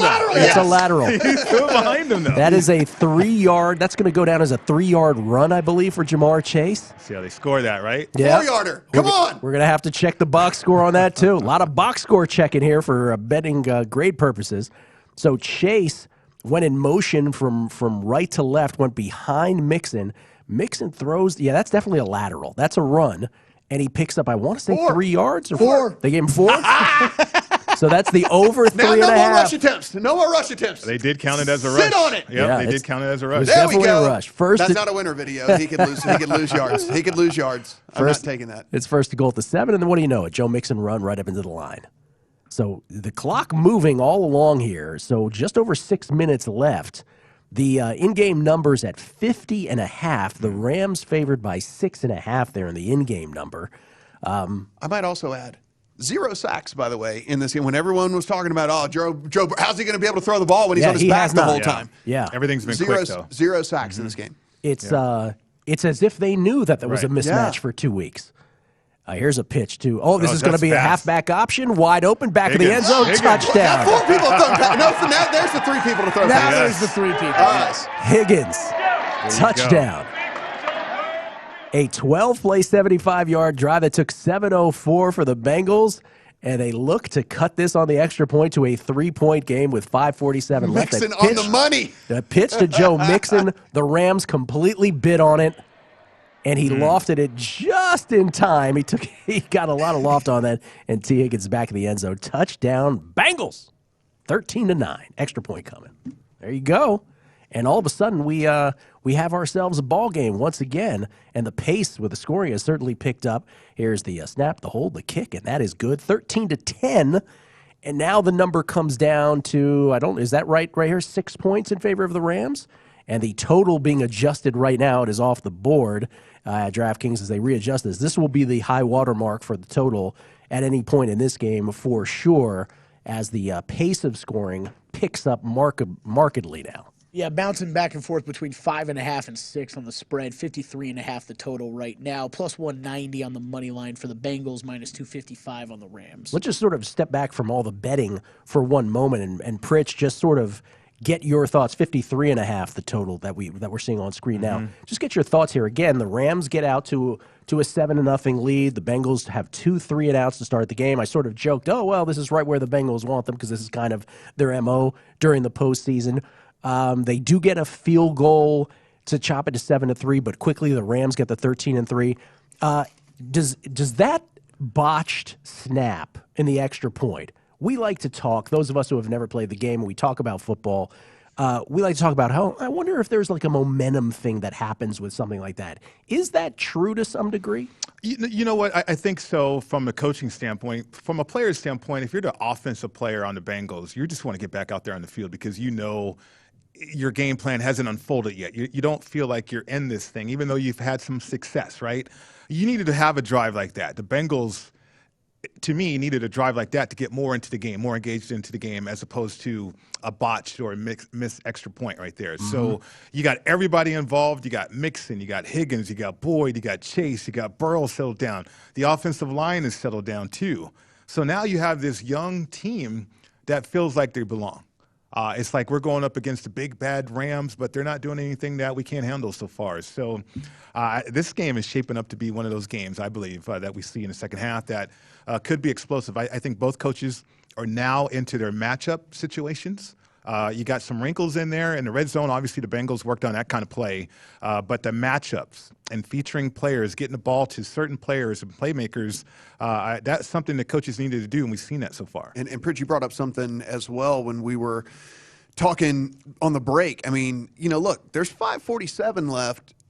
Cincinnati gets the ball to start the second half. Yes. If this is a 3-and-out situation, Then you got the 2-for-1. You've got the kicker that we're talking about, that they're not afraid to run out from 50 plus, so you don't even have to take too many shots if you don't want to. Yeah. So this is a very interesting drive right here for the Rams for sure, because they could get 2-for-1. I don't want to put too fine of a point on this, but now cutting the lead to 13-10, and again, I sort of harken back to the botched snap too. Would have been up 14-3. Instead, it's 13-3. They come right back quickly, 13-10 on the halfback option from Mixon to Higgins. I don't want to exaggerate here, but it does sort of feel like, especially with what Matt was just saying, with that 2-for-1 sort of lurking, and to the extent that these coaches are thinking about that in advance, we hope that they are, but who knows. The Bengals, though, really, I will tell you this about Zach Taylor, and there was articles published about this week. One of the big emphasis of the emphasis that the Bengals put on during the offseason, as far back as July, they have assistant coaches, their young assistant coaches, going through situational football more than other teams do. And so for those of us who, and I'll raise my hand, who knocked Zach Taylor his first couple years when the Bengals only won 6 football games, obviously the Burrow injury last year affecting that, he does a really good job of analytics and situational football. And so when at this point in the game, what Matt was talking about, if you're a Bengals backer, you have to really feel good knowing that the coaches are well aware of what they can do here at the end of the half. Yeah, absolutely. Outside of that last drive, too, the Bengals only possessed the ball like 5 minutes the entire game so far. So, again, highlighting the importance of that drive right there. But then what you just mentioned, Gil, giving the defensive coaches the time to adjust to whether they need to make adjustments right now in the game or not, they have that opportunity. We're seeing McVay get back to a little bit of play action stuff because of the soft zone coverages. They don't have a solid answer for that. So matriculating the ball, certainly being patient, that's what the Rams have to do. But again, you're kind of playing into the complementary nature of football on the Bengals side. We have a tweet here regarding Cooper Kupp, I believe. Yeah, just caught this from Ben Fox, our own Ben Fox tweeting this. PointsBet apparently had more bets on Cooper Kupp anytime touchdown than spread bets on the Rams or Bengals. Wow. That's where we've gotten to with props today. And we saw that it was the number one. Wasn't that the most Number one bet popular on prop at DraftKings as well? Yep. Yeah. Perhaps not more than spread bets there at DraftKings, but at PointsBet, that was the case. A couple other things coming out. That was Mixon's first pass attempt in the NFL in his career. So good time to throw one. Wow. Good time to throw one there for that. And then Purchase goes to what you were talking about Joe Burrow getting the ball out quick. But, Gil, again, this is also what we were talking about that we've expected the game plan to be, right? He's averaging 1.9 seconds snap to pass right now in this, which is under 2 seconds is just lightning fast, right? I mean, we're talking like you try to get it out under 2.5 if you're doing it quick, and at 1.9 so far. But, again, this is one of those things where they knew that there was a big mismatch. I was saying, you had 2 weeks to prepare for this. This wasn't like this bad offensive line fell out of the sky and they're like, oh, no. We've only got a week and a half to figure out what to do. It's like, no, it was all season long. Yeah. 2nd and 9 for the Rams here at their own 45. There's a dropped pass. No. Non-contact injury. No, it was behind Odell, and Odell took a bad step or something happened on there, non-contact injury, and he is being tended to. Yeah. Oh, boy. And you can see he is in a lot of pain. In a lot of pain. Odell Beckham Jr., who, of course, had the major catastrophic injury to his knee when he was a New York Giant, and he is gritting his teeth. That's the left knee right there. Was it the left knee prior to? I do not recall. Oh, that's tough to watch. Tough. That is tough. Again, Odell Beckham Jr. already scored a touchdown in this game, came over to the Rams midseason. What a boon he has been to this football team after really being mired with the Cleveland Browns and then expecting a child we talked about, and then this happens right here in this game. The clock has really been moving quickly. So every time you get to a point where the in-game total, starts to drift above the pre-flop total, then the clock doesn't seem to stop. And we, to this point in this game, gentlemen, have still only had the one penalty, that one delay of game on the Rams. That's it. This has been flag-free. We want to talk to Mike Pereira. We haven't had a reason to go talk to Mike Pereira. Well, it's when Burrow's throwing it in 1.9 seconds, there's not a lot of chance for people to pass interference stuff, or a hold or anything like that. I mean, we'll say hello to Mike here momentarily anyway, but we'll take a break. They're checking on OBJ. Boy, oh boy, I hope it's okay. 13-10 Rams. Closing minutes of the first half. Coming back. At DraftKings Casino, we give credit where credit is due, in the form of credit. Sign up with DraftKings Casino and get up to $50 in free credits, plus a deposit bonus up to $2,000. That's like extra credit in the form of a bonus. Download the DraftKings Casino app or play online today. Get up to $50 in credits to use on any game, plus a deposit bonus up to $2,000. Now, roll credits. Take the VSiN experts with you anytime, anywhere with our full lineup of sports betting podcasts. Visit VSiN.com/podcasts to listen to every show on Daily Best Bets with Follow the Money, The Lombardi Line, A Numbers Game, and My Guys in the Desert. Plus, get insights and analysis directly from our experts, including pods from Gil Alexander, Jonathan Von Tobel, Greg Hoops Peterson, Josh Applebaum, and Jason Weingarten. Visit VSiN.com/podcast to start listening for free today. If you didn't catch Betting Across America, here's what you missed. Let's throw it up on the screen. If you didn't know, Mike Pritchard is one of the sharpest guys we know. But look how jacked Mike Pritchard, he still is jacked, but that looks like a young DK Metcalf here, Pritch. Tell me your routine, your workout schedule, your diet. I mean, we all strive to be, a Greek mythology athlete like you were here. You're pretty ripped there, Pritch. You know what? Shout out to Matt Silva for that on Twitter.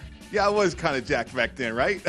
Look at that scar on that right arm of mine. I still have that scar. But no, I mean, that was, what's funny about the story with cards, trading cards, is we were an association when I got drafted and not a union because we wanted to get to free agency. And so we broke up the union. And one way we raised revenue or got revenue for our association, the NFLPA, was through these trading cards. Betting Across America, weekdays at 3 p.m. Eastern, noon Pacific on VSiN, the sports betting network. This is VSiN, the sports betting network. Whether you're a novice or a seasoned veteran in the sportsbook, VSiN is here to help you improve your sports betting skills. VSiN has assembled the leading team of insiders and handicappers to analyze every angle of every game so you can make the most informed wagering decisions. The VSiN approach is simple. The more you know as a sports bettor, the better chance you have to succeed. We cover every sport from the bettor's perspective, and we bring that excitement, experience, nail-biting agony, and of course, the pure fun of the action to our broadcasts. VSiN also has unparalleled digital resources on VSiN.com and our mobile app. Plus, our daily emails bring you today's biggest stories, and Point Spread Weekly delivers in-depth coverage of the biggest betting events of the week. This is VSiN, the sports betting network. The college hoops betting season is in high gear, and the VSiN basketball experts, including Greg Hoops Peterson, are tracking all of the action for the key players, teams, and conferences every night of the season. Plus, visit VSiN.com for data, including betting splits on where the money is moving, as well as matchup analytics with estimated scores and the latest line movement. The VSiN team of experts is here to give you an edge and help you make your best bets this college hoop season. Before you place your next bet on the NHL, check with the VSiN hockey experts. We are tracking all of the action, including scoring trends, as well as the teams and players that are making an impact to give you a betting edge. Get live odds for every game, the current betting splits, matchup data, estimated game scores, plus in-depth insights and analysis from our hockey betting expert, Andy McNeil. Visit VSiN.com/NHL now to increase your hockey betting IQ. That's VSiN.com/NHL. This is VSiN's Big Game BetCast with Matt Brown and Mike Pritchard. Here's Gil Alexander. Back on the BetCast, so Odell Beckham Jr. did walk off the field on his own power, but he is in the locker room now. So we fear the worst about OBJ's injury. 3rd and 14 here now as the clock goes towards the 2-minute warning, and the Rams decide to run a play here. They didn't have to before the 2-minute warning. Stafford pointing deep into the end zone for a man, and it is picked. Wow. Intercepted. Talk about no awareness, right? So Bates picks that off. Why run a play there? Not only that, but the Bengals could get 2-1 here. Yes. I mean, well, that's what I mean. Why run a play for that reason? Right. Not only that, but I mean, possessions are so vital in this one. But we know Matthew Stafford to be that type of quarterback. He's a gunslinger. We know that about him. That is a poor decision by the Rams. What did we preach for 2 weeks heading into this game? You do not blitz Matthew Stafford. You just drop into coverage. The longer, for whatever reason, the longer he has to think about where to go with the ball, the worse he gets. Right. And he makes bad decisions like he just made right there. And he did the old pointing to his receiver, Jesse Bates with the interception there. Jesse Bates the second, to be exact, for the Bengals. And now, I mean, that's everything right there. The Rams could have let that clock, the play clock, go down to 2 minutes. At that point, they would have had a 3rd and long at 2 minutes, but at least they would have run a play there to have knocked the clock down. First of all, they would have had time to really think of the play, perhaps even more. But then it would have knocked the clock down. Bengals probably would have called a timeout, but then they could have punted it away, and the Bengals, they could have tried to pin the Bengals. Instead, a hastily conceived play Stafford's gunslinging it. It's picked, and now the Bengals have it 1st and 10 at their own 20 with exactly 2 minutes left in the half, and that is such a change of leverage in this game. So now the Bengals do have the 2-for-1. They have their full allotment of timeouts. 2 minutes an eternity, as we know from this postseason, especially with your full allotment of timeouts. So they'll try to go 80 yards and score here. At the very least, they'll try to get in field goal range, and then they get the ball first in the second half, only trailing right now 13-10. That's massive. Several more props cash on that. So the over on Stafford interception, Stafford to throw a pick before Burrow, and Bates also, yes, interception. So a whole bunch of props cash right there as well. That live line, what, 3.5 right now? Live line? Live line down to 3.5. The total at 49.5, so hovering right around pre-flop. Rams, by the way, won the first quarter. They were 1-point favorites in the first stanza there. That cashed at plus 110. But you really have, now if we look at this, are you tempted? I mean, given the 2-for-1 situation, let's just get into our in-game betting heads here for a second. Maybe you took the Bengals like I did pre-flop, plus 4.5. Maybe you didn't. But right now, the game situation, if you were going to play the Bengals, isn't this the moment to do it at plus 3.5, given the 2-for-1 possibility? Yeah, absolutely. I mean, with what you just saw with Beckham, Beckham goes down, and you have the 2-to-1 opportunity here. I'm with you, Gil. I think this is the time. You just mentioned another thing right there, Kelly. I mean, that's one of the things that the algorithm isn't thinking about right this second either. Is what's to come still right in the second half. And like we said, I mean, he hadn't officially been ruled out, so they probably can't plug that into the algorithms yet and all that, right? Because he's just at the locker room for all we know. And now for the Rams' perspective offensively, their game plan changes completely. Completely. I mean, Odell Beckham Jr. obviously caught the first touchdown right there in the game, but he was going to be involved in this game heavily. You could tell by the way the game plan was unfolding right there. Without him on the field, now, Jefferson, he's a speed guy. He's not a great route runner. From a single-side receiver perspective, who's going to be that guy now? Yeah. Are they going to move Cooper Kupp over there? Now Cincinnati can double him if they do that. And by the way, on that pick, Jefferson was never open. No. Like, that ball should never have been thrown. Bates with the easy-ish pick right there.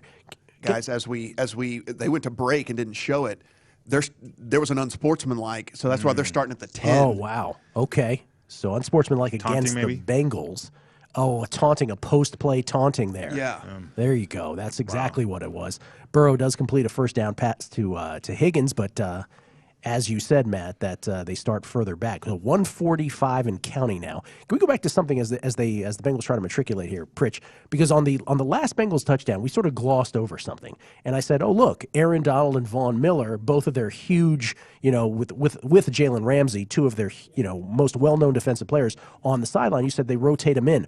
To the casual fan who hears it, they're like, what do you mean they rotate him in? Those are their guys. Why wouldn't they have him in those moments? Well, credit to the Bengals because they're keeping them off balance, too, with the throws, the quick throws. And so you're seeing that. He's getting rid of the ball. And as you're rushing the passer and focused on that, you're expending energy. And then on top of that, you're getting blocked up front in a running game, too. So those guys are not the young core that you see with the Bengals. They're older, right? And they're older players. And so they do need to rotate to stay fresh for that fourth quarter as well. All right, so the Bengals do move the chains here now under a minute. They have the full allotment of timeouts. So Bengals in no rush here, knowing that to stop the clock yet. But 55 seconds left. They're still deep in their own territory. It's going to be 2nd and 10. And now they're showing a replay. Is this what they got? Because this guy, non-uniform guy, runs on the field and gets a taunt. That's what they get flagged for. What is that guy doing? My gosh. What is he doing? Oh my gosh! I can tell you what he is. He's going to get cut. Is what who is that, by the way? I mean, he's about to not have a job. He forget he not have his uniform on? Oh my gosh! 2nd and 10 from their own 21 again. 55 seconds left. Bengals down 3. Burrow looks, got a man. That's Tyler Boyd again, Mike. Your prop is getting there slowly but surely. And it goes out of bounds to stop the clock there.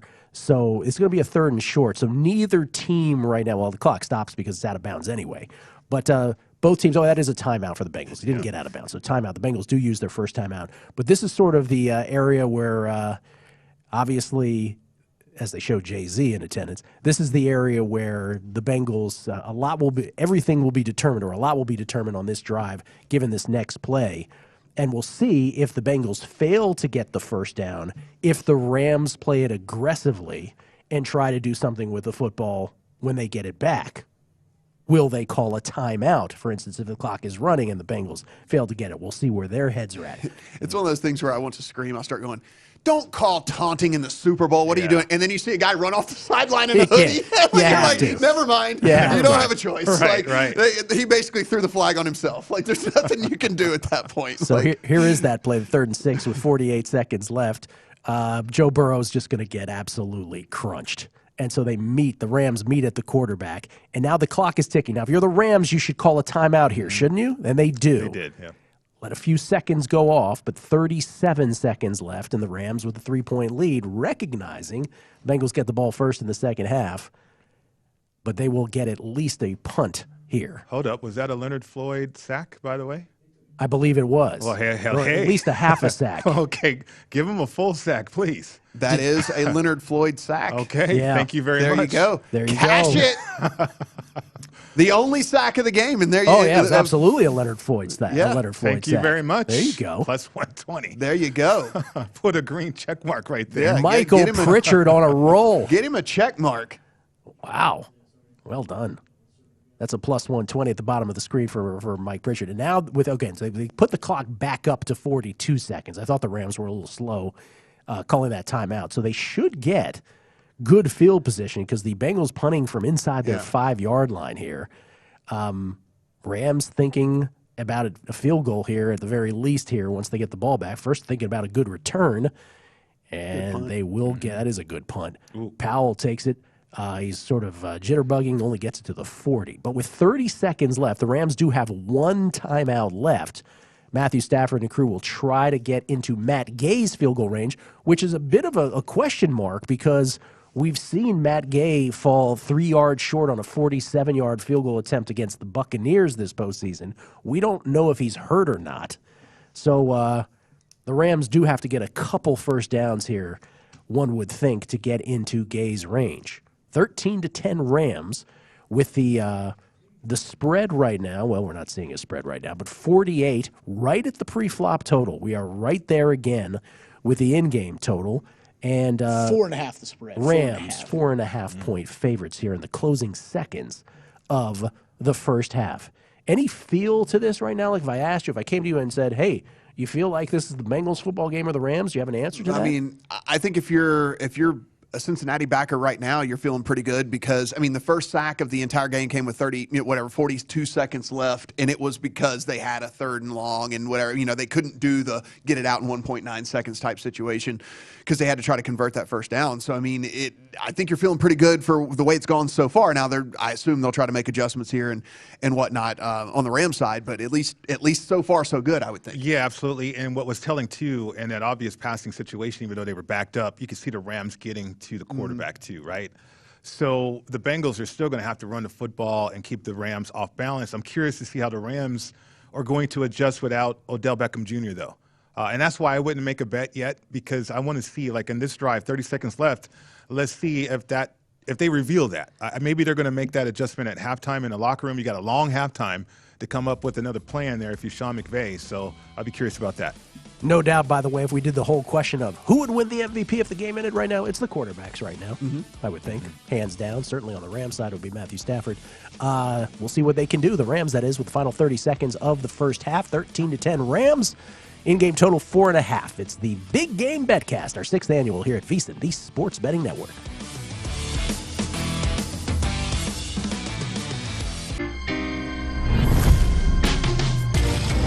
It's time. Combine multiple bets together within one game for bigger payouts. Introducing Same Game Parlay from DraftKings Sportsbook. It's a whole new ball game. Wait, no it's not. It's the same game, parlayed. Now turn any game into a big game. Download the DraftKings Sportsbook app. Parlay your way with an official sports betting partner of the NBA and make it rain. Check out the VSiN's store for the latest and greatest in sports betting fashion. We have more than 40 shirt designs, including our most popular one. Cash and tickets is what it's all about. You'll find VSiN shirts and hats for any occasion, and they're all made to order so you can find the right design, color, and size perfect just for you. You'll find VSiN hats and even VSiN coffee mugs all in our online store. Just go to VSiN.com/store and order now. That's VSiN.com/store. This is VSiN, the sports betting network. Whether you're a novice or a seasoned veteran in the sportsbook, VSiN is here to help you improve your sports betting skills. VSiN has assembled the leading team of insiders and handicappers to analyze every angle of every game so you can make the most informed wagering decisions. The VSiN approach is simple. The more you know as a sports bettor, the better chance you have to succeed. We cover every sport from the bettor's perspective, and we bring that excitement, experience, nail-biting agony, and of course, the pure fun of the action to our broadcasts. VSiN also has unparalleled digital resources on VSiN.com and our mobile app. Plus, our daily emails bring you today's biggest stories, and Point Spread Weekly delivers in-depth coverage of the biggest betting events of the week. This is VSiN, the sports betting network. Take the VSiN experts with you anytime, anywhere with our full lineup of sports betting podcasts. Visit VSiN.com/podcast to listen to every show on Daily Best Bets with Follow the Money, The Lombardi Line, A Numbers Game, and My Guys in the Desert. Plus, get insights and analysis directly from our experts, including pods from Gil Alexander, Jonathan Von Tobel, Greg Hoops Peterson, Josh Applebaum, and Jason Weingarten. Visit VSiN.com/podcast to start listening for free today. If you didn't catch Follow the Money, here's what you missed. As a guy who coached in the league for many, many years, and we've talked about this several times on this network, Coach, like, did you ever pay attention to the point spread? Did you ever use it as motivation to your players? I used it as a motivation when I was coaching UCLA against Ohio State in the Rose Bowl. I think we were between 16 and 18-point underdogs because they had beaten us soundly in the regular season. And I used it as motivation at that time. In the NFL, I really didn't. First off, I didn't want to know what the point spread was because I didn't want to know we were going to lose the game before we played it. You know, that's scary. You take up your confidence. How could you do a good job walking in the meeting room with your team and say, guys, we're -5 this weekend. Holy mackerel, we better stay home, you know. Follow the Money, weekdays at 7 a.m. Eastern, 4 a.m. Pacific on VSiN, the sports betting network. The sports betting season never ends, and the VSiN experts are finding value on every sport on the schedule, including golf, soccer, basketball, and hockey. Keep your betting action going all winter long with an amazing deal on our all-access subscription. Right now, you can get everything we offer until April 5th for only $29. Get our 24/7 video streaming, daily best bet emails, and our full college hoops tournament coverage, all for only $29. Make this your best bet of the season and sign up today at VSiN.com/madness.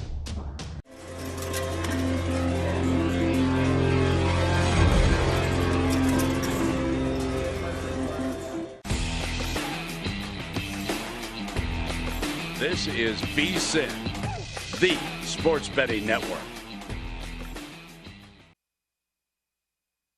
This is VSiN's Big Game BetCast with Matt Brown and Mike Pritchard. Here's Gil Alexander. Back on the BetCast, nothing to see here. 3 and out for the Rams in the final 30 seconds. They punted away and a kneel down for the Bengals. We go to the locker room with the score 13-10 in favor of the Rams. And that gives us our opportunity to kick it over to Circa for the halftime festivities. Stormy Bonatoni running point over there. Take it away, Stormy. Thank you so much, Gil. Appreciate it. We are live in downtown Las Vegas at Circa Sportsbook, and we've got a close one, which means a fun one for all of the fans out here at the Sportsbook. But, of course, the most pressing issue is the injury update on Odell Beckham Jr. for the Rams. The Rams have said that he is questionable in this game, had a non-contact injury to his left knee. Of course, we saw OBJ score the opening touchdown with cashed for numerous bettors at 9-1 or 5-1. He had a plus 120 anytime touchdown. He's 12 yards shy of what his receiving yards prop was for the day. So definitely going to keep an eye on him, but so unfortunate for a player that we know is so impactful. So what will that mean for the Rams moving forward in this game? Obviously, the rushing attack has not been there for them as of just yet. We do have, in terms of what the live line is in this game, Bengals plus 3.5 as of right now. The total from the opening number of 48.5 to 46.5. Bengals at plus 160. So we're seeing a line eerily similar here at halftime to what we saw throughout the week with regards to this game. A lot to cover, though. Remember, VSiN is in the middle of our free 56 hours of audio and video coverage on VSiN.com. Following the game today, we're going to have a special edition of Follow the Money with Paulie and Mitch here at 11 p.m. Eastern Time. Then the look ahead with Scott Skeidenberg will complete our big game coverage. VSiN, the sports betting network, has everything you need for all of your Super Bowl coverage. And we are going to roll along. Not only are we doing it big here down at Circus Sportsbook, but we're doing it even bigger up at Stadium Swim. Sean King, Super Bowl champ himself, and Tim Murray, hosts of the Nightcap. This is the Nightcap halftime show, are hanging out at Stadium Swim. What's your guys' feel been on this game so far, fellas? Yeah, Stormy, it felt early on, Sean, like this one, might be the Rams running away. The Bengals end up great play call. They incorporate Joe Mixon in the pass game. He gets a little bit success running the ball, and they completely fooled the Rams defense. And now it's 13-10. By the way, anyone who had the first half under, congratulations. That was able to come home. Never in doubt. Anyone, because that was 23.5, by the way, and the botch hold by Johnny Hecker. Johnny Hecker is not my friend right now. By the way, let's just talk about Johnny Hecker real quick. Johnny Hecker's short punt on the Rams' first drive gave the Bengals decent enough field position, so they ultimately try to go for it on fourth down. What was one of my favorite plays? Bengals punt on their first drive. Thank you, Johnny Hecker. He drops the snap, and I loved Rams -3 first half, and it is a push. So, hey, it is what it is. Let's now analyze this game, though, Sean. I want to get right to it. Odell Beckham Jr. We saw Jameson Williams go out in the national championship. That was a game changer that ultimately led to Georgia winning the national championship. Already Robert Woods is lost for the season. We already knew that this wide receiver core was rather thin. Odell was playing fantastic so far. I mean, that looks scary. Non-contact injury, Sean. So how big is that moving forward for this Rams offense? Well, it's huge, and here's the issue that Sean McVay is faced with. You mentioned they'd already lost Robert Woods. Now they lose Odell Beckham. Remember, they didn't have Tyler Higbee. Yeah, no Tyler Higbee, yeah. So that's 3 of the guys that have taken the majority of the reps. So once you go to the backups, they're not as precise. They don't have as many, repetitions at running and seeing certain looks. So McVay's going to have to get creative, but I don't want to overlook the fact that Matthew Stafford played an unbelievable first half. Even the interception wasn't it was a third down play. It was almost like a punt. Right. Anyway, so it didn't hurt him, but he's really in his rhythm. So losing Odell is going to be an issue because him and Jefferson have not looked as in tune as he was with Odell. So hopefully he's healthy. But as I looked at the first half and we go into halftime, I think it's the Bengals that have the momentum. They're the team that has balance on offense. Not only is Odell injured, the Rams have not been able to run the football. I mean, Cam Akers has been able to get nothing going. 4 yards. Or Darrell Henderson. So when you look at the second half, it's the Bengals, I think, that are in a better position. Yeah, and you can get plus money right now on the money line. You heard Stormy talk about it heading into starting this halftime show. Bengals plus 3.5 right now at DraftKings Sportsbook. So a plus price on the Bengals. And honestly, we analyze this game so much pregame and where we sit right now. And I know you were on the Bengals pregame. I tend to agree with you right now. With the loss of Odell Beckham, I mean, that's the issue, right, with this Rams team, which is why I didn't love them preseason. They have stars, but what's after the stars? With no Woods, no Odell, no running game right now, it's a lot of pressure on Stafford. It's a lot of pressure on Kupp. Van Jefferson, they have to find someone else to step up in the game outside of Cooper Kupp because he can't do it all here, Sean. And he can't, and I think everyone talked about the Rams and their defense. And I said, I thought they're a good defense, not a great defense. Give the Bengals some credit. The Bengals defense is, they've given up some plays, but overall, holding that offense at 13 points is a big deal. But if the Bengals can run the football and have balance, Burrow has settled down. He's starting to hit T. Higgins. He's starting to find Jamar Chase, who, by the way, is on pace for 8 catches and 124 yards. And that could potentially put him in the MVP conversation. He's that good. And I just think when you look at it, Coach Taylor, he's telling his team, we're right where we need to be. So as we look at what you can wager on in the second half, I love Bengals money line. in the second half. I think they come out and do enough not to just cover the 3.5 number, but to win the game outright. Yeah, they'll get the ball to start the second half as well. They won the opening toss. They deferred to the second half, and they trail 13-10.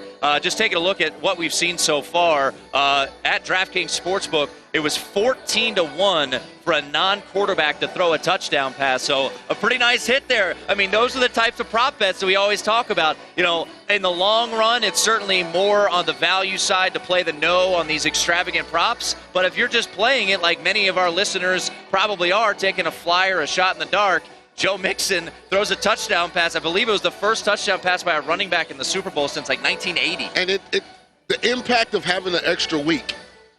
Joe Mixon probably got a 10 extra reps because of the extra week of practice on throwing the ball, knowing the different kind of throws he could make. Great play call by Zach Taylor. Yeah. I mean, not being afraid to take that risk. And it actually impacted another prop bet, but that prop bet had already gone over, which was more than 2.5 people to throw a pass. Yep. Unfortunately for you, it came at your expense because you had Rams -3 and the extra point that turned into an interception. Yeah. It was a rough first half for your boy on some plays. So hey, that's the beauty of gambling, right? 9.5 first quarter. If Joe Mixon catches the ball out of the break shot, out of there, they run it into the end of the first quarter. He drops it, and ultimately they kick a field goal, 10 points. So hey, for those who faded me, they're feeling great right now. They're like, great, over first quarter. Well, I guess we push no matter what in the first half. All right, so Matthew Stafford right now, his number was 279.5. If you played over, he's got 156 yards passing right now. If you have an over ticket,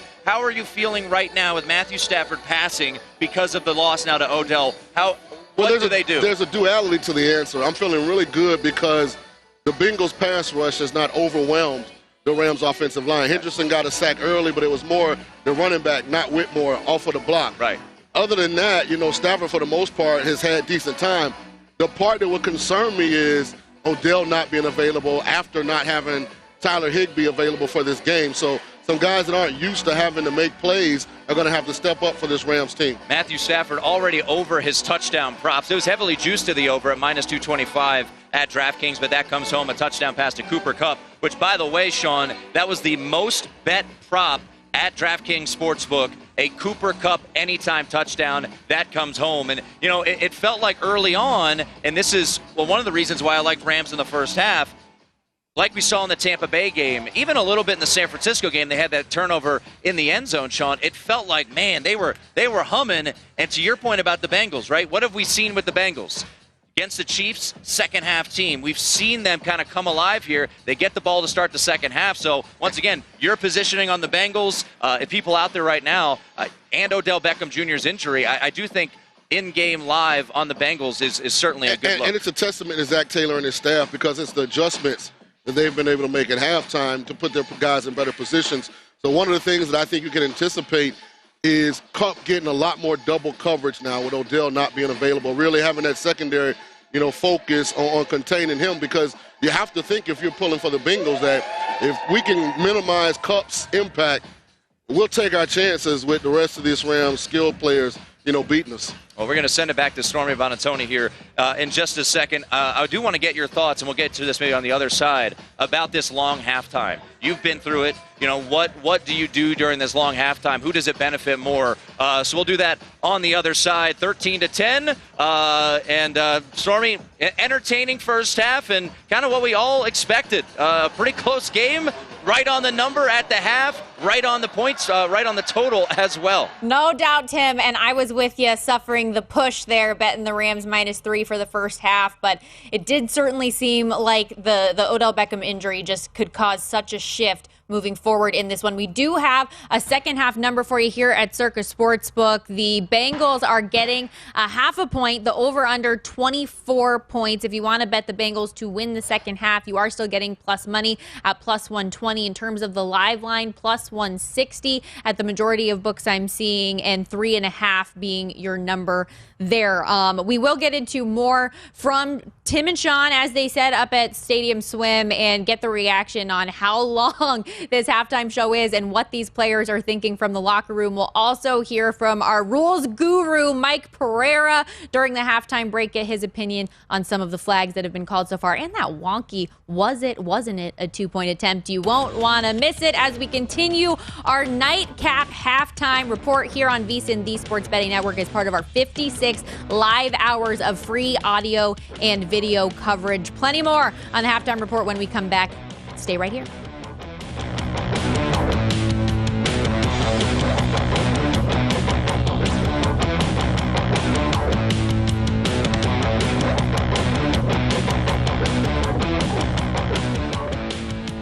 Download the DraftKings Sportsbook app now, and new customers can get a sign-on bonus up to $1,000. Just sign up with promo code VSiN to claim your exclusive offer.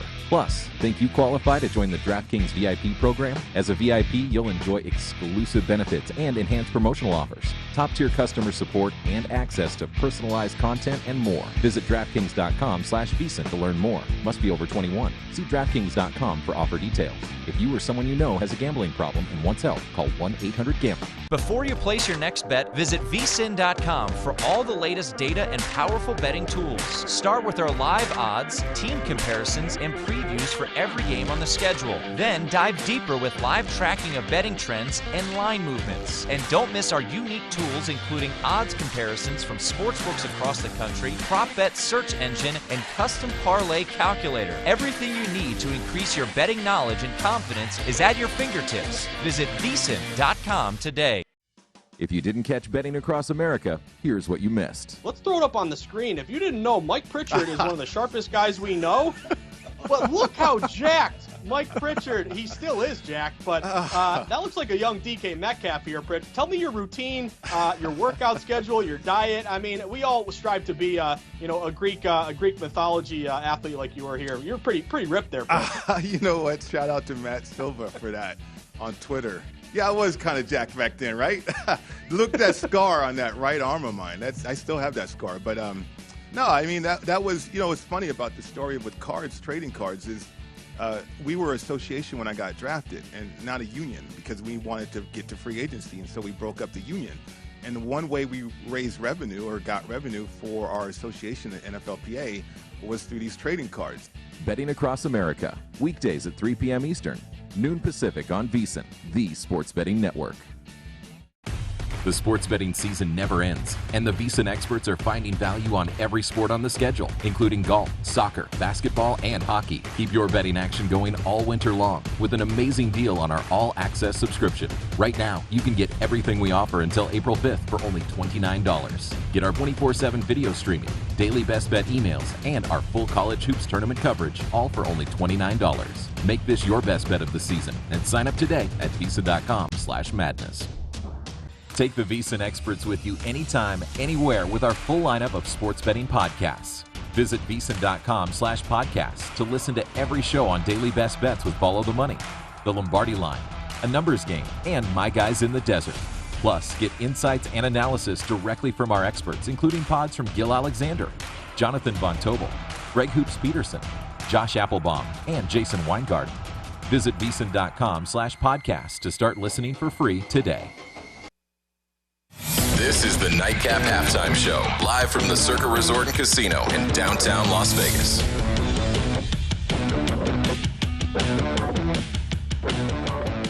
Earlier today, our own Brent Musburger sat down with legendary sports bettor Billy Walters for just his second public interview ever. 60 Minutes and VSiN, the full hour of this exclusive interview with one of the most feared sports bettors of our time, currently available on VSiN.com. Watch the full interview for free just right here at VSiN, the Sports Betting Network. Stormy Bonantoni with you as the Nightcap Halftime Show rolls on. Rams leading the Cincinnati Bengals 13-10. Keep in mind, Sean McVay, since he took over at the helm of Los Angeles, his squad is 47-1 with a halftime lead. But we know the Bengals surely have something to say about that as we bring in our awesome rules analyst here. Of course, you know him from seeing him on the Fox broadcast throughout the year and a longtime officiant.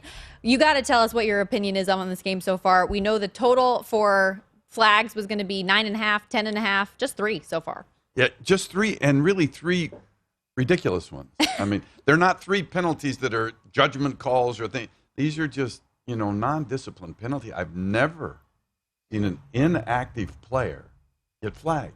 I mean, an inactive player running onto the field and then getting flagged, costing them 10 yards, a half the distance penalty of the 10, and then he's going to get fined.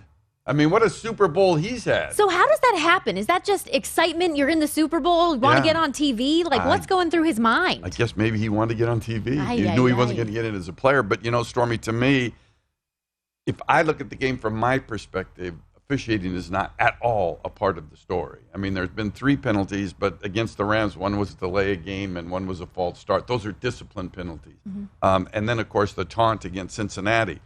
But it's been a clean game. I haven't seen much that has been missed. Possibly on the Cincinnati pass near the goal line early, the grab of the T-shirt that I think really helped keep Ramsey in the play a little bit. That's kind of one of those iffy ones that might get called.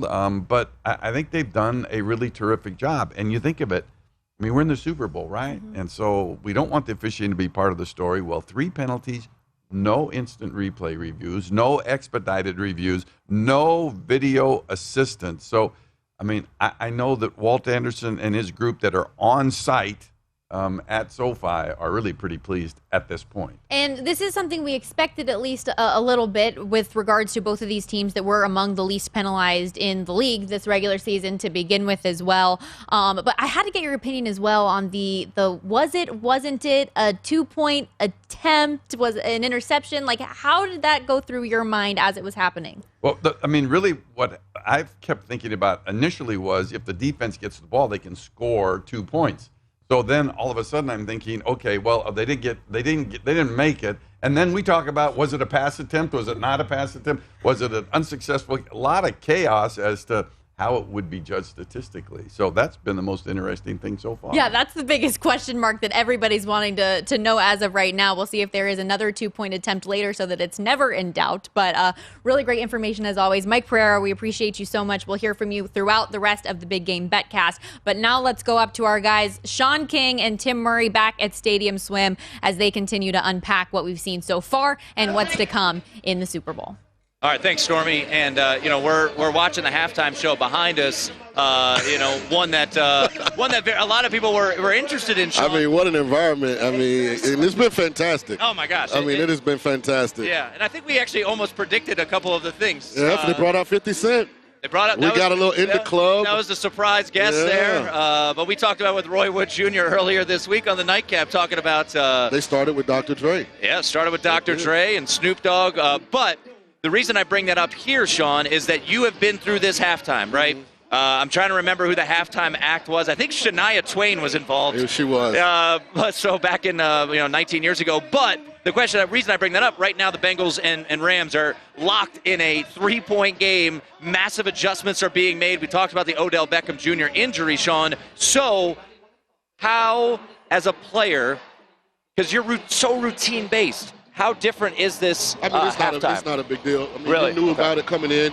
You prepare for it in practice. You actually simulate it, at least once or twice. Do you? Okay. Yeah, especially when you get that extra week. So when you get in these situations as a player, you understand there are going to be ups and downs during the course of the game. There are going to be things that get you on a high because of the success and things that could potentially get you on a low because of the failure. Perfect example is the penalty the young man got for running on the field. Right, which is a boneheaded play. But as a player, okay, he shouldn't have did that. We move to the next play. You can't let stuff linger. You have to figure out how to make the next play the most important play. And that's what this halftime is about, making sure that, we're locked in on all of the adjustments that we want to implement come the second half. How do we want to attack the ways that we're deficient, and be more productive in those areas? And, that's what you're doing right now. So, Sean, just taking a look back at some of what we've seen so far. So, once again, 13-10. Stormy brought up the interesting nugget. Sean McVay, 47-1 when leading at the half.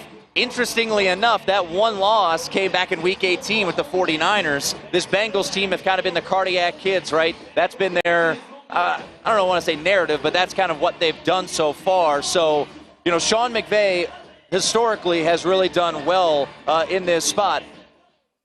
What about Zach Taylor here do you think? I guess let's look at the Bengals. We talked about the adjustments for the Rams. What adjustments are the Bengals going to make here to ultimately try to hoist the Lombardi Trophy? Well, I think on offense, just about efficiency. Just being a little more efficient, especially on third down. A couple times looked like everyone wasn't on the same page, and a couple drives that they could have extended. They ended up having to punt. Defensively, how do we get more pressure on Matthew Stafford? Is it by being a little more aggressive now from a blitz standpoint, knowing that they don't have their full complement of weapons? Higbee was not available from the start of the game. Right. Odell Beckham is now out for the remainder of the game.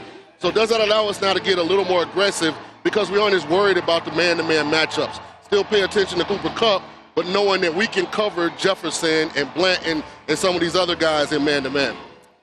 So when you think about this offense now for the – actually, I want to switch it to the Bengals because all the talk had been Bengals offensive line. The Bengals offensive line stinks. They gave up a sack or two, I think. Was it one sack or one sack? One sack each. So if you played an over prop, you're sitting at 2 total sacks right now. But how would you say the offensive line for the Bengals has held up so far? Again, the best pass protection for Cincinnati is an effective run game. Right. And you've seen Joe Mixon in that run game 40 yards already. Start to be productive because now those defensive linemen have to play the run first and then rush the passer. So it's a combination of committing to running the run, being effective running the ball, but also Joe's done a good job of getting the ball out of his hands. They haven't attempted many downfield passes. The one big play to Jamar Chase, but other than that, it's been intermediate to short-range passing game for the Bengals. By the way, if you're wondering about Jamar Chase, just taking a look at some of the receiving props. He hasn't gotten there. Sean, one of his plays was over Jamar yards, Chase. over catches. That was a huge reception. What a catch. Yeah, I mean, one-handed. A couple of them. The ball was behind him on the little flare which route. is actually a run attempt. Yeah, right. So if you took a run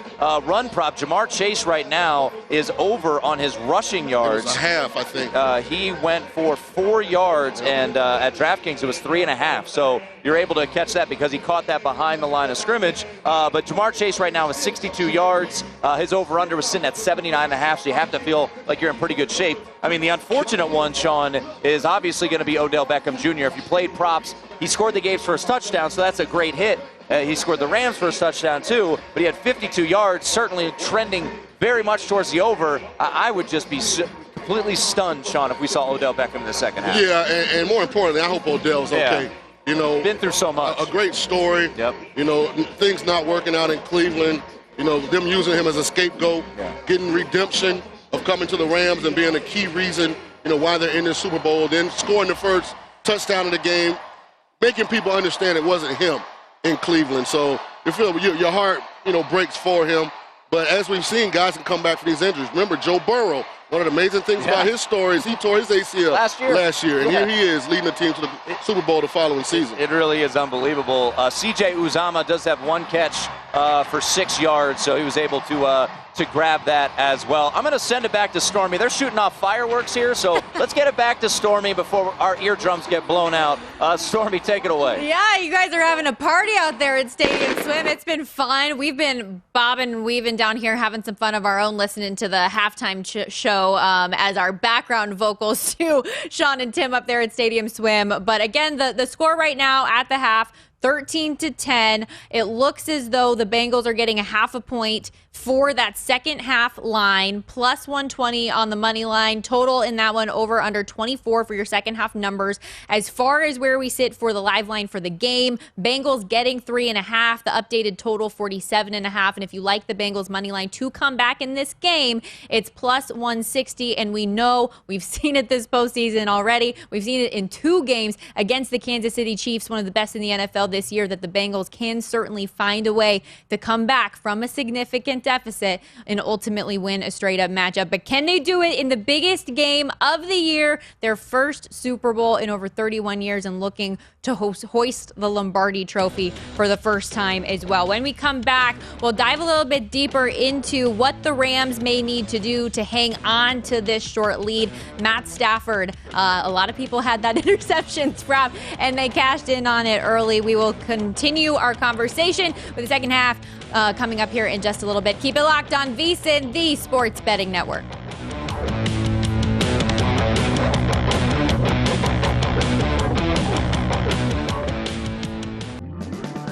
At DraftKings Casino, we give credit where credit is due in the form of credit. Sign up with DraftKings Casino and get up to $50 in free credits, plus a deposit bonus up to $2,000. That's like extra credit in the form of a bonus.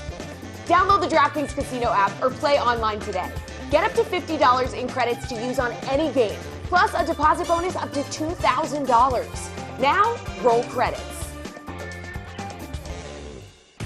The sports betting season never ends, and the VSiN experts are finding value on every sport on the schedule, including golf, soccer, basketball, and hockey. Keep your betting action going all winter long with an amazing deal on our all-access subscription. Right now, you can get everything we offer until April 5th for only $29. Get our 24/7 video streaming, daily best bet emails, and our full college hoops tournament coverage, all for only $29. Make this your best bet of the season and sign up today at visa.com/madness.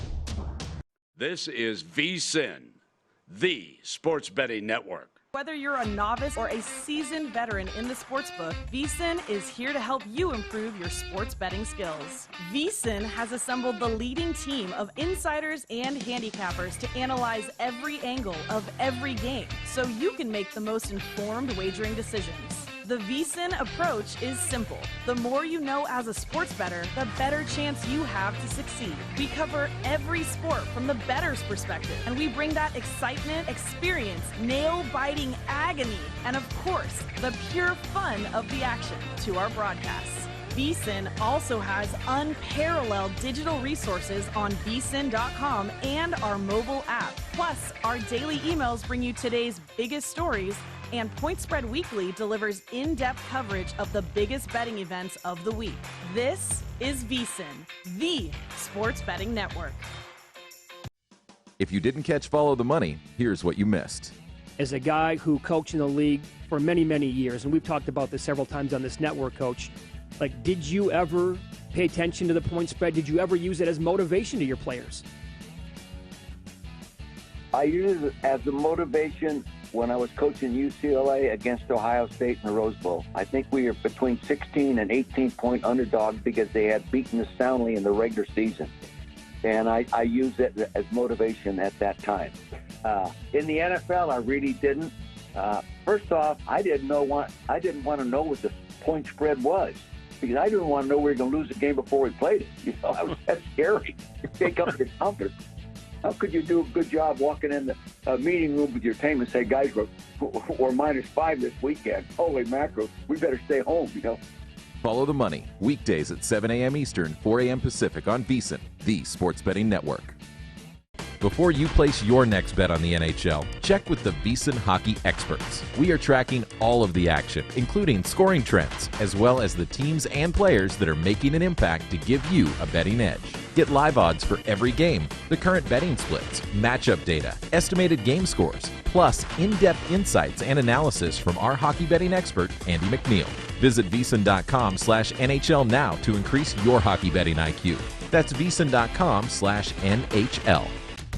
The college hoops betting season is in high gear, and the VSiN basketball experts, including Greg Hoops Peterson, are tracking all of the action for the key players, teams, and conferences every night of the season. Plus, visit VSiN.com for data, including betting splits on where the money is moving, as well as matchup analytics with estimated scores and the latest line movement. The VSiN team of experts is here to give you an edge and help you make your best bets this college hoop season. This is the Nightcap Halftime Show, live from the Circa Resort and Casino in downtown Las Vegas. VSiN's got a great new offer that can only be described as madness. You get VSiN all access to everything we do from now through the College Basketball National Championship on April 4th for just $29. Sign up now and get our daily best bets, emails, 24/7 video access, the upcoming college hoops betting guide, bracket breakdowns, plus full access to VSiN.com with our exclusive betting split breakdowns on every single game. This deal only happens once a year, so don't miss out at VSiN.com. VSiNs.com/madness to sign up today as we roll along here on the network with our 56 hours of free live audio and video coverage, the Nightcap Halftime Show. I'm Stormy Bonantoni, and right now your score, obviously at halftime, the Los Angeles Rams lead the Bengals by 3, 13-10.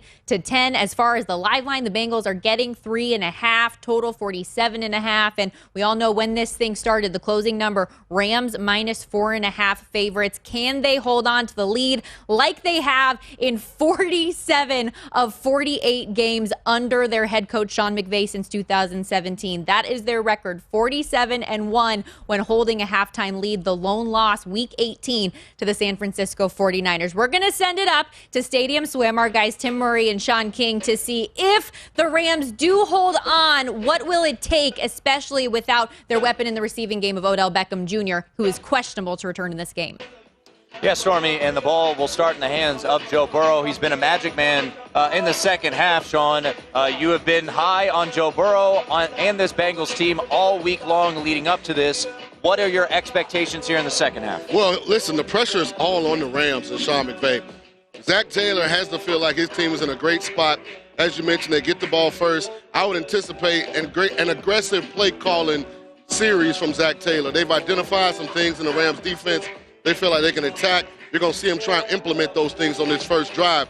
Having said that, Rams, it has to get in the mid-20s, I think, to win it. All right, there you go. All right, Stormy, let's send it back to you guys and get ourselves ready for a second half here in the Super Bowl. Thank you so much, Tim. We're going to send it over to Gil Alexander and his crew for the Big Game BetCast as we get set to kick off the second half of the Super Bowl. Take it away, Gil. Thank you, Stormy. Appreciate it. It is Gil Alexander, Matt Brown, Mike Pritchard, Kelly Bidlin here at the South Point. Second half getting ready to start, rather seconds away, as a matter of fact. 13-10 Rams. 13-10 Rams. And guys, as the second half literally kicks off here, as Matt Gay kicks it off for the Rams. Remember, the Bengals deferred in the first half, so they'll start it off here 1st and 10 after the touchback at their own 25, down 3. I have the Bengals pre-flop plus 4.5. I grabbed them again at plus 3.5 at that 2-minute warning. It just feels to me again with the Rams an unnecessary timeout. I think they botched, the situation there at the 2-minute warning where they ran a play they shouldn't have. They should have just waited to the 2-minute warning. It was a 3rd and 1, and they hastily threw the pick. Didn't come back to haunt them. But then on the closing sequence of the first half as well, Cooper Kupp failed to get out of bounds. Just a bunch of gaffes for the Rams. I took some Bengals money line. You did. Yeah. Yeah, not executing the way that they want, that's for sure. And the Bengals being aggressive here. Oh, boy. Burrow to Higgins. First play of the second half. Touchdown, Bengals. You guys grabbed that plus situation perfectly then, right? Yes, Matt took a money line, so Matt even did better than I did. Yeah. But that was a interesting play because Jalen Ramsey just fall down and he's looking for a push or anything. He's looking for a flag. He didn't get one. T. Higgins is the only man standing, and Burrow hits him. One play, 6 points, 75 yards. Burrow to Higgins. Sean McVay looking up at the big screen, wondering what the heck just happened. 16-13 Bengals. Jalen Ramsey looking up, looking for help.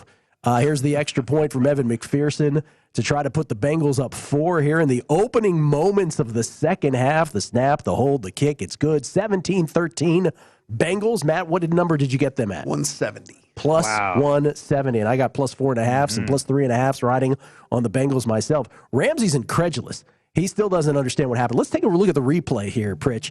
It is Ramsey is lined up against Chase initially. Higgins is in the slot. Yeah. And then they cross. Ramsey ends up on Higgins. And does he just fall? He just falls, kind of. Just runs underneath him. Higgins didn't do anything, didn't seem like. They won't call that either. No. I mean, I know Ramsey's trying to look for. Oh, wait a minute. That's why. Hold on. Yes, he did. Okay, let me explain this, though. As an offensive player, they rarely call PI against us, right? You get away with a lot. If anything, they're looking for something egregious. Now, that you could say grabbing the face mask, okay, that was over the top.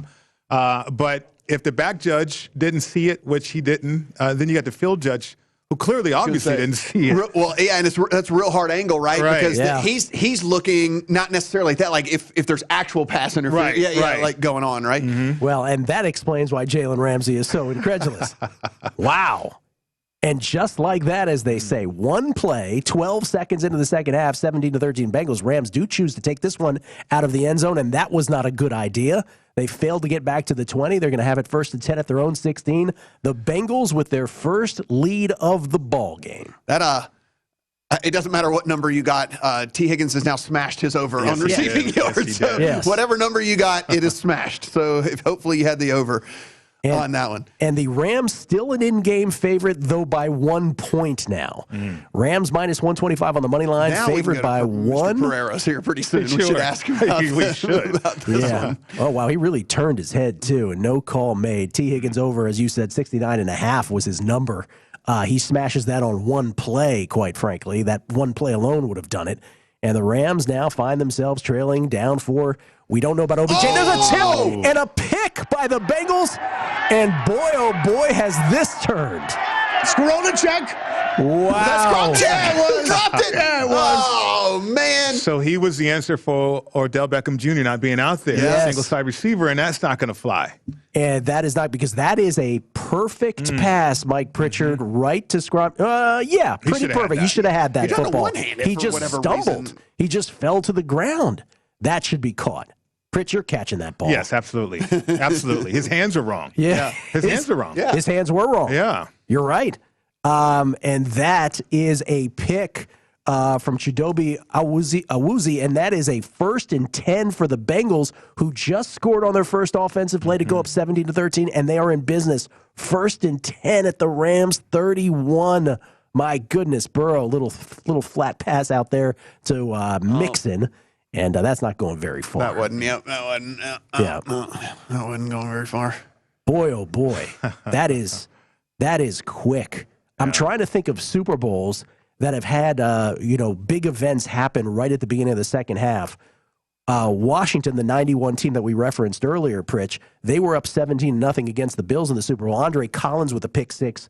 Was it Collins or Gouvet? I want to say Andre Collins very early in the second half to kind of blow that game open. This, though, changes the lead, and quickly on the deflection and the pick off the deflection right after that.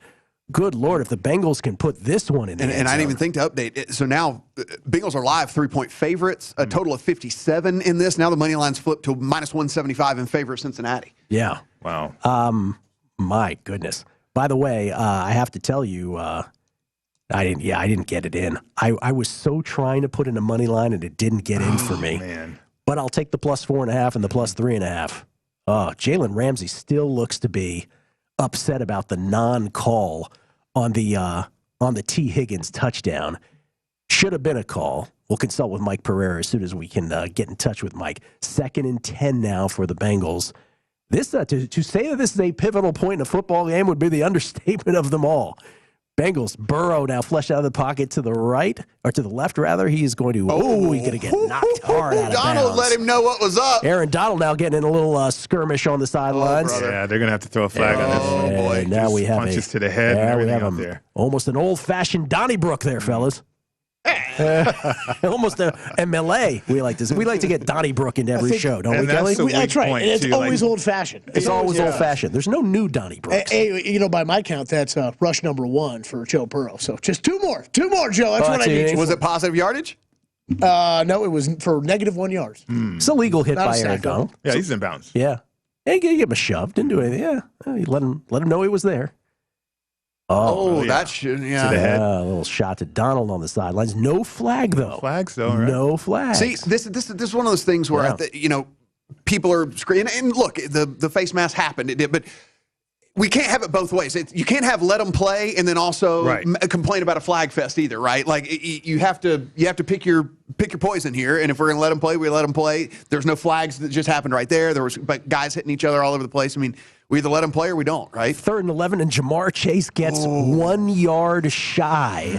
So here is the the cruel trick of getting within 1 yard of the chains. Because now, if the Bengals had been 4 or 5 yards short, they would just kick the Evan McPherson field goal. But now 4th and 1, Zach Taylor's like, we're going for this. He didn't even hesitate. No, didn't hesitate. Well, there's a prop for attempts on 4th down, too, right? Oh, I don't know. Is there? Was there? I saw one. You probably did. One? Yeah, there is. We'll try to find that one. All right, 4th and 1 for the Bengals as we go to break. Huge play in this football game.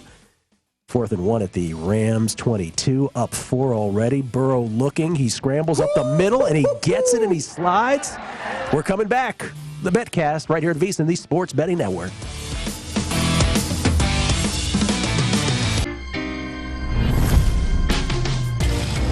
It's time. Combine multiple bets together within one game for bigger payouts. Introducing Same Game Parlay from DraftKings Sportsbook.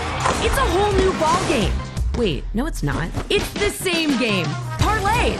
Now turn any game into a big game. Download the DraftKings Sportsbook app. Parlay your way with an official sports betting partner of the NBA and make it rain.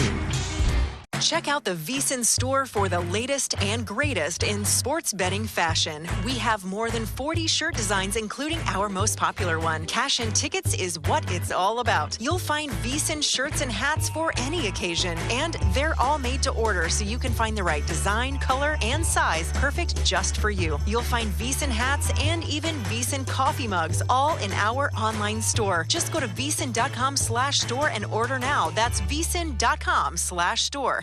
This is VSiN, the sports betting network. Whether you're a novice or a seasoned veteran in the sportsbook, VSiN is here to help you improve your sports betting skills. VSiN has assembled the leading team of insiders and handicappers to analyze every angle of every game, so you can make the most informed wagering decisions. The VSiN approach is simple. The more you know as a sports bettor, the better chance you have to succeed. We cover every sport from the bettor's perspective, and we bring that excitement, experience, nail-biting agony, and of course, the pure fun of the action to our broadcasts. VSiN also has unparalleled digital resources on VSiN.com and our mobile app. Plus, our daily emails bring you today's biggest stories, and Point Spread Weekly delivers in-depth coverage of the biggest betting events of the week.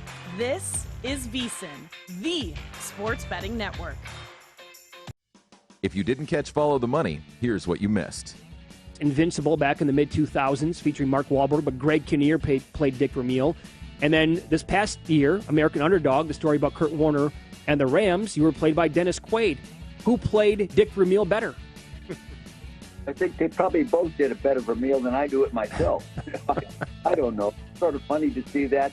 What I appreciated about the American Underdog and Dennis Quaid and the writers and director, they actually used some conversation that I had with Kurt. I can remember like it was yesterday, saying to Kurt, you know, there's something I really like about you, and I can't wait to find out what it is. Well, they used that statement in the movie. Now, to me, that added credibility to their thinking and putting the movie together. I've seen the movie 3 times, and each time I saw it, I liked it better. Follow the Money, weekdays at 7 a.m. Eastern, 4 a.m. Pacific on VSiN, the sports betting network. Take the VSiN experts with you anytime, anywhere with our full lineup of sports betting podcasts. Visit VSiN.com/podcast to listen to every show on Daily Best Bets with Follow the Money, The Lombardi Line, A Numbers Game, and My Guys in the Desert. Plus, get insights and analysis directly from our experts, including pods from Gil Alexander, Jonathan Von Tobel, Greg Hoops Peterson, Josh Applebaum, and Jason Weingarten. Visit VSiN.com/podcast to start listening for free today. The sports betting season never ends, and the VSiN experts are finding value on every sport on the schedule, including golf, soccer, basketball, and hockey. Keep your betting action going all winter long with an amazing deal on our all-access subscription. Right now, you can get everything we offer until April 5th for only $29. Get our 24/7 video streaming, daily best bet emails, and our full college hoops tournament coverage, all for only $29. Make this your best bet of the season and sign up today at VSiN.com/madness. This is VSiN's Big Game BetCast with Matt Brown and Mike Pritchard. Here's Gil Alexander. VSiN is in the middle of 56 hours of free video coverage on VSiN.com. Obviously, the big game BetCast. Gil, Matt, Mike, and Kelly. After the game, special edition of Follow the Money with Paulie and Mitch. And then the look ahead with Scott Seidenberg. That'll complete our big game coverage. VSiN, the sports betting network, completely free all weekend long at VSiN.com. Big stop after the interception for the Los Angeles Rams, culminating with an Aaron Donald sack of Joe Burrow, the old bull rush. But Evan McPherson true on the field goal.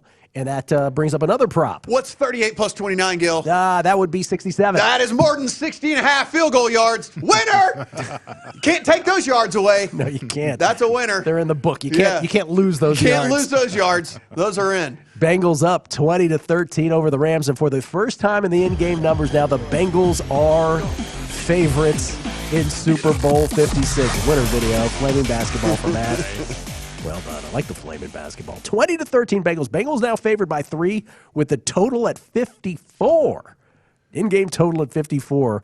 Bengals' biggest lead of the game, biggest spread in their favor of the game. They are minus 155 on the money line. The Rams now go to plus 125 on the money line. Remember again, historically, the Bengals 0 for 2 historically in Super Bowls back in the 80s, beginning part and latter part of that decade, both against the San Francisco 49ers. The Rams, they won 2 in St. Louis, but they're 0 for 2 as the L.A. Rams. Ancient history with Vince Ferragamo back in Super Bowl 14, and then you'll remember the Super Bowl just 3 years ago when they lost to the Patriots 13-3.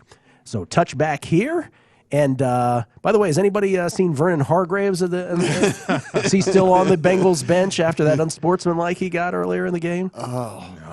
It's Lock like him up in the locker room, right? It's like a Thurman Thomas not finding his helmet moment. Vernon Hargraves not in uniform, running on the field after the Bates pick. And we're sitting here talking about it. It's like we're joking about it, but I mean, we're sitting here talking about that was a prime 2-for-1 opportunity for them. But once you're starting on your own 10, it just completely changes the calculus of what you're doing. Yeah, absolutely. Guys, we've been looking for an opportunity to bring in Mike Pereira, obviously a former official in the NFL, also later the vice president of officiating for the National Football League, head of officiating for the USFL, has been a Fox analyst all these years. He's kind enough to join us for the BetCast. Mike, we found our opportunity finally to get to speak to you. A couple things. One, T. Higgins on the touchdown from Burrow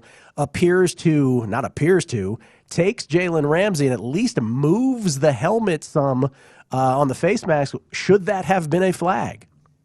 Yeah, absolutely. And you hit it right in the head. It's the back judge in the middle of the field that has to work that position. The official on the sideline that's looking through the back's not going to see it. But you could have called one of two things. You could have called just a regular face mask penalty, or it could have been offensive pass interference. But there was nothing about officiating in the first half, but this is going to go down as a big momentum play, which could have an effect on the outcome. Mike, when I was playing, the officials, or certainly as players, we would go up to the officials before the game and kind of get a feel on how tight they were going to call it. Are the officials communicating in any way in today's game? Well, I mean, I think when you look at it, and you kind of made the reference to it too on the skirmish on the sideline, they didn't call a penalty in that skirmish.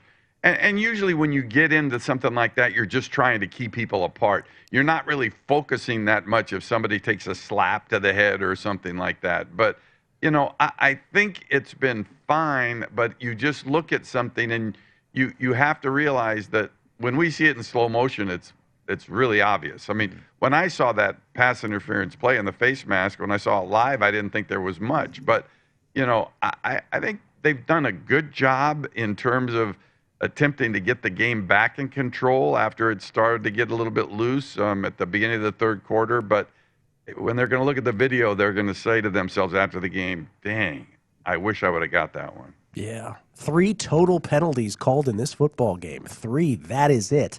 And just sort of alluding back to what Pritch was saying, is there often, for the gamblers out there, I don't know if you know this, Mike, but gamblers sometimes have conspiracy theories on things. This just in. Really? Yes. I don't know if you're aware. I'm wondering if there is a sort of edict given beforehand where it's like, hey, let them play. Just let this go ahead. And of course, I hear that all the time, and I'm getting it on my Twitter feed, when they're saying the same thing. They're just letting them play. They tell them, New York tells them to let them play. That is not true. But in really, you have to look at it. When you get to a one-and-done game like this, in a big game, you as an official, subconsciously, you try to distance yourself from it. You don't want the story to be about you. And sometimes it comes back to haunt you because you get a little lackadaisical, and then you miss something obvious, like a couple years ago in the championship game with the Rams and the Saints. But, they're not told. But if you look at the penalty numbers throughout the whole playoffs, with the exception of the 49er Dallas game, when there were 14 penalties against Dallas, the numbers have been extremely low, and this seems to be following suit. Yeah, even that Bengals-Raiders game, you're right, even though that we sort of recommend it, or sort of remember it, rather, as being clunky officiating, it was clunky, not so much the number of flags. Is that a good portrayal of it, would you say? Yeah, no, absolutely. But that's the game you had to deal with when whistles blew, when they didn't. That game just got so out of hand, and yet then when you go from that point on, the officiating's been really smooth throughout the division games and the championship games. But, when you get to this level, usually it's one and done. When it's one and done, teams concentrate more. And when you're looking at 3 penalties, what do we have? Delay of game, false start. That's 2 of them. Yeah. And then we just have that ridiculously stupid taunting penalty. So teams play more disciplined too. Mike, we'll probably have a chance to come back to you again. I'm sure we will. Appreciate you standing by. You got it. Mike Pereira, everybody, over at Circa. It is literally a gift every time the Rams run the ball. They're passing the ball with ease, and that is 9 carries now for Cam Akers for 10 yards. 9 carries for 10 yards. Is that good? I'm curious. It's a pretty bad average. Yeah. Pretty bad average. If he wants to get to the over, they're going to need to give him roughly 80 carries in this game, and then he'll get to his over. I'm liking where we're Like at. 60 I'm liking where we're at. But as you point out, they have easily, when going through the air, move the ball downfield. Now you have a 3rd and 5 just outside the red zone, down 7 at the Bengals 23. Stafford in shotgun here. They're going to hand it. Razzle little razzle-dazzle. Cooper Kupp overthrows Stafford. It was wide open. On 3rd and 5, they ran the Philly special. Yeah. Come on, Coop. Talk about making up plays from the sideline right now. I was going to say, not that I want to comment on the result, but what are you doing? What are you doing? So he hands it off to Henderson, who flips it back to Kupp, who then throws it way over Stafford's head. You're probably going to get your quarterback blown up too. You might get the first down, but you're going to get a crushed quarterback. Aaron Donald not happy on the sidelines with that. And so now you got to kick the field goal, and this is Matt Gay, who sinks it right down the pipe. Woo, talk about bisecting the goalposts. I was going to say, hold up. We thought about that last time, and then he ended up being short. Yeah, but that was what was that, 41 yards? How long was that? Yeah, that was 41. That's 41. That's what mine's going to look like. That's what that's right. It's a whole nother story for another day. 20-16 now in favor of the Bengals. We go to the live lines. Bengals favored by 2.5. The total at 53.5 in-game. Again, that's if you wanted to bet it now. For those not in the know of in-game betting, those are the lines that are being thrown out there now. The Rams money line at plus 120. We're feeling pretty good about our Bengals bets. Yeah, I feel great about it. I mean, again, it's if McVay is going to continue to be insistent on running the ball in these situations, and yeah, I feel great. Again, Akers 9 for 10, Henderson 4 for 7, Michelle 1 for 3. The longest run of the entire day for them is a Matthew Stafford 7-yard scramble. That is the longest run of the entire day for this team. And Pritchard, we talked about it earlier on, and they do, script out plays, maybe you just want to stay to that. But now you get to this point and you see how ridiculously futile this effort has been. It almost seems like it's being stubborn, right? Yeah, a little bit. I mean, they're averaging 1.8 yards per attempt rushing the football right now. That's ridiculous, really, even if you're trying to set up play action stuff, which I think they are, and that's why they're still sticking with the run. But you're down a tremendous weapon in Odell Beckham Jr., and how much comfort does Matthew Stafford have with Skowronek and all these other guys? So we'll see. I mean, right now, everything's condensed right now for the Rams in their offense. They're not really trying to threaten deep. But I think they're going to get to that in that fourth quarter. What you just said there, though, Mike, the OBJ absence feels a lot bigger than I would have anticipated it to be. Like if you had said to me, at some point in the game he's going to go out with an injury, do you think that will have massive impact? It feels to me, a layman, that it does have massive impact, and the Rams feel very discombobulated from it. I think so. I think you're right, Gil, because you go back to the touchdown pass that he had. That was a package. That was a distinct play for him to run in the red zone right there, and it worked. So I think he was more involved in the game plan just from that perspective. Now you got to adjust all that. Who else do you want to feature? How else do we open up Cooper Kupp if possible? Does OBJ throw that pass otherwise? Instead of Cooper Kupp? Right. Good point. I don't know. Looked pretty sweet when he was throwing the ball earlier this postseason. Coming back, Bengals by 4, in-game line, 2.5 in favor of Cincinnati. Coming back on the BetCast right here at VSiN, the Sports Betting Network. Eliminating grays is as easy as combing your hair.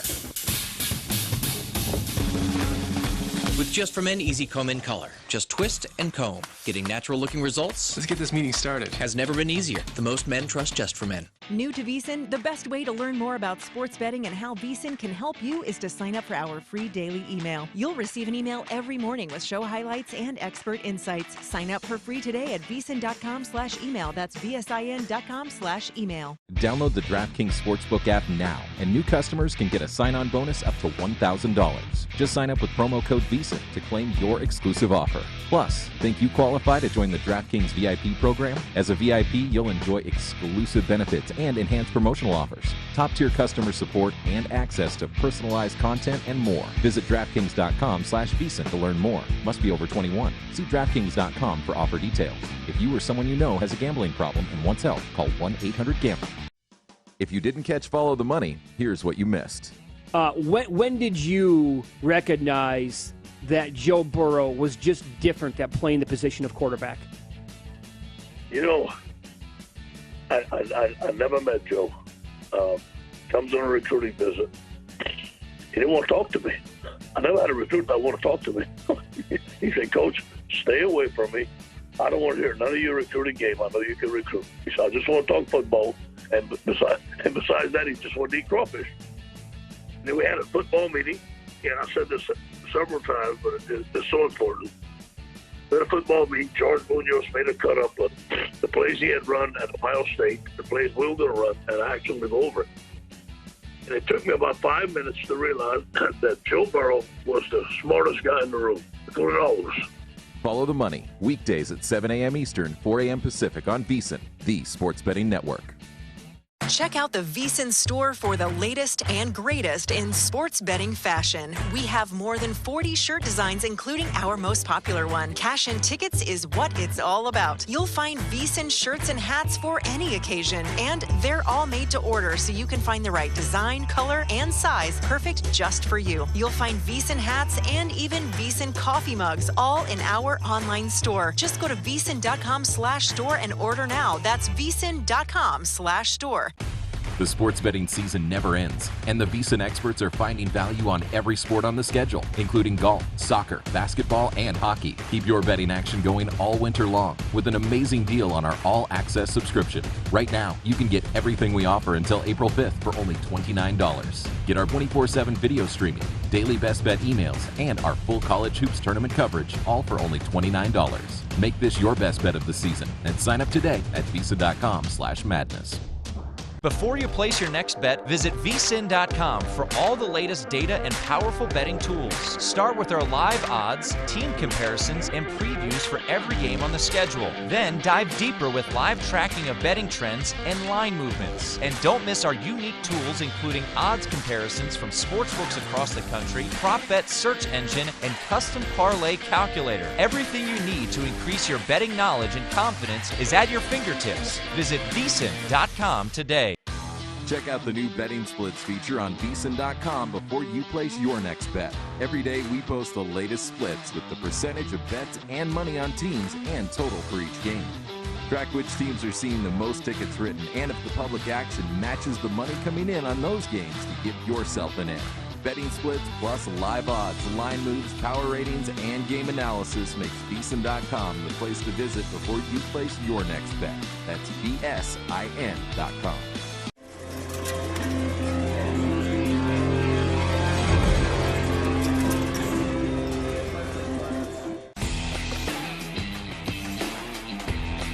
This is VSiN, the sports betting network.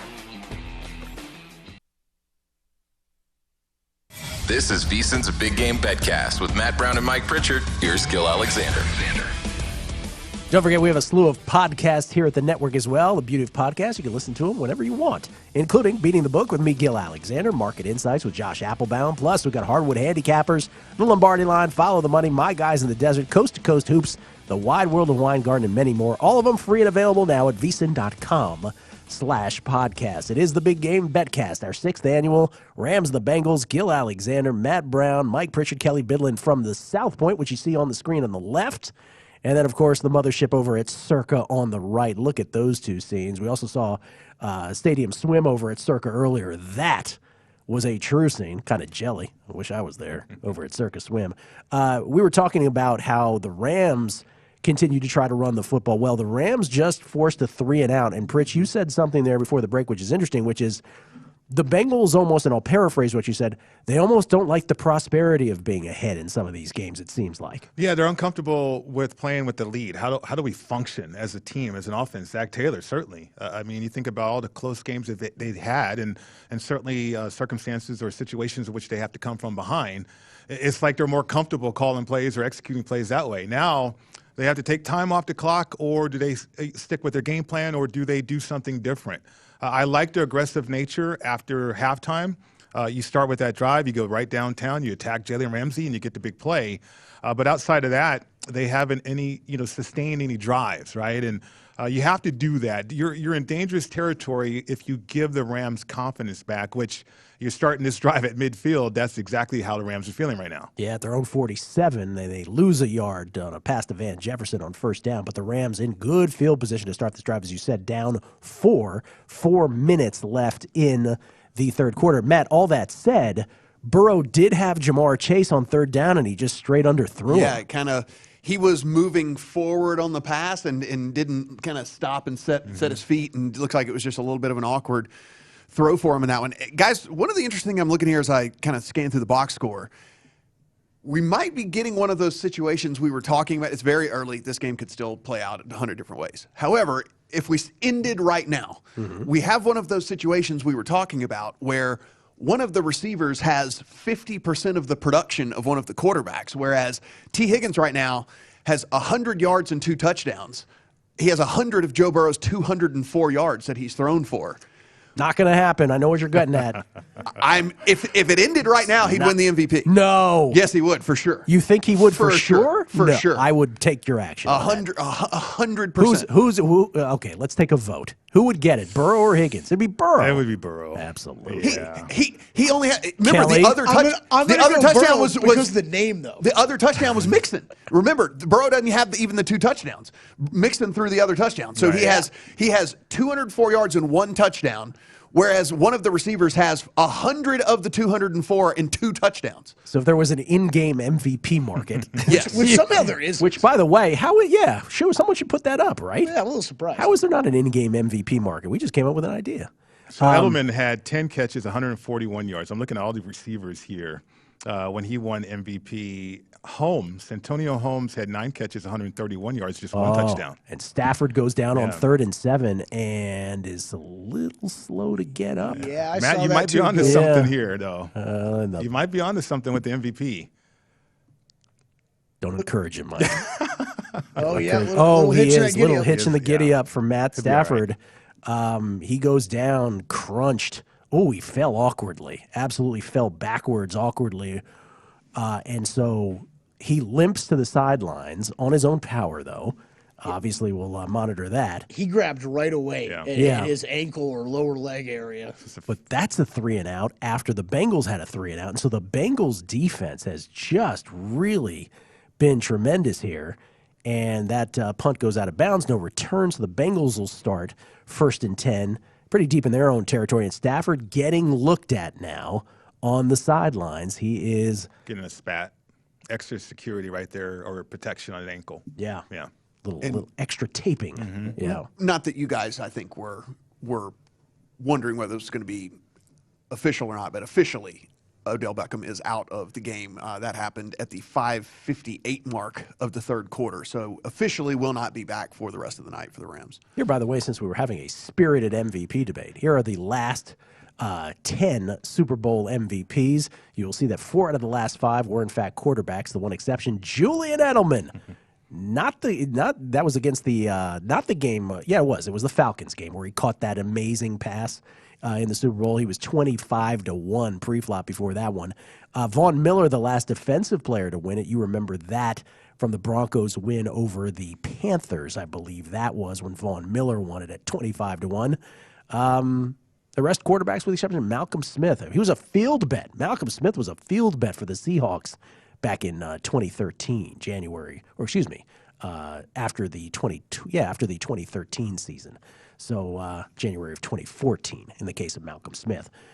Numbers right now, Bengals favored by 3. Again, they have the football, 4-point lead, deep in their own territory, still some time left in the third quarter. All of that factors in to what the algorithm puts up as the in-game line, 50.5. The total has not really strayed from the pre-flop number all that dramatically all game long. Rams plus 125 on the money line if you think the Rams come back and win this football game. They do have live props all game long here.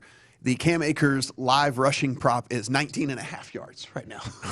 So that's what I was asking earlier. Like some of these in-game rushing props must be hella low at this point. 19.5. And, are tempted because all it would take was one breakout run and you get there.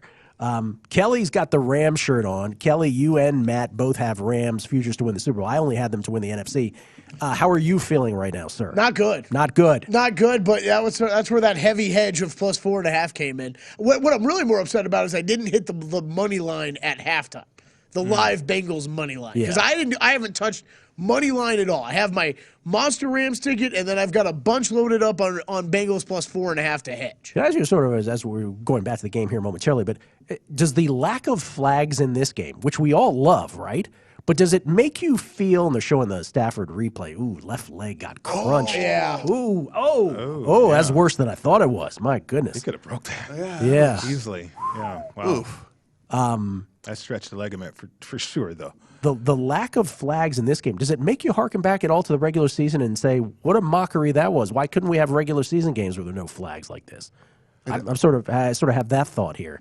There is OBJ, no longer in uniform, hoodie on. Yeah, I go back to the fact that both of these teams are two of the least penalized teams in the league, right? So there's some basis for it. Yeah, I think as an officiating crew, and Mike could probably talk about this, I asked him a question because normally we would go up to officials and, okay, how tight are you going to call this? I mean, we're going to get away with some stuff, or you just want some intel. Mm-hmm. I'm sure that had to take place, a discussion of that sort in terms of how are we going to call this game, knowing that both of these two teams are evenly matched, so we don't want our flags to cause or be the reason for one team to win this game. Let them settle this on the field. Back-to-back sacks here, at least the last 2 plays that didn't involve a punt. DJ Reader, of course, getting Stafford down, and Stafford getting crunched underneath him. And now on first down for the Bengals, Ashawn Robinson with the sack. I believe it's a sack. Yeah, behind the line of scrimmage by 2 yards. So that'll go down as a sack as well. So the defense here in the second half, besides that first play, has been the story. And now 2nd and 12 behind the chains for the Bengals. Again. Burrow running for his life, and that's Von Miller. Wow. And that's inside the 5-yard line. Von Miller looked like he went on turbo there at the end. That he's definitely down, but man, that ball came out pretty quickly there. Ball came out where on the after the sack. He was down. I mean, it was contact. But here's what I say about Burrow too. Remember the Titans playoff game where the Bengals beat the Titans in Nashville, where he got sacked 9 times. Burrow did. Burrow never fumbled the football. We were talking about Carson Wentz earlier, who looks to be on the outs with the Colts. So many quarterbacks, it seems like you just breathe on them and they drop the football. And Burrow, I don't think he gets enough credit for that. And they're not playing it safe. No, 3rd and 22. They get some yards back, and so at least the punter will not have to punt from the shadows of his own goalposts. But the Bengals will have to punt away on another third down. What was he doing there? There was no play it safe draw option even right there. They didn't even line up a back in the backfield right there. And no hesitation with Matthew Stafford. He's already thrown the football on the sideline, so whatever happened to him on that play with Reader, He's getting back in the ballgame. Under a minute left in the third quarter now. A third quarter that was going warp speed for a while before the 3 and outs. But seriously though, what a big play right there to get the 17 back. Yes, huge. Yeah, to get 17 back right there, because that is especially after you shank a punt like that. Well, that sort of mitigates it. So the Rams will end up, because they do field the punt, the Rams are going to end up 1st and 10 at their own 48, let's call it. This is something you talked about in the first half here about these special teams guys, where it's like, Burrow's been there, done that. Like when you're a quarterback, when you're a wide receiver, your mindset's a little bit different than like a punter in these situations. And that's not the first one. I think his last punt was only 41. And so I think that was 33-ish or something right there. Or something. Kevin Huber not getting the job done for the Bengals. By the way, over 6.5 collective punts cashes in this football game, and Rams total punts over 3.5. Also cashes for bettors. Who bets over punts? What kind of bettor does that? I want to meet that guy. I want to meet that guy. Cam Akers with a first down run. Goes out of bounds. That'll stop the clock temporarily here. Closing seconds of the third quarter in a game that a lot of people felt, we had 2 weeks to talk about this every which way, and a lot of people were like, their Rams are just a better football team. Well, through 3 quarters, it's not what it looks like on the scoreboard. 20-16. Cincinnati, but a 2nd and 5 for the Rams. In-game number right now, the Rams are actually favorites. Favored by 1.5 because they have the ball in plus territory in a 2nd and 5 situation ahead of the sticks. We will come back for the fourth quarter. We'll see if the Rams get off a play at the end of the third quarter, and they do not. So that's where we'll begin the fourth. 20-16 Bengals. Again, the Rams favored by 1.5. In-game total at 50. It's our BetCast, the VSiN BetCast. Big game BetCast right here from the South Point. Coming back at VSiN, the Sports Betting Network.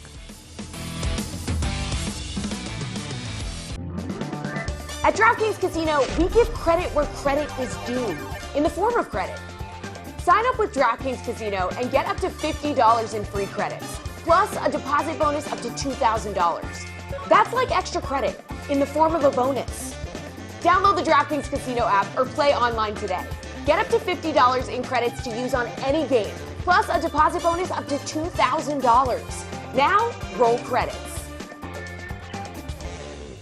Take the VSiN experts with you anytime, anywhere with our full lineup of sports betting podcasts. Visit VSiN.com/podcast to listen to every show on Daily Best Bets with Follow the Money, The Lombardi Line, A Numbers Game, and My Guys in the Desert. Plus, get insights and analysis directly from our experts, including pods from Gil Alexander, Jonathan Von Tobel, Greg Hoops Peterson, Josh Applebaum, and Jason Weingarten. Visit VSiN.com/podcast to start listening for free today. If you didn't catch Betting Across America, here's what you missed. Let's throw it up on the screen. If you didn't know, Mike Pritchard is one of the sharpest guys we know. But look how jacked Mike Pritchard, he still is jacked, but that looks like a young DK Metcalf here, Pritch. Tell me your routine, your workout schedule, your diet. I mean, we all strive to be, a Greek mythology athlete like you are here. You're pretty ripped there, Pritch. You know what? Shout out to Matt Silva for that on Twitter. Yeah, I was kind of jacked back then, right? Look at that scar on that right arm of mine. I still have that scar, but no, I mean that was, what's funny about the story with trading cards is we were an association when I got drafted and not a union because we wanted to get to free agency, and so we broke up the union. And the one way we raised revenue or got revenue for our association at NFLPA was through these trading cards. Betting Across America, weekdays at 3 p.m. Eastern, noon Pacific on VSiN, the Sports Betting Network. Eliminating grays is as easy as combing your hair. With Just for Men Easy Comb in Color. Just twist and comb. Getting natural looking results. Let's get this meeting started. Has never been easier. The most men trust Just for Men. New to VSiN, the best way to learn more about sports betting and how VSiN can help you is to sign up for our free daily email. You'll receive an email every morning with show highlights and expert insights. Sign up for free today at VSiN.com/email. That's VSIN.com/email. Before you place your next bet on the NHL, check with the VSiN Hockey experts. We are tracking all of the action, including scoring trends, as well as the teams and players that are making an impact to give you a betting edge. Get live odds for every game, the current betting splits, matchup data, estimated game scores, plus in-depth insights and analysis from our hockey betting expert, Andy McNeil. Visit VSiN.com/NHL now to increase your hockey betting IQ. That's VSiN.com/NHL.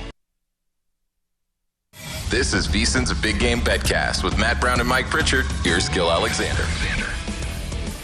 Earlier today, our own Brent Musburger sat down with legendary sports bettor Billy Walters for only his second public interview. The full hour of the exclusive interview with one of the most feared sports bettors of our time is currently available on VSiN.com. Watch the full interview for free whenever you want, only and exclusively on VSiN.com. Gil Alexander, Matt Brown, Mike Pritchard, Kelly Bidlin. It's our VSiN Big Game BetCast. And let me just say this. I was talking about how at the 2-minute warning in the first half, the Rams foolishly ran a play that resulted in an interception. They shouldn't have rushed the play. And now at the end of the third quarter, while trailing, they don't run a play. So sometimes I just have no idea what Sean McVay and that crew is thinking. And on the first play of the fourth down, what do, Matt? They run the ball into the line of scrimmage. Yes. And now an incomplete pass. And it's 3 and out for the Rams, again with great field position. I said it's a gift. Every time they run the ball, it is a gift to Cincinnati. So, right. I mean, it's just they have not had any sort of consistency whatsoever. And I think at this point, even if you were doing it to set up anything, I think at this point you gotta make some adjustments, right? Well, right. And so you see Cincinnati playing a combination in coverage, right? 2-man right there. So obviously you're doubling Cooper Kupp. And you're telling Matthew Stafford to go find somebody else. And he can't find anybody else because nobody else is creating that separation like a Odell Beckham Jr. or Odell Beckham Jr. on the field maybe dictates a different coverage from the Bengals too, right? So taking away that comfort, that blanket of Cooper Kupp, you don't have Tyler Higbee out there as well. I mean, great field position for the Rams, and they cannot do anything with it. Over and over again. Exactly. Yeah, and that was a beautiful pass by Stafford, but just in a tight, as you said, a tight window to Van Jefferson. He wasn't able to haul it in. You were saying something before at the break, too. We haven't necessarily seen it from Matthew Stafford, but obviously his leg got wrenched underneath DJ Reader, and you were commenting on the possible effects of that. Right, because I have not seen the Rams take a shot vertically down the field. And I'm thinking, running the football, right, Matt? And why are they still doing that? Maybe they're setting up some type of play action. Now that he rolled that left ankle, that's his transition weight. And can he get the ball down the field? Or is he going to start throwing off the back foot?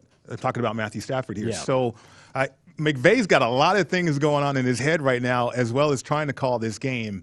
And the one that stands out to me right now is just the fact that do you have anybody reliable outside of Cooper Kupp that can make plays for you? And that's the consideration for not only your quarterback, but certainly the coaching staff on the sideline. Well, this is what separates the good coaches from the great ones, right? The ability to make in-game adjustments. And again, I'll say it again. I just think there's too much mismanagement on Sean McVay's part. Burrow and there's a pass escapes. Burrow to Boyd. Is that close? Is that it? That close? Did you get it? That's got to be it. That's got to be it. That's got to be it. What did he have going 43 and a half was the number on Boyd? 38 and a half. Oh, I think you're over. You're good. You're over. Am I over? Oh, well, that's 39. There you go. Can't lose one. Don't lose one. Don't lose a yard. Come on. Everything forward from here on out. Can a receiver lose yards or receptions? I don't think so. I don't think so. Can you? No, you can't, because then it's a lateral. No.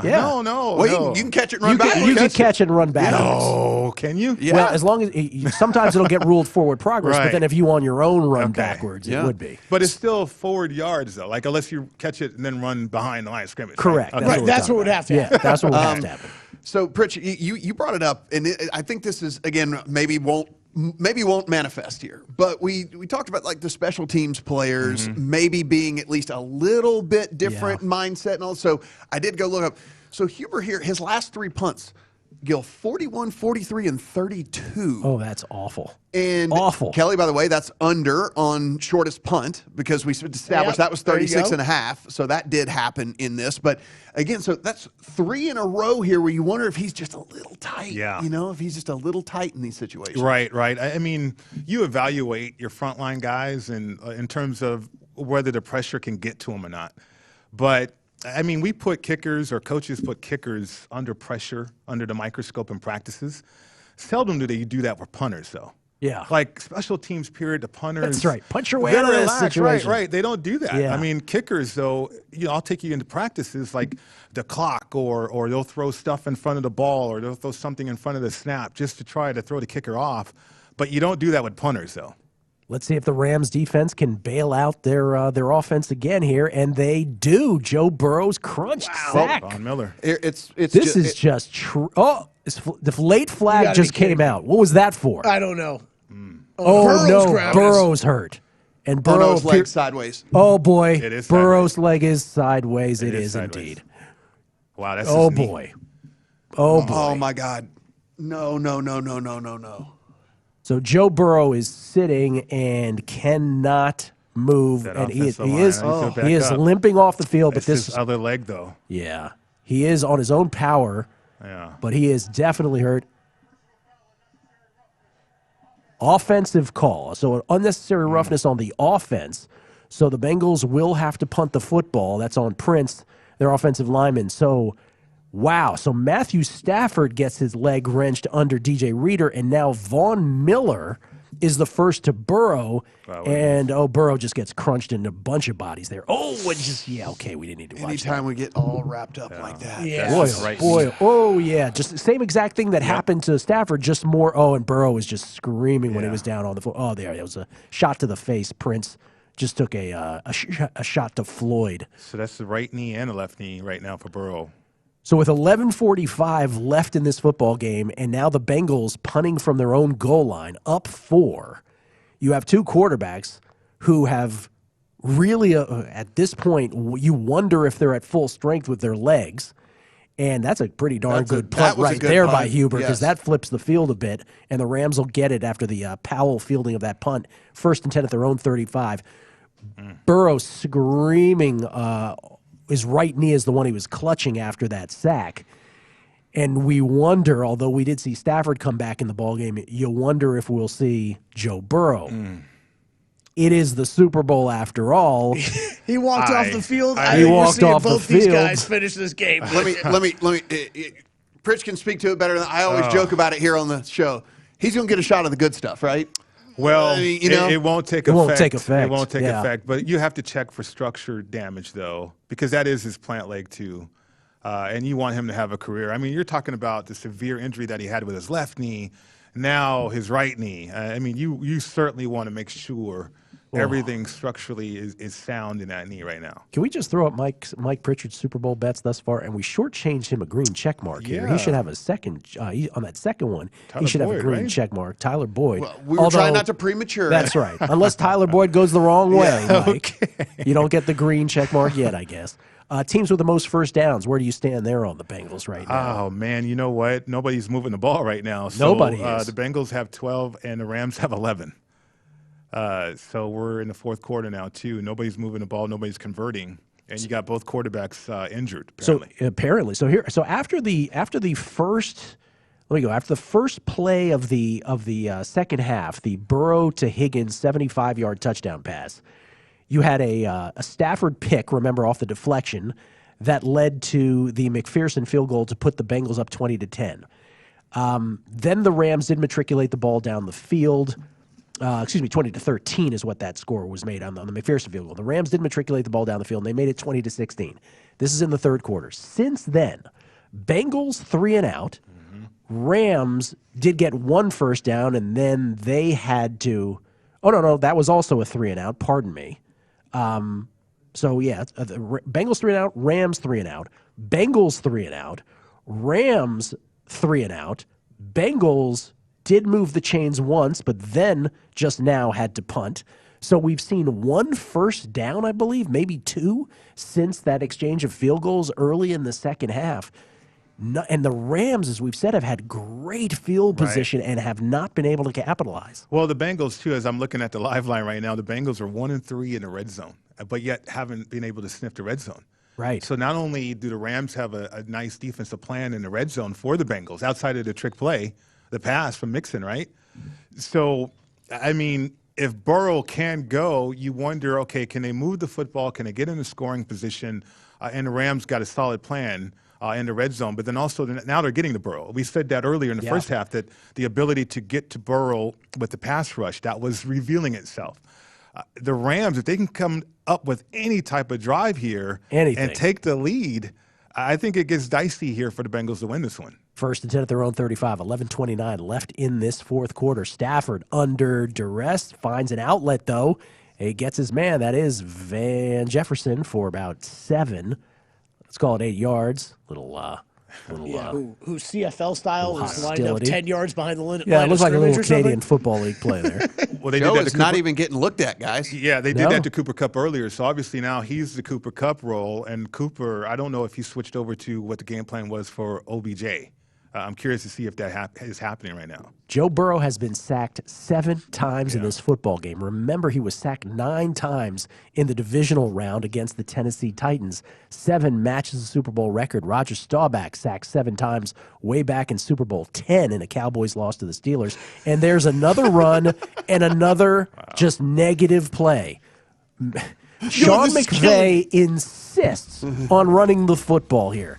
Boy, this OBJ absence has been the story of this football game. And Cooper Kupp, where are you? Right there blocking. Yeah. He didn't block much. He didn't block much. He tried to block. He didn't block anything. Coming back, see if the Rams can convert a third down. Down 4. Just over 10 minutes left here on the BetCast at VSiN, the Sports Betting Network.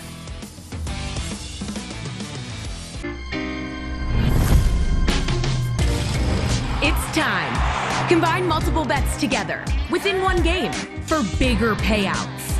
Introducing Same Game Parlay from DraftKings Sportsbook. It's a whole new ball game.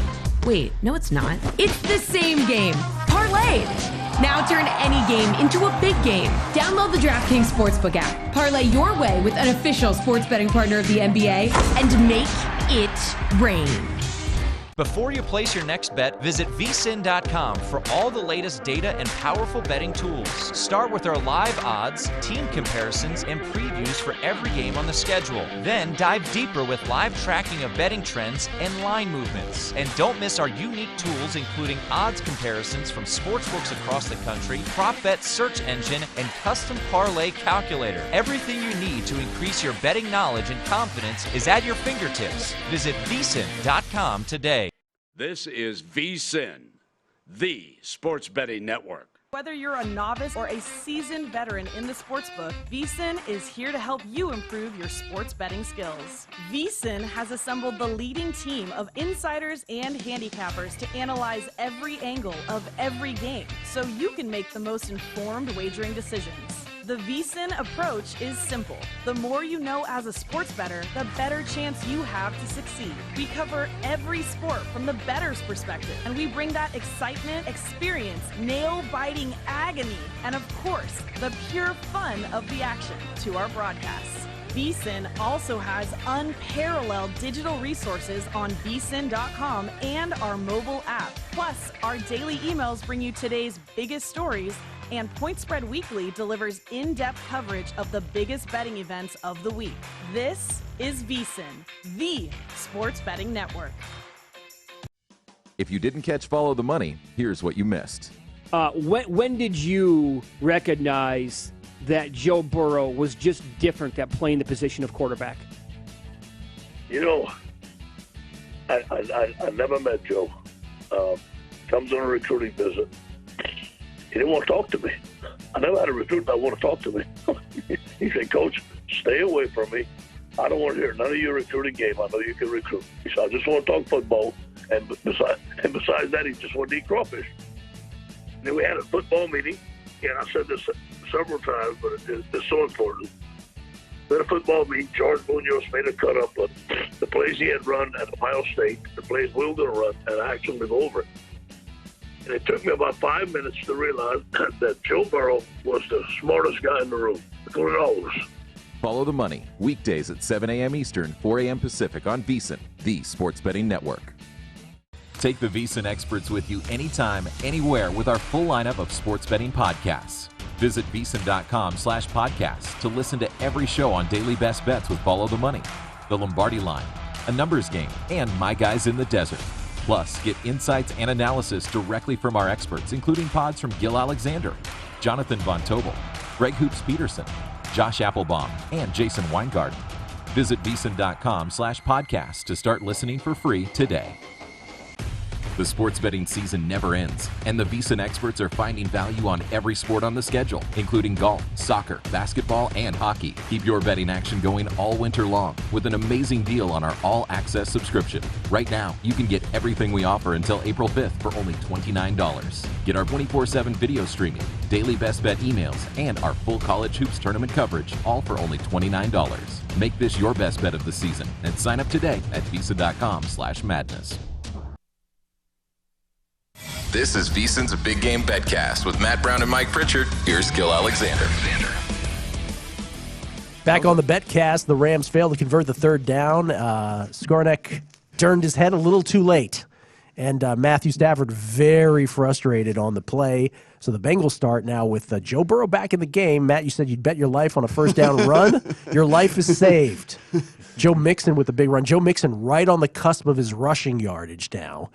He's a very big favorite to go over. There it is. And he goes over. Joe Mixon now over. So loser video from me and Matt on Joe Mixon's rushing yards. Remember at the beginning of the game, pass it to run it. So they just ran a draw because they got that passing formation. So that's how you see how game plans or coaches and sticking to script and stuff like that, how they keep going with that. And now in the fourth quarter, it's starting to work for the Bengals a little bit here. Well, and it couldn't come at a better time because you have the Burrow leg issue, right? Right. As well. So this is going to be another run. Look, second and 900 2. linemen in there. Yeah. And there is Mixon. This one doesn't go anywhere, though. No, it doesn't. So it's going to be third and a long one now for the Bengals as the clock just ticks along, moving up to the 8-minute mark. 8 minutes left in the fourth quarter. 20-16 Bengals. The Bengals are 3.5-point favorites now in game. So essentially, you are betting on whether this lead is maintained at this number the rest of the way. The total is down to its low at 43. 36 currently on the board, 20-16. Obviously, this is a big play. Third and a long one. Burrow will throw this quick pass, and he just does move the chains. Chris Evans on the catch. Chris Evans, when last we saw him, was jumping in the air and doing a pirouette early in the first half. I mean, look, we're at that 7:45 mark. You got a first down here. They're going to run it right here again. Sure. I'm not going to go my life. I will say, at least my right pinky toe. You're willing to give that up? Yes, my right pinky toe, that they run it again right here. So, and typically 2 first downs allows you to flip the field. And so Cincinnati has accomplished that, right? They're going to draw our screen, huh? There goes your pinky toe. Screen. Well, at least I called it a screen. Yeah, that'll be a loss of yardage as Mixon gets stopped there by, is that Ernest Jones on the tackle? So it's going to be second, Ernest Jones, the financial advisor that is Ernest Jones, gets you there. That was a bad play call right there. Yeah. Slow to develop. Yeah. 7 minutes left. Tick, tick, tick. Second and 13, though, now. The Bengals behind schedule here on this sequence. That one almost felt like the Rams have seen that before. Because they knew exactly what was coming right there. Like it's almost like they've seen that before, that formation or something.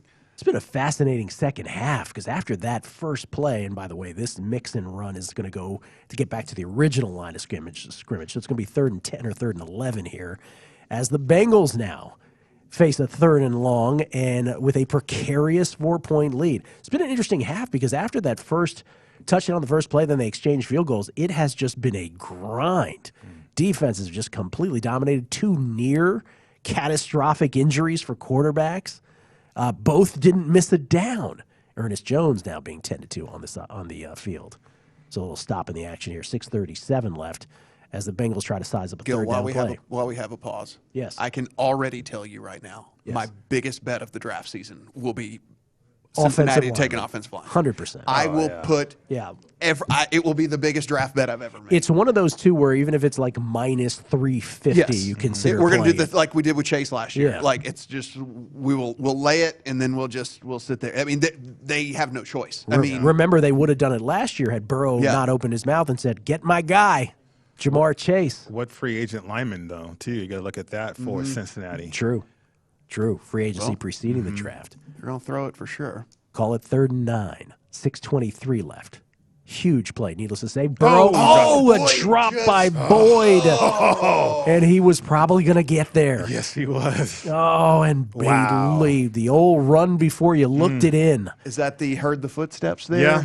Yeah. He just looked away. Yeah. Total alligator arms, heard the footsteps. You're a possession receiver. First of all, I mean, why are you taking your eyes off the football to look upfield to see who you can make miss? Catch the football. You're a possession receiver. His entire head moved before. What a bummer. What a bummer.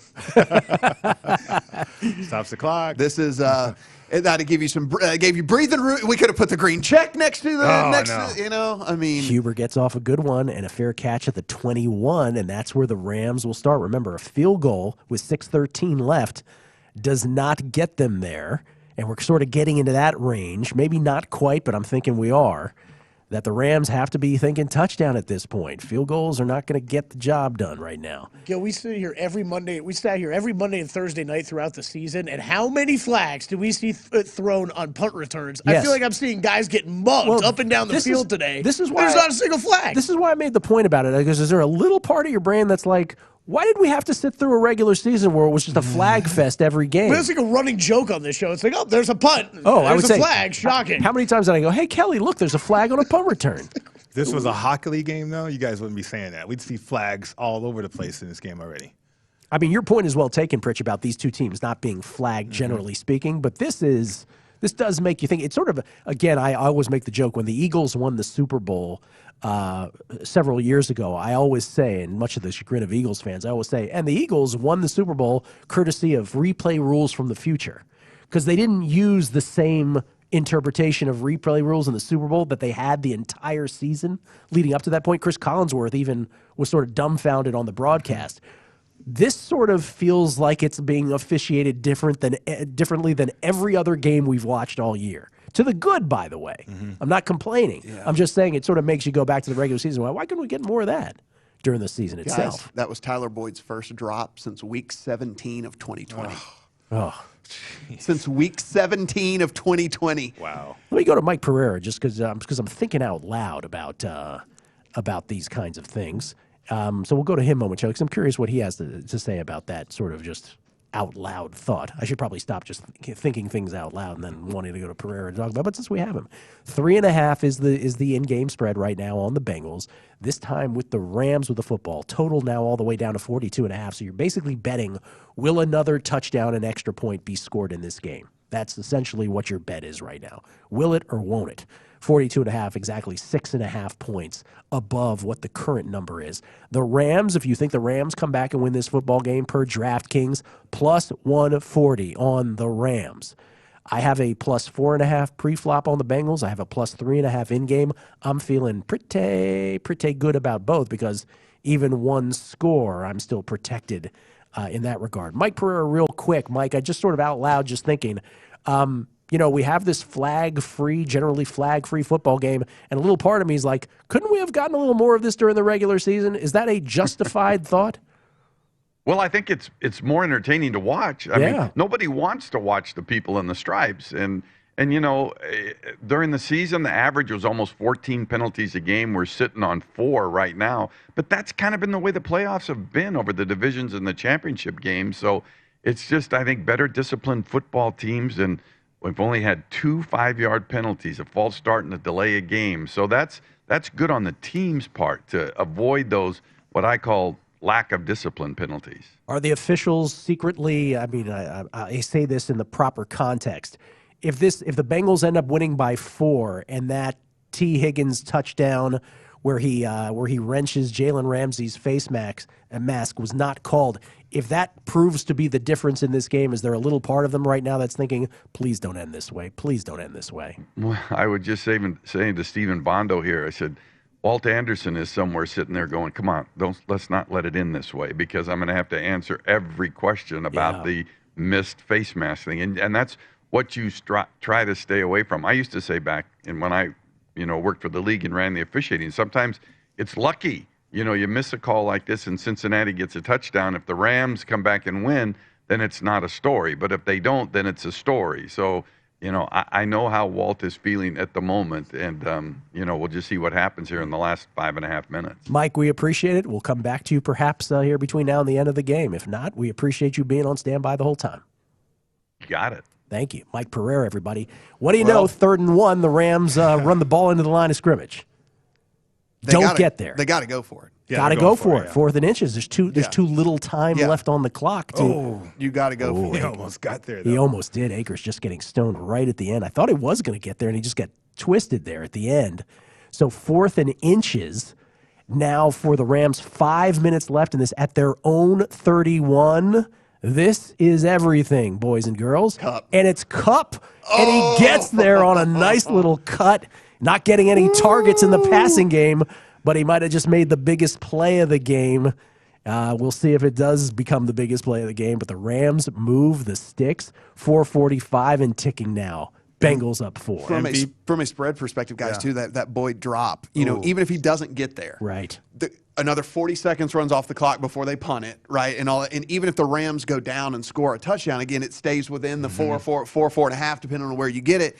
Now when the clock stopped and it saves them all, it could change the whole dynamic of how even the spread works out in this thing. MVP discussion. Yes. Matthew Stafford's big time in play right now, right? Big time in play. Goes down and wins this one? Absolutely big time in play. We'll take a break. 4:31 left. 2nd and 10 for the Rams. Down 4. Drama at SoFi. Coming back on the BetCast in moments at VSiN, the Sports Betting Network.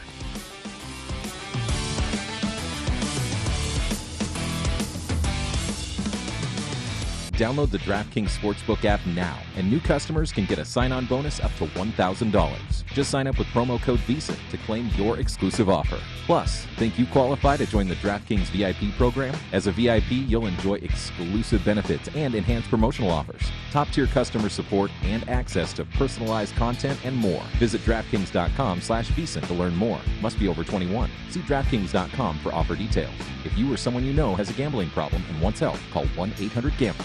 Take the VSiN experts with you anytime, anywhere with our full lineup of sports betting podcasts. Visit VSiN.com/podcasts to listen to every show on Daily Best Bets with Follow the Money, The Lombardi Line, A Numbers Game, and My Guys in the Desert. Plus, get insights and analysis directly from our experts, including pods from Gil Alexander, Jonathan Von Tobel, Greg Hoops Peterson, Josh Applebaum, and Jason Weingarten. Visit VSiN.com/podcasts to start listening for free today. If you didn't catch Follow the Money, here's what you missed. As a guy who coached in the league for many, many years, and we've talked about this several times on this network, Coach, did you ever pay attention to the point spread? Did you ever use it as motivation to your players? I used it as a motivation when I was coaching UCLA against Ohio State in the Rose Bowl. I think we were between 16 and 18-point underdogs because they had beaten us soundly in the regular season. And I used it as motivation at that time. In the NFL, I really didn't. First off, I didn't want to know what the point spread was because I didn't want to know we were going to lose the game before we played it. That's scary. You take up your confidence. How could you do a good job walking in the meeting room with your team and say, guys, we're -5 this weekend. Holy mackerel, we better stay home, Follow the Money, weekdays at 7 a.m. Eastern, 4 a.m. Pacific on VSiN, the Sports Betting Network. This is VSiN, the Sports Betting Network. Whether you're a novice or a seasoned veteran in the sportsbook, VSiN is here to help you improve your sports betting skills. VSiN has assembled the leading team of insiders and handicappers to analyze every angle of every game so you can make the most informed wagering decisions. The VSiN approach is simple. The more you know as a sports bettor, the better chance you have to succeed. We cover every sport from the bettor's perspective, and we bring that excitement, experience, nail-biting agony, and of course, the pure fun of the action to our broadcasts. VSiN also has unparalleled digital resources on VSiN.com and our mobile app. Plus, our daily emails bring you today's biggest stories, and Point Spread Weekly delivers in-depth coverage of the biggest betting events of the week. This is VSiN, the Sports Betting Network. The college hoops betting season is in high gear, and the VSiN basketball experts, including Greg Hoops Peterson, are tracking all of the action for the key players, teams, and conferences every night of the season. Plus, visit VSiN.com for data, including betting splits on where the money is moving, as well as matchup analytics with estimated scores and the latest line movement. The VSiN team of experts is here to give you an edge and help you make your best bets this college hoop season. Before you place your next bet on the NHL, check with the VSiN hockey experts. We are tracking all of the action, including scoring trends, as well as the teams and players that are making an impact to give you a betting edge. Get live odds for every game, the current betting splits, matchup data, estimated game scores, plus in-depth insights and analysis from our hockey betting expert, Andy McNeil. Visit VSiN.com/NHL now to increase your hockey betting IQ. That's VSiN.com/NHL. This is VSiN's Big Game BetCast with Matt Brown and Mike Pritchard. Here's Gil Alexander. All right, 2 minutes, actually under 2 minutes left in this football game. The Rams matriculating the ball down the field. Shout out to Hank Stram. And Cooper Kupp has been rediscovered on this drive by Matt Stafford. He's been targeted. He's been making catches. And the Rams are in position now. By the way, another situation where Sean McVay, I have no idea what he's doing, was north of the 2-minute warning. The Rams have their full allotment of timeouts. He should have just went, to the 2-minute warning instead. And we're incredulous. We're like, are you really going to run a play? They run a play. It's a running play. So those people who there's a prop about will it land not on the 2-minute warning. Yeah. Those people who went on the no cash big time on that because it's 156 left in this one, and 55, yeah, 155 left, and so the Rams down 4 with 155 left are knocking at the door. And we were just talking MVP. If the Rams come back and win this, Matthew Stafford is a virtual lock for MVP at this point. Yeah, because 282, 2 touchdowns. I mean, the 2 picks, but I think everyone saw what we saw. One was kind of the alligator arm there, like pick or whatever. So one was bad, but the other one was not his fault. So yeah, it's a virtual lock for him at this point. The reason we were so incredulous about that is because, again, we're like, oh, okay, they've decided that this is just the last drive of the game. Right. Like because this is just going to be the last drive of the game. So there's no point then in running that play. You have all 3 timeouts, so you're going to be able to do whatever you want to anyway. Right. So yeah, I don't know. That's interesting. Also, as Kelly pointed out, if you run, so the one play not to run a running play, right? Because it's going to stop anyway afterwards. Well, now you're second and goal, too. So what kind of plays do you have in the playbook without Odell Beckham Jr.? Second and goal, obviously you're going to look for Cooper Kupp as an option, maybe a back out of the backfield, maybe a trick play. First and goal here for the Rams, actually. He's Stafford over the middle. He had Van Jefferson. Hold on. Maybe that MVP is not. Wow. He could have iced it. That was his worst pass since the interception deep. Did he throw that right-handed or was that left-handed? Van Jefferson. Did he throw that with his good hand, Kelly? Van Jefferson wide open, and Stafford airmails it. Now it's third and goal. To your point, Gil, why did you run a play right before the 2-minute warning? Is it third and goal or is it second and goal? It's second and goal. Second and goal. Okay, second and goal. Second and goal, yeah. Second and goal, because he got the first down on that running play. So second and goal from the 8. Stafford in shotgun again. Henderson to his right. Stafford with time. Dumps it incomplete. That didn't have a chance. Henderson was right in the flat there. He just threw it into the ground. So third and goal. 2 plays for a Super Bowl, Cincinnati. Well, I guess they got all 3 timeouts. Well, both teams have all 3 timeouts. So plenty of time here with 147 left. But if the Rams obviously don't score here, they've got to have a defensive stop, and they got to use all those timeouts, one would think, to stop the clock, but we're ahead of ourselves. Third and goal for the Rams, 147 left, down 4 at the Cincinnati 8. Kupp in motion, right to left. Oh my goodness. He's on a linebacker too. Stafford got time over the top, knocked down. Wow. Oh, and a flag! There's the flag. No way! Please, this point in the game. Bail me out. Let's go. No way at this point in the game. That's where you throw the flag. There you go. Also, did nobody notice that? Holding. There it is. A defensive hold on the Bengals. We waited all day, and that's where you throw the flag. Also, was there not a false start on that play?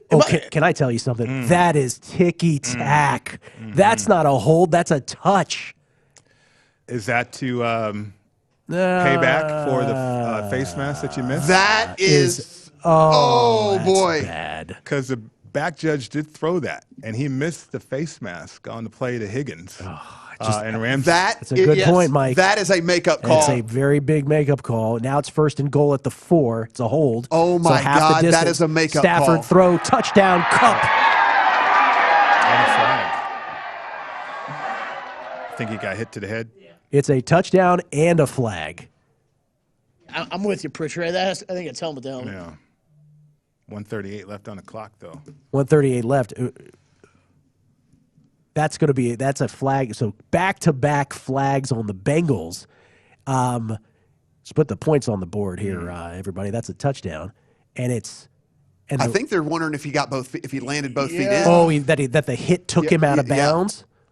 Oh, great call. Yeah, I think they're wondering if both feet got in. Well, 1:38 left. A flag. We're going to see the replay here, and the officials are conferring, and. Oh, man. There was a couple flags on that play that they could have thrown on the Bengals. Oh, offsetting. There was a flag on the Rams. That's why.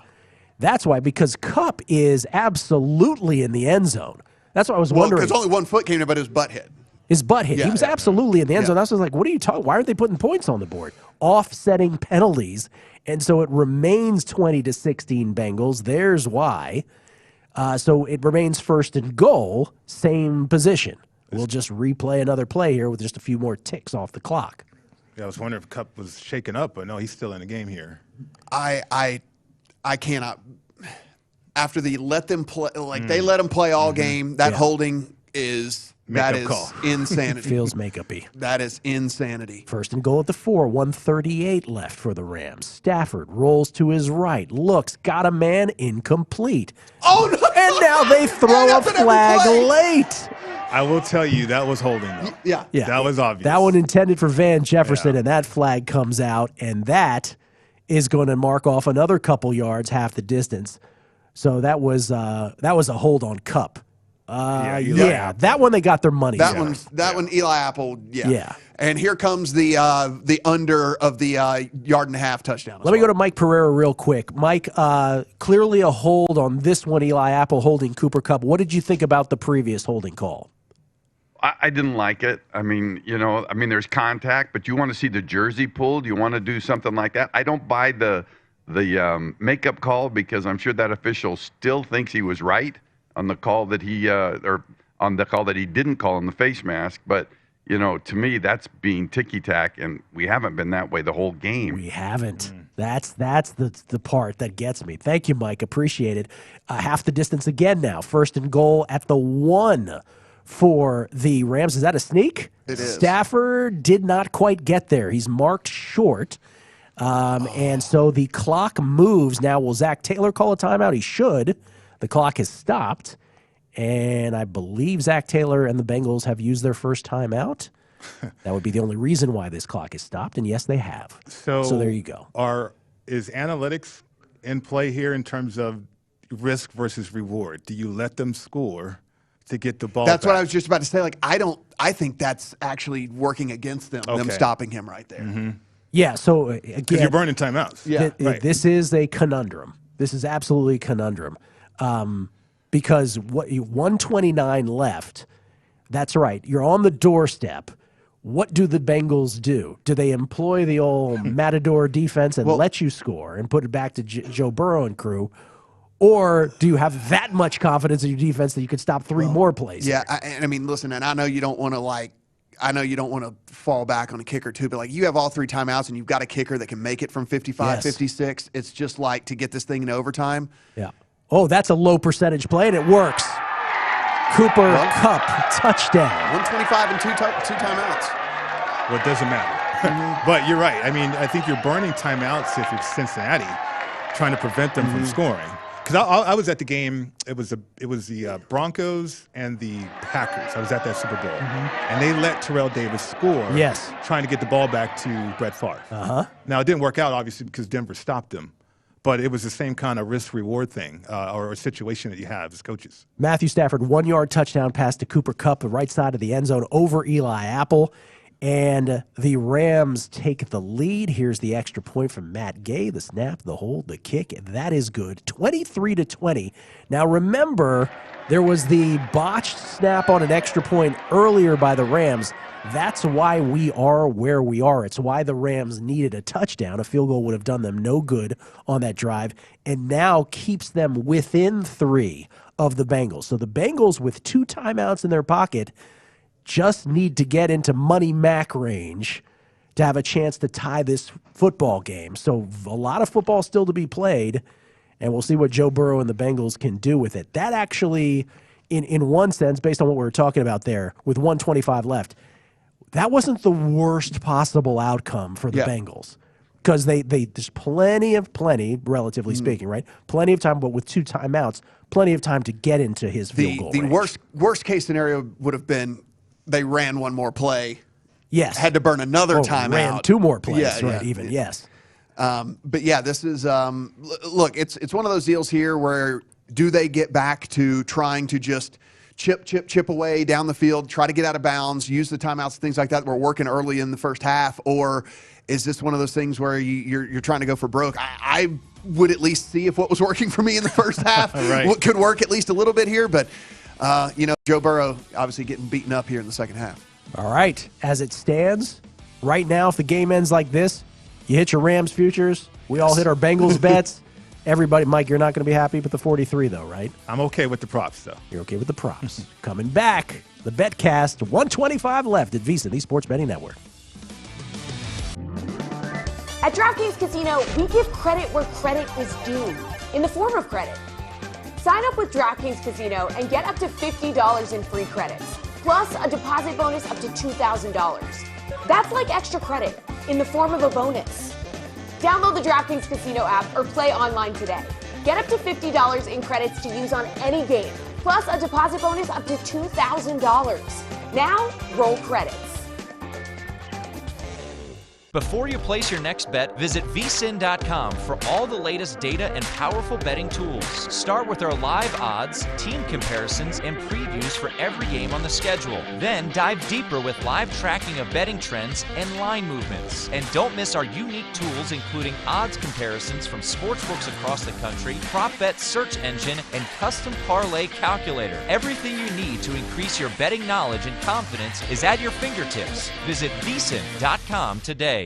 This is VSiN, the Sports Betting Network. Whether you're a novice or a seasoned veteran in the sportsbook, VSiN is here to help you improve your sports betting skills. VSiN has assembled the leading team of insiders and handicappers to analyze every angle of every game, so you can make the most informed wagering decisions. The VSiN approach is simple. The more you know as a sports bettor, the better chance you have to succeed. We cover every sport from the bettor's perspective, and we bring that excitement, experience, nail-biting agony, and of course, the pure fun of the action to our broadcasts. VSiN also has unparalleled digital resources on VSiN.com and our mobile app. Plus, our daily emails bring you today's biggest stories, and Point Spread Weekly delivers in-depth coverage of the biggest betting events of the week. This is VSiN, the Sports Betting Network. Take the VSiN experts with you anytime, anywhere with our full lineup of sports betting podcasts. Visit VSiN.com/podcast to listen to every show on Daily Best Bets with Follow the Money, The Lombardi Line, A Numbers Game, and My Guys in the Desert. Plus, get insights and analysis directly from our experts, including pods from Gil Alexander, Jonathan Von Tobel, Greg Hoops Peterson, Josh Applebaum, and Jason Weingarten. Visit VSiN.com/podcast to start listening for free today. If you didn't catch Follow the Money, here's what you missed. Invincible back in the mid-2000s, featuring Mark Wahlberg, but Greg Kinnear played Dick Vermeil. And then this past year, American Underdog, the story about Kurt Warner and the Rams, you were played by Dennis Quaid. Who played Dick Vermeil better? I think they probably both did it better Vermeil than I do it myself. I don't know. It's sort of funny to see that. What I appreciated about the American Underdog and Dennis Quaid and the writers and director, they actually used some conversation that I had with Kurt. I can remember like it was yesterday, saying to Kurt, you know, there's something I really like about you, and I can't wait to find out what it is. Well, they used that statement in the movie. Now, to me, that added credibility to their thinking and putting the movie together. I've seen the movie 3 times, and each time I saw it, I liked it better. Follow the money weekdays at 7 a.m. Eastern, 4 a.m. Pacific on VSiN, the sports betting network.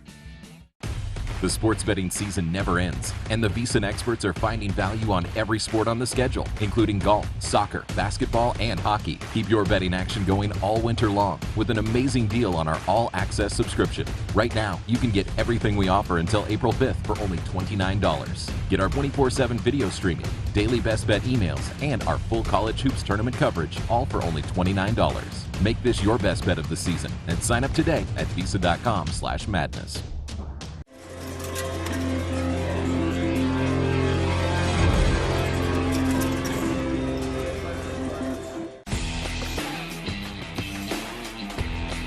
This is VSiN, the sports betting network. This is VSiN's Big Game BetCast with Matt Brown and Mike Pritchard. Here's Gil Alexander. The Los Angeles Rams are Super Bowl champions, Super Bowl 56 champions. The Bengals had a 3rd and a long one near midfield. It looked like Samaje Perine could have gotten to the sticks. Somehow he did not, and on 4th and 1, Aaron Donald decided, I'm about to end all of this. And as you watch, and everyone sitting with the Stafford rushing prop watches in slow motion as it goes into dust, because it was 5.5. He had 6, and he is kneeling right now and out, and you are now losing. It is the worst. We watched it happen. We watched it happen with Mahomes 2 years ago, and here it is again. Yeah. Rams money line hits. Bengals against the spread hits. Boom. Under hits. Blue Gatorade hits. That's what color it was. Everybody who had NFC futures on the Rams and Super Bowl futures on the Rams, if you played the opposing team plus the points, everything has hit both weeks. And there is Kelly Midland. No Midland today. Oh, yes, Midland as well. Get that middle. Let's go, baby. Yes, sir. My heart hurts for Joe Burrow, but listen, this team, if they can get an offensive line, they're going to be back. So I'm not that. I'll tell you this. Hitting all these bets feels good. Yes, it feels great. Let me tell you something. Odell Beckham Jr. moved to tears on the sidelines. We don't have an MVP announcement yet. We're thinking it's Matthew Stafford, though, which will save me over the Bengals bet pre-flop in-game. Stafford will make up. And by the way, no missed extra point hits as well for me. The only thing that missed was the touchback and the mix in rushing yards in the end. Interviewing Aaron Donald at the end. Hope that means he's not the MVP. Hope that's what that means. But he had what a football game he had.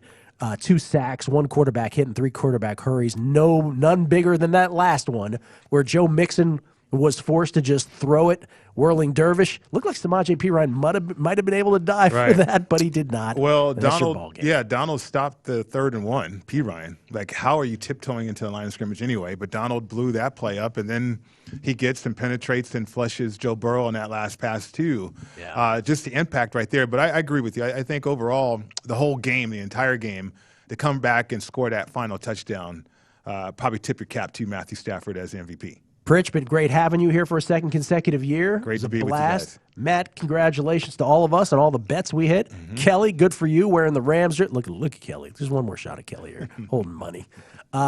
For Matt Brown, for Mike Pritchard, for Kelly Bidlin, Gil Alexander, that's the BetCast. Rams, champions of the National Football League. We send it over to Circa Tim Murray, and Sean King takes us over from here. Enjoy.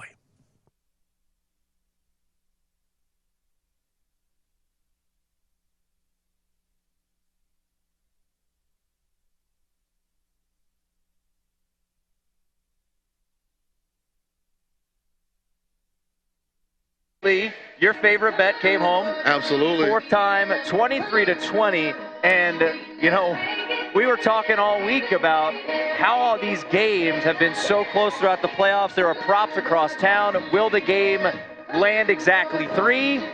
Sure enough, it lands exactly 3, 23-20. So much to unpack. First initial thought, we're waiting for the official announcement, who the MVP will be as the Rams beat the Bengals 23-20. If you were handing it out, would it be Matthew Stafford or would it be Aaron Donald? Well, let me just say this. The Rams won this game because of Matthew Stafford. He never blinked. He kept his composure. He stayed in the pocket, even under duress, made throw after throw after throw. Odell Beckham goes down, didn't matter. Doesn't have Tyler Higbee, didn't matter. Throughout the season, they lose Robert Woods, didn't matter. He found a way to connect with Cooper Kupp when it mattered the most. And so I think the MVP has to go to Stafford. Donald did exactly what Donald's supposed to do, but without Stafford, they're not where they're at now, which is Super Bowl champions. But I also got to say this. It's been a long offseason for Zach Taylor. 2nd and 1, your team is driving. You get cute, take a shot down the field, come back 3rd and 1, and always,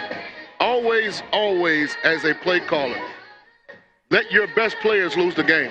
You run the ball on 3rd and 1. Where's Joe Mixon? Joe Mixon's had an outstanding game running the ball. That's Samaje Perine. He doesn't pick it up. Then on 4th down, Aaron Donald does what Aaron Donald does. So Joe Mixon and Jamar Chase, once you had 2nd and 1, did not get their hands on the football. It's going to be a long offseason for Zach when he looks back at this. Yeah, Samaje Perine had 2 carries today. And Sean, for Samaje Perine, he hadn't had a carry in a couple of weeks since the wild card round against the Las Vegas Raiders. We're going to bring in Mike Pereira here in just a moment because for the majority of, at least the first half, Sean, very clean game. The only penalty was the boneheaded mistake by the Bengals player running on the field. And then you're seeing the refs eat the flag on a touchdown pass on the first offensive play of the half, and then a very, very questionable and vital defensive holding call on a third down pass. Yeah, I think in that situation you can't throw that flag because the temperature of the game was one where they were letting the guys play.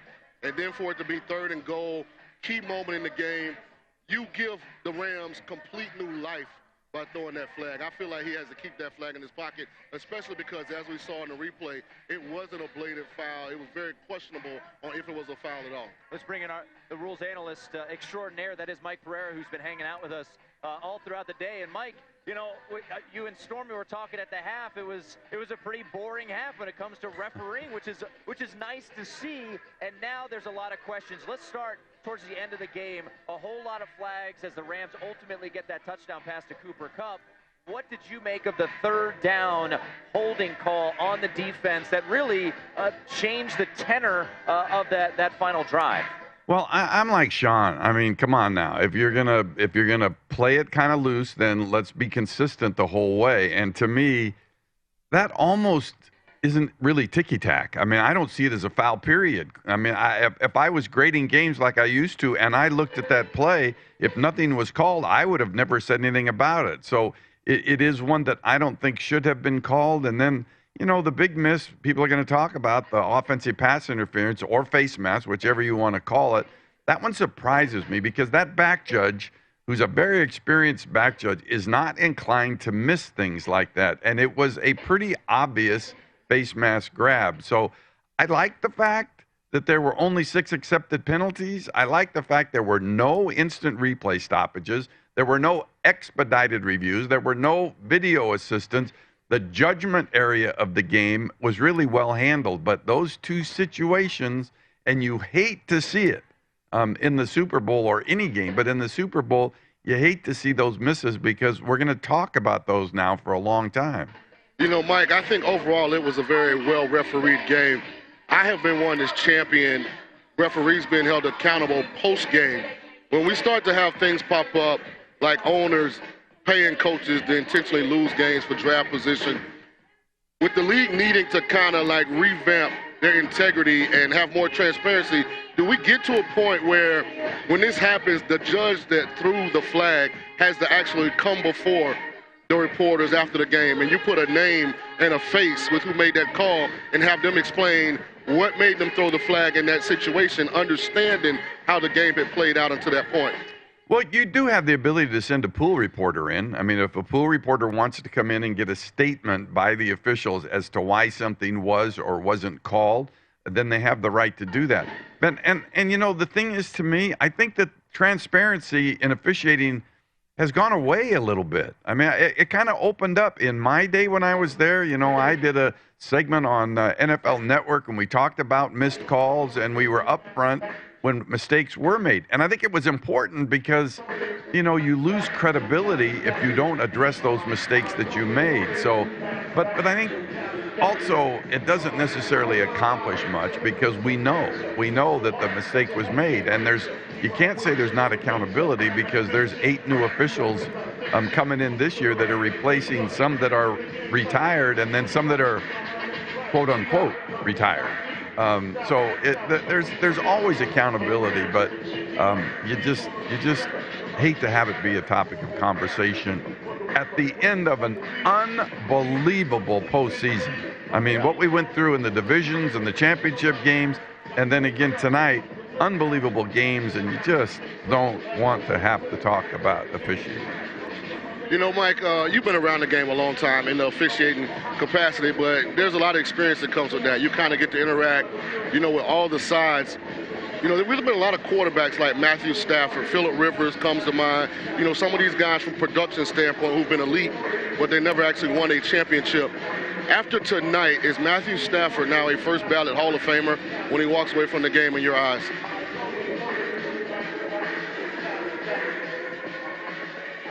I lost contact. I lost you, Sean. Oh, okay. Can you hear me now? Yes. Okay, I said we've seen some guys be productive, Phillip Rivers, you know, and guys that, you know, just never could actually win a championship, but statistically they were elite. After tonight, my question for you was, in your opinion, is Matthew Stafford now a first ballot Hall of Famer when he walks away from the game? Well, to me, he is because of what he accomplished in Detroit, which I think was really his numbers that he put up there were tremendous. But then he comes into a situation here, and what I really like is that he started strong and then hit really kind of a dry spell, and the whole Rams club kind of struggled a little bit. But he brought them back. I mean, he brought them back. And so to me, I would say yes, because he's been a great story. He's been a great story. And so, you know, I would certainly like to see him as a first ballot. Hey, Mike, we really appreciate you've been phenomenal on the air and being with us all day. So thanks so much, Mike. Appreciate you, Mike. You got it. See you later. There he is, rules analyst Mike Pereira. And, you know, that's one thing that is so great about having Mike Pereira on these broadcasts is that it is transparency, and there's no defending it. Both those calls were bad missed calls and vital to both sides. And I'm not going to say it evened out because, I don't know, it's just it's unfortunate to see it play out that way. But 23-20 the final score. Bengals do cover the closing number of 4.5. The under comes home. Thankfully, I got at least one bet right now. Jeez Louise. We will grade out props. We'll tell you who the MVP is as well. The Rams are Super Bowl champs, 23-20 over the Bengals.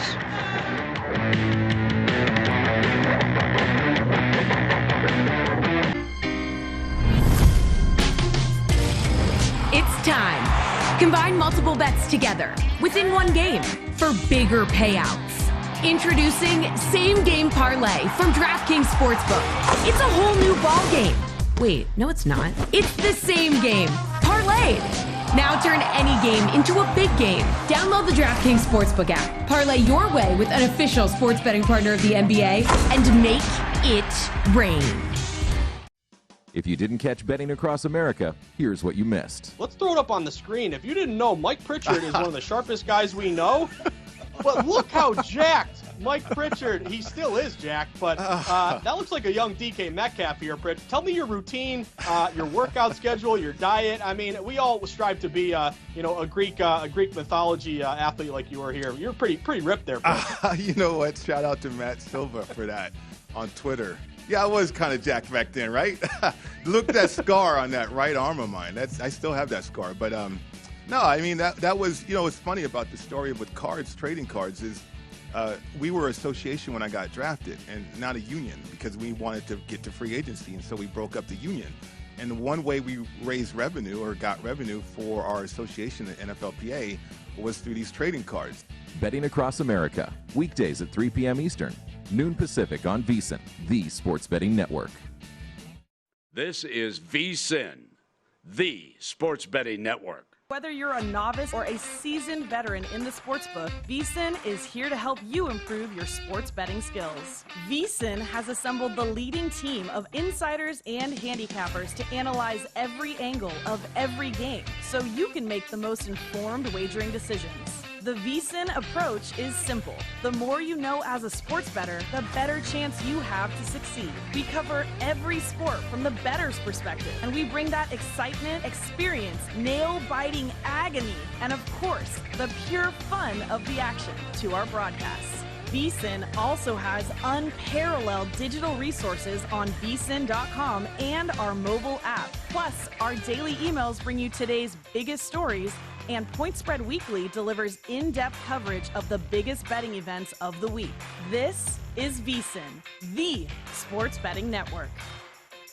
Take the VSiN experts with you anytime, anywhere with our full lineup of sports betting podcasts. Visit VSiN.com/podcast to listen to every show on Daily Best Bets with Follow the Money, The Lombardi Line, A Numbers Game, and My Guys in the Desert. Plus, get insights and analysis directly from our experts, including pods from Gil Alexander, Jonathan Von Tobel, Greg Hoops Peterson, Josh Applebaum, and Jason Weingarten. Visit VSiN.com/podcast to start listening for free today. This is the Nightcap Postgame Show, live from Stadium Swim at Circa in downtown Las Vegas on VSiN, the sports betting network.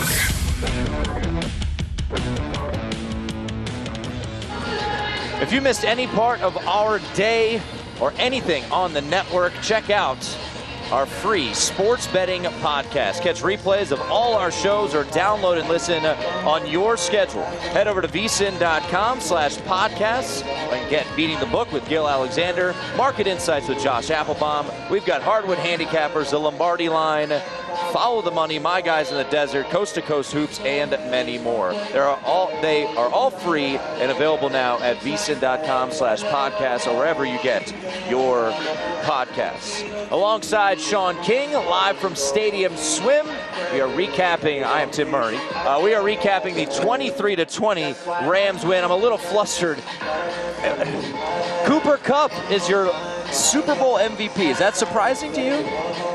Well, it goes hand in hand with the fact that he won NFL Offensive MVP. But if you're just grading on this game, I would have had to go with either Matthew Stafford or Aaron Donald. Kupp would have been third, in my opinion. But right now, the Rams don't care about that. No. A lot of people do. I do. Aaron Donald at 14-1. That would have been a nice ticket to cash. But tip your hat to Cooper Kupp. I mean, he made the plays down the stretch. But I probably would have leaned towards Stafford. Oh, man. Rough day, Padre. That is Stafford plus 140, Donald 14-1. I was sitting here like, all right, it was kind of a rough day. That cinches it there. So Cooper Kupp, though, 8 catches, 92 yards, catches the game-winning touchdown. We have a graphic from DraftKings showing you where the handle was. I think the books would have been in poor shape for Aaron Donald, but Cooper Kupp as well. My hunch is that they would have loved Matthew Stafford to ultimately have won Super Bowl MVP, but it goes to Cooper Kupp, 8 catches, 92 yards. Also an important run on that 4th and 1 at the 30-yard line when the Rams had really no run game whatsoever throughout the game. So 23-20, game-winning touchdown caught by Cooper Kupp, 8 catches, 92 yards, 2 touchdowns. I guess the 2 interceptions, do they come back to haunt Matthew Stafford? You look at his numbers, Sean, 26 of 40, 283 yards, 3 touchdowns, 2 interceptions. Game-winning drive. He drives them down the field. It's without even going, through the rest of the portfolio, I thought if you were watching the game, Stafford passed the eye test. Yeah. He stood in the pocket. He made the throws. He was calm. He was cool. He was collected. Even when he got the knee or the ankle twisted up, he didn't miss a snap. I'm kind of baffled by this one. Yeah. And specifically because this wasn't the normal great Cooper Kupp game. I mean, he does 8 catches for 90-some yards in his sleep. Right. This wasn't like a 13-catch, 180, 200-yard game. So I was surprised. He didn't even go over 100 yards receiving. That baffles me even more. Yeah, and look, this isn't taking anything away from Cooper Kupp. 8 yes, catches, it is. 92 yards. Because people bet Stafford and Donald. Well, yeah, me. Yeah. And you needed a win today. I needed something, man. Only thing I got was under. But you know why? Holy you know moly. why the day went like this for you? Because you don't believe in Big King Best Bet. If you would have rolled this Cincinnati Bengals wagon, you'd be sitting here peacocking like I'm doing. Yeah. If I had just believed in Sean, that's right. This is what would have happened. Your biggest bet would have been Bengals plus 4.5. Joe Mixon would have caught that ball out of the backfield. Clock runs out in the first quarter. I hit under 9.5 first half. They would have held the snap, the hold properly. I would have got the first half cover instead of a push. I remember we were talking about Joe Mixon and his rush total. Gosh. And I said I thought the Bengals would be effective running the ball. Yeah. And they did. The thing that surprised me was that Zach Taylor and Jamar Chase went over his yards. Yep. But not his receptions. It surprised me that Zach Taylor didn't create more opportunities for Chase. He never threw him. You know how he likes to run that one step? Yeah. Little quick screen. Didn't give him the ball. And I think he's going to really, really regret not putting Chase in more situations to actually do what he did when he got the ball. I mean, because every time he touched the ball, something dynamic happened. And, just think if you're Zach Taylor, if you give Jamar Chase 4 or 5 more opportunities, maybe this is a completely different result. And it's you guys on the podium right now. Yeah, there's no doubt. 23-20 the final score. The Bengals do get the cover. The under comes home in the Super Bowl, but the Rams are hoisting a Lombardi trophy. Cooper Kupp named Super Bowl MVP around 6-1. So nice payday. Price. Yep. If you were able to get Cooper Kupp, I know that was a very popular bet. We showed the splits there. Aaron Donald more popular ultimately, and all three I think had the right to be in the discussion for Super Bowl MVP. I just want to go back to a couple things here, Sean, and someone tweeted us. You could always tweet us at @RealSeanKing, @1TimMurray, and the third down call. 3rd down and 1, and it felt like sometimes I say it in gambling, but don't get too cute. Just do what you need to do. Bet a side or whatever it may be. Don't get too cute. It felt like, I'm going to fool them. We're going to be in shotgun. We never hand off to Samaje Perine. Let's give it to Perine. And they weren't fooled whatsoever. And that ultimately, I don't want to say lost them the game, but if you give it to Joe Mixon had been, it felt like, been getting 3, 4, 5 yards. Well, he's averaging 4.8 for the game. And, as a coach, I just always challenge myself, don't ever get on the plane after a loss and you didn't give your best players an opportunity to make that a win. And that 2nd and 1, 3rd and 1, 4th and 1, to not let Joe Mixon touch the ball in any of those scenarios, or Jamar Chase, I think Zach Taylor, he's going to look back, he's going to second guess himself. Another big picture look at this game was it was kind of 2 different mindsets as to how you build a Super Bowl team. You have the Rams, who don't utilize draft picks. They did it all through free agency. Then you have the Bengals, who their key components are all mostly draft picks. Yeah. So it'll be interesting moving forward, like which one has more sustainability. But we did, I think, see, I'm not going to call it a super exciting game, but I thought we saw a pretty well-played game. We had our moments.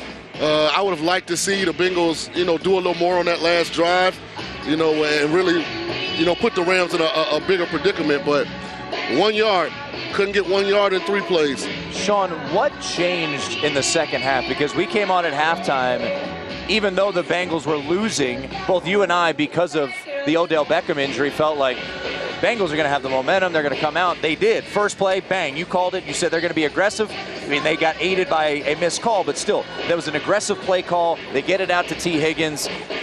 Illegally, but regardless, it's an aggressive play call. But what happened on that offensive line in the second half? Did they just get tired? Did Raheem Morris? No, I think it was Zach Taylor's inexperience. Since he got the lead, and in a lot of ways he seemed to get complacent. But he got complacent throwing the football. They got away from running the ball for about 3 series, and that's where all the pass pressure was coming from, because they had stopped running the ball. Then he got back to running the ball, and they started having some success. So I think that was Zach Taylor's inexperience, not really understanding how to put the nail in the coffin, because since he had every opportunity to be victorious today. And listen, it's hard to get to the Super Bowl.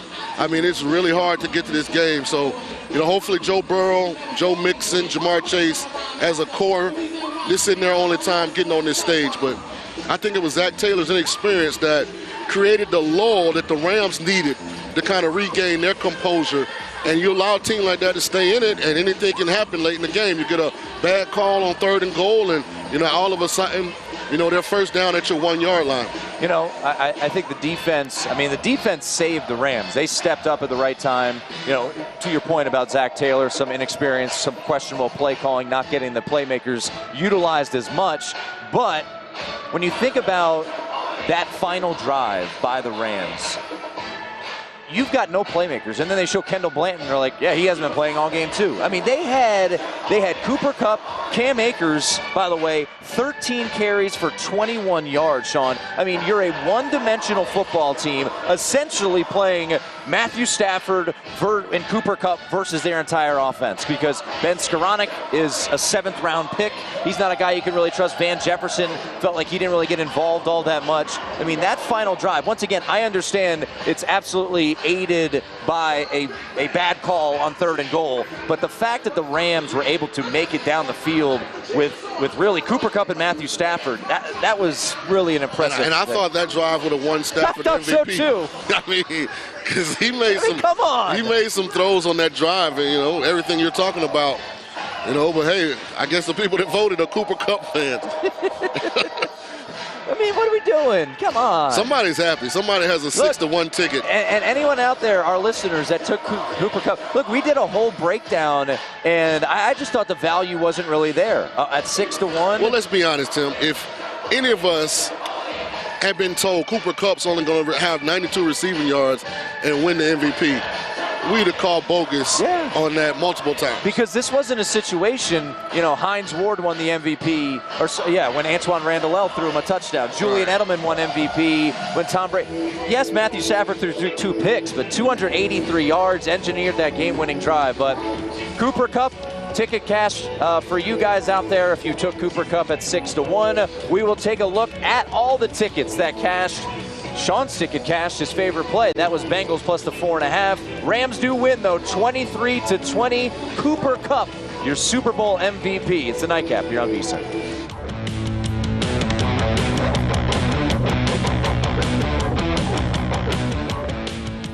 Download the DraftKings Sportsbook app now, and new customers can get a sign-on bonus up to $1,000. Just sign up with promo code VSiN to claim your exclusive offer. Plus, think you qualify to join the DraftKings VIP program? As a VIP, you'll enjoy exclusive benefits and enhanced promotional offers, top-tier customer support, and access to personalized content and more. Visit DraftKings.com/VSiN to learn more. Must be over 21. See DraftKings.com for offer details. If you or someone you know has a gambling problem and wants help, call 1-800-GAMBLER.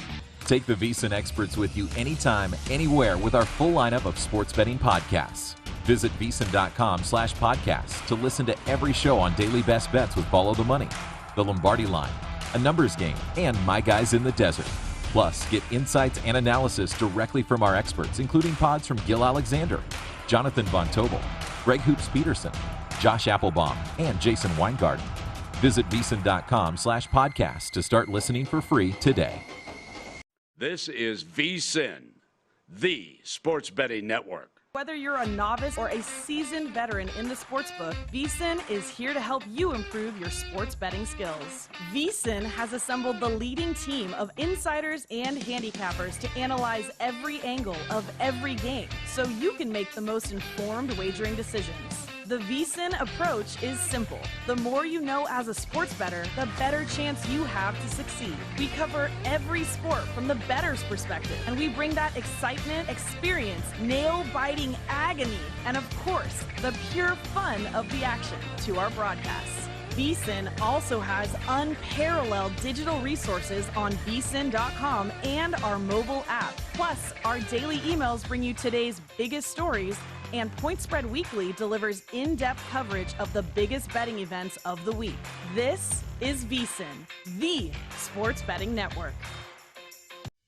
If you didn't catch Follow the Money, here's what you missed. As a guy who coached in the league for many, many years, and we've talked about this several times on this network, Coach, did you ever pay attention to the point spread? Did you ever use it as motivation to your players? I use it as a motivation when I was coaching UCLA against Ohio State in the Rose Bowl. I think we were between 16 and 18-point underdogs because they had beaten us soundly in the regular season. And I used it as motivation at that time. In the NFL, I really didn't. First off, I didn't want to know what the point spread was because I didn't want to know we were going to lose the game before we played it. That's scary. Take up your comfort. How could you do a good job walking in the meeting room with your team and say, guys, we're -5 this weekend. Holy mackerel, we better stay home, Follow the money weekdays at 7 a.m. Eastern, 4 a.m. Pacific on VSiN, the sports betting network. Before you place your next bet on the NHL, check with the VSiN hockey experts. We are tracking all of the action, including scoring trends, as well as the teams and players that are making an impact to give you a betting edge. Get live odds for every game, the current betting splits, matchup data, estimated game scores, plus in-depth insights and analysis from our hockey betting expert, Andy McNeil. Visit VSiN.com/NHL now to increase your hockey betting IQ. That's VSiN.com/NHL. The college hoops betting season is in high gear, and the VSiN basketball experts, including Greg Hoops Peterson, are tracking all of the action for the key players, teams, and conferences every night of the season. Plus, visit VSiN.com for data, including betting splits on where the money is moving, as well as matchup analytics with estimated scores and the latest line movement. The VSiN team of experts is here to give you an edge and help you make your best bets this college hoop season. This is the Nightcap Postgame Show, live from Stadium Swim at Circa in downtown Las Vegas on VSiN, the sports betting network. VSiN has a great new offer that can only be described as madness. You get VSiN All Access to everything we do from now through the College Basketball Championship on April 4th for only $29. Sign up now and get our daily best bet emails, 24/7 video access, the upcoming college hoops betting guide, bracket breakdowns, plus full access to VSiN.com with our exclusive betting split breakdowns on every game. This deal only happens once a year, so you don't want to miss out. Visit VSiN.com/madness to sign up today. It is the crew from the Nightcap, which airs every weekday night here on VSiN from 10 to 1 a.m. Eastern. We will have a special Follow the Money broadcast coming up at the top of the hour. Mitch and Paul will be ready to go to break down it all. That is Super Bowl champion Sean King. I am Tim Murray. Rams win 23-20. The under comes home. The spread to the Bengals, if you had the money line on the Rams, that one ultimately came home as well. So, grading through some props. Oh, by the way, Cooper Kupp, your Super Bowl MVP. 8 catches, 92 yards, and 2 touchdowns for Cooper Kupp. A little bitter there. But hey, such is life. That's why they call it gambling. All right, let's take a look at some of the props and how they graded out. Matthew Stafford, ultimately, I believe he did go over his prop here of 279.5 passing yards. Yeah, he finished this with 283. So he's able to hit the over there. So our graphic shows that the closing line, however, he might have middled this if you were able to get in there. Joe Burrow, 263, 22 is 33, 1 touchdown for Joe Burrow, sacked 7 times. I know a very popular play was his over rushing yards, which is 11.5, Sean, and he only finishes with 3 yards. I want to get to the play of Joe Burrow. Second year, obviously a phenomenal quarterback. You are very, very high on Joe Burrow, as are many. What did you make of Joe Burrow's play tonight? Uneven. There was a series in the fourth quarter where he could have completed the ball to Jamar Chase on the right side. He one-hopped it, and they had to punt. That's a ball he normally makes. Even on the last play of the game, on the 4th down, everybody's looking at Aaron Donald and the move he makes, but Joe has the flat route open. If he throws it with anticipation, there's a natural pick that's coming. He has the flat route open, and, he doesn't let go of the ball. So there were some questionable moments for him. I think for a second-year player, he exceeded expectations overall this season, but he did show his inexperience at times today. So he finishes with 22 of 33, 263 yards and a touchdown. I know a popular play, too, around town, and he actually saw it get pushed up, was his incompletions. But he ends up actually going under his incompletions. It was 11.5. I think it ultimately landed 12.5. It lands 11. So Joe Burrow does not throw an interception, though. And you know what that boils down to? I thought he took a couple bad sacks. Yeah. I thought there were a couple second downs where he could have threw the ball away and got to third and much shorter than holding on to the ball and getting sacked. So that's probably happened about 4 or 5 times tonight. You know, I thought, Joe, you probably could throw that ball away and give your offense a better opportunity on the subsequent down. So, again, inexperience showed itself a little bit today, but hey, man, this is a team that was 6-25 and won the last 2 years. They made it to the Super Bowl, so that's a great accomplishment. They had the same preseason win total in some books as the Jacksonville Jaguars. And here they are in the Super Bowl and had a lead. They're up 20-16, had the ball. 20-13. 20-13, yeah, you're right. Came out right out of the gate. So Joe Burrow, we mentioned this prop when Joe Mixon threw a touchdown pass at DraftKings, a 14-1 prop, non-quarterback to throw a touchdown pass. And I thought that was really a brilliant play call by Zach Taylor, because you could see that the Rams, they were getting hit up a little bit on the run, and as soon as that toss went right, they felt like, we're going to go get Joe Mixon, and I thought it was a really good play call, good execution, because we saw a similar play call. Cooper Kupp got the end around. It was a big third down, and he, airmailed it over Matthew Stafford's head. He did, and, as I'm analyzing, and things that happened in the game or didn't happen are popping up, again, I go back to Zach Taylor and his play calling. Once that defensive line is getting a vertical pass rush like the Rams were in the second half, what happened to his traditional slow screen game that they had so much success with against Kansas City? Throwing the screen plays, allowing the D-line to get up the field, dumping the ball off behind them, peeling off the running backs, so you have a protected kind of play. We didn't see any of those, so I think he showed his inexperience. I think it cost the Bengals a championship, but, he'll go back, he'll look at it, he'll get better. But the opportunities were there. And this isn't to take anything away from the Rams, because they overcame a lot of adversity. They did. Odell Beckham, even though it was only 2 catches, he had to feel that he was about to have a huge game. Like, you could tell there was some pep in his step. You got some run after the catch. He looked like a guy that was about to really, take off. And, when a player like that gets hurt, a lot of times, the rest of the team becomes emotionally hijacked.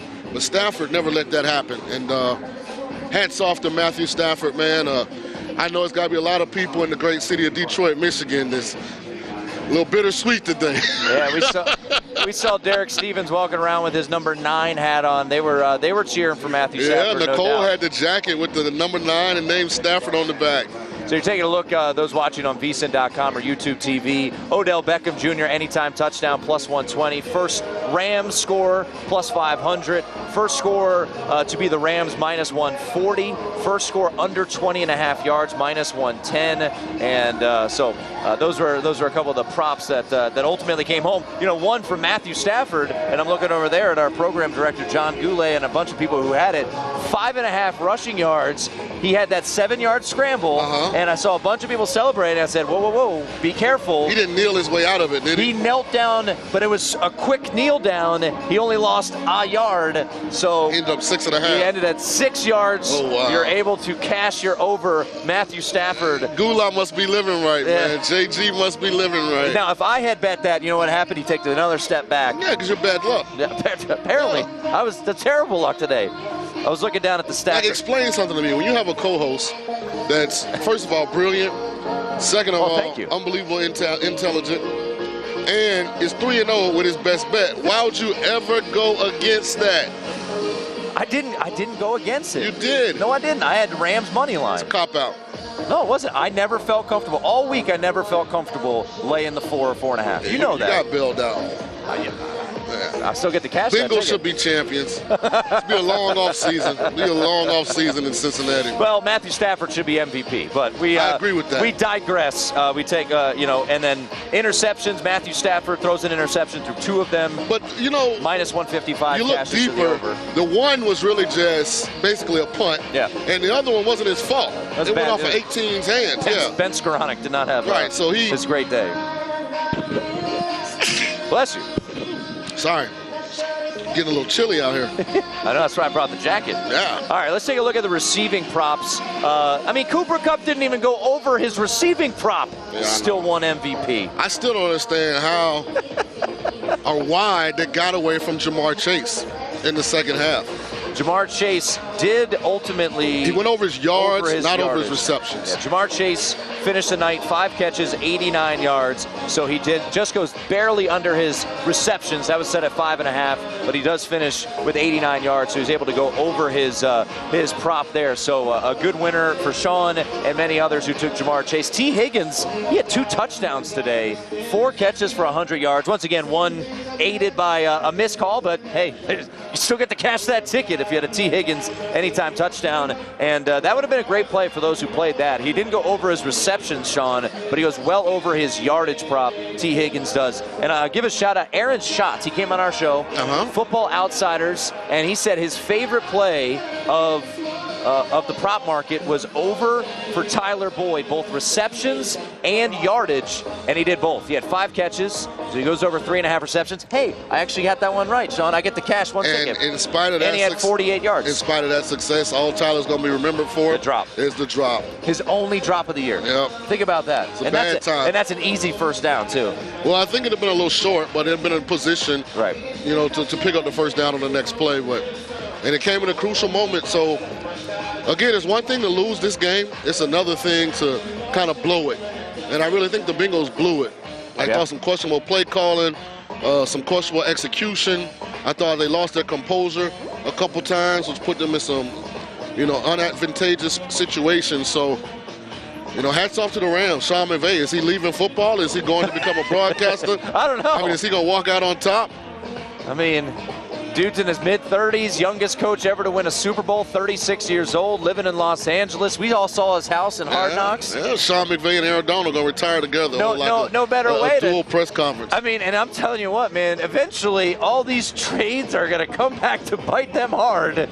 So at some point, it'll end up hitting them. 23-20, the Rams are the Super Bowl champions. Cooper Kupp is your Super Bowl MVP. Sean is happy. I would say completely happy. Every time we go to break, happy. I want you to say Big King's best bets went 4-0 in the playoffs. Do I have to say it again? You just said it. Yeah, as we go to break, I want you to say it again, even though you just said it. Please. Big King's best bets went 4-0 this postseason. We'll wrap things up. Mitch and Paul coming up top of the hour, a special.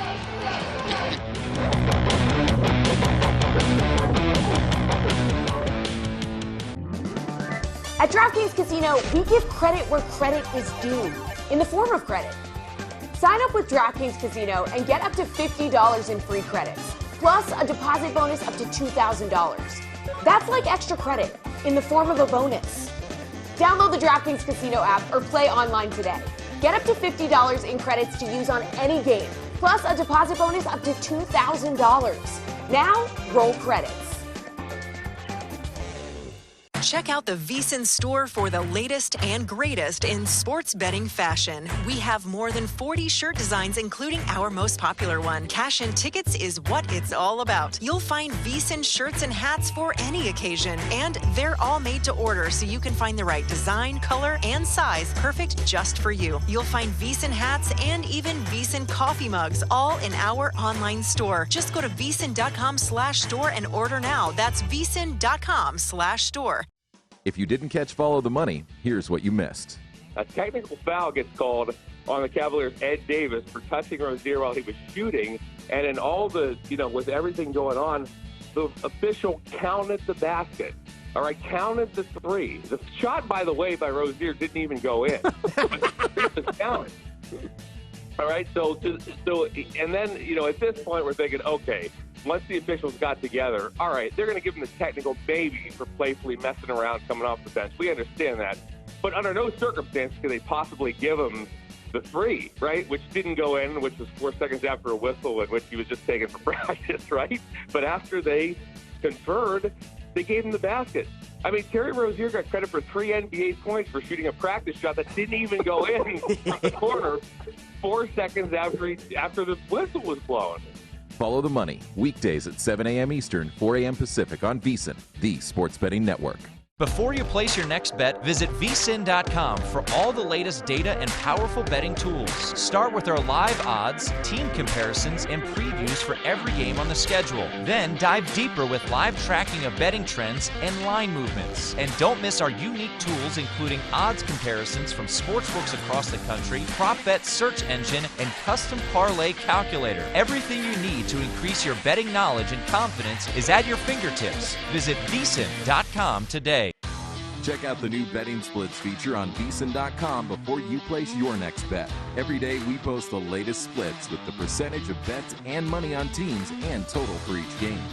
Track which teams are seeing the most tickets written and if the public action matches the money coming in on those games to give yourself an edge. Betting splits plus live odds, line moves, power ratings, and game analysis makes VSiN.com the place to visit before you place your next bet. That's VSIN.com. Take the VSiN experts with you anytime, anywhere with our full lineup of sports betting podcasts. Visit VSiN.com/podcasts to listen to every show on Daily Best Bets with Follow the Money, The Lombardi Line, A Numbers Game, and My Guys in the Desert. Plus, get insights and analysis directly from our experts, including pods from Gil Alexander, Jonathan Von Tobel, Greg Hoops Peterson, Josh Applebaum, and Jason Weingarten. Visit VSiN.com/podcasts to start listening for free today. The sports betting season never ends, and the VSiN experts are finding value on every sport on the schedule, including golf, soccer, basketball, and hockey. Keep your betting action going all winter long with an amazing deal on our all-access subscription. Right now, you can get everything we offer until April 5th for only $29. Get our 24/7 video streaming, daily best bet emails, and our full college hoops tournament coverage, all for only $29. Make this your best bet of the season and sign up today at VSiN.com/madness. This is the Nightcap Postgame Show, live from Stadium Swim at Circa in downtown Las Vegas on VSiN, the sports betting network. Earlier today, our own Brent Musburger sat down with legendary sports bettor Billy Walters for only his second public interview. The full hour of this exclusive interview with one of the most feared sports bettors of our time is currently available on VSiN.com. Watch the full interview, for free now only on VSiN.com. Alongside Super Bowl champ Sean King, I am Tim Murray. A special edition of Follow the Money coming up top of the hour. Mitch and Paul are standing by down there in our Circus studios to recap the Super Bowl that the Rams won 23-20. Bengals ultimately get the cover. Sean, you want to let the people know? Well, yeah, Big King best bet 4-0 in the playoffs. So end of the year, perfect. There you go. Yeah, strong. Good way to finish. Cooper Kupp, your MVP. Ridiculous, but good for Cooper Kupp. 8 catches, 92 yards, 2 touchdowns. Let's take a look at what the most popular player props at DraftKings Sportsbook were and how they unfolded. Number 1 was Cooper Kupp anytime touchdown. He scored 2 of those, Sean, so cash that. Had to lay some juice. Joe Burrow over 1.5 touchdown passes. That would be a miss. Yeah, he went under. He threw 1 touchdown pass. Joe Mixon threw the other touchdown pass, so you had to lay a hefty price, and ultimately you had to eat that chalk. Jamar Chase over 3.5 rush yards. That cashed. Yeah, that actually cost me my catches. Oh, because it was Yeah. Hey, good. You at least had one bad beat. Burrow threw the ball behind him, so it turned into a lateral. So that was that did cash. So 2 for 1 for the public bettors. Opening kickoff to be a touchback. No, -110. That did not cash. It was a touchback. Yes. And then Cooper Kupp to score the game's first touchdown. That also did not cash, as it was Odell Beckham Jr. who scored the game's first touchdown. So I knew I was doomed today. I just didn't tell you. Oh, yeah? Yeah. Why? When the Rams lost the coin toss, I knew I was doomed, because this makes it 8 straight years that the team that has lost the coin toss has gone on to win the Super Bowl. Should have known. And when right they there. called tails and it landed heads, I said, yep, they're going to cover but not win. We heard a pretty nice roar of the crowd here at Stadium Swim when the heads hit. And as we talked to Derek Stevens before our show, before the broadcast, he was trying to work it hard. Like, oh, you got to bet it. You should have put something down. Would you have taken heads or tails? I'm a heads guy. Well, so whatever. What would it go? It was heads? Yeah. I probably would have taken tails then. Yeah. It was just. But I always take heads. Like when I was a captain, I always heads, yeah. I don't think I've ever called a coin toss. Why be the tail if I could be the head? Basketball, you never flip a coin. But then tail guys are like, tails never fails. You know, they got all their little sayings. But anyway, once the Rams lost the coin toss, you knew you were in trouble. Yeah, goes to 8 in a row. Yep. So the Rams get it done, and you know, you think back, Sean, to this season for the Rams, and you know, they've obviously been all in from the get-go. They go out to get Matthew Stafford. They signed Odell Beckham Jr. Obviously, the trade for Jalen Ramsey. That was a lot of draft capital as well. I mean, you mentioned it. You know, it'll be interesting to see, you know, which way ultimately is the way people go. I think the Bengals way is absolutely the right way to go. Not to say that, you know, it takes anything away from the Rams, but if they don't win this Super Bowl, you know, that depth, you just don't know how many seasons you're going to have without injuries. And you saw it kind of rear its ugly head a little bit today. Odell Beckham goes down. Tyler Higbee does not play. Kendall Blanton, they were playing the third-string tight end who had like no catches all year. Yeah, I actually feel really bad for Odell because if I'm not mistaken, he is a free agent. Yes. And to go into this free agency period. And he was playing so great. Potentially your second significant knee injury, you know, as you get, you know, to the back half of your prime years. You know, that's not a great way to enter it, but happy for him. He won a championship. That'll go a long way, you know, for when he leaves the game and he wants to do other things. So, you know, and listen, when you're looking at the Rams and how they decided to put this team together, don't forget, this is a team that was in St. Louis that moved to L.A. Right. And in L.A., if you don't win, then you don't have any market share. So they were under a different, let's say, time frame than Cincinnati was, who has had so much futility that their fans were yearning and looking for anything to root for. So building through the draft, you know, enhances their excitement. We'll see if it's sustainable. The LA model, which is, you know, draft picks don't matter. Right. It's almost like an NBA model. Yeah, it is. You know, where we try to acquire big stars, develop players in exchange for draft capital. So it worked out this year.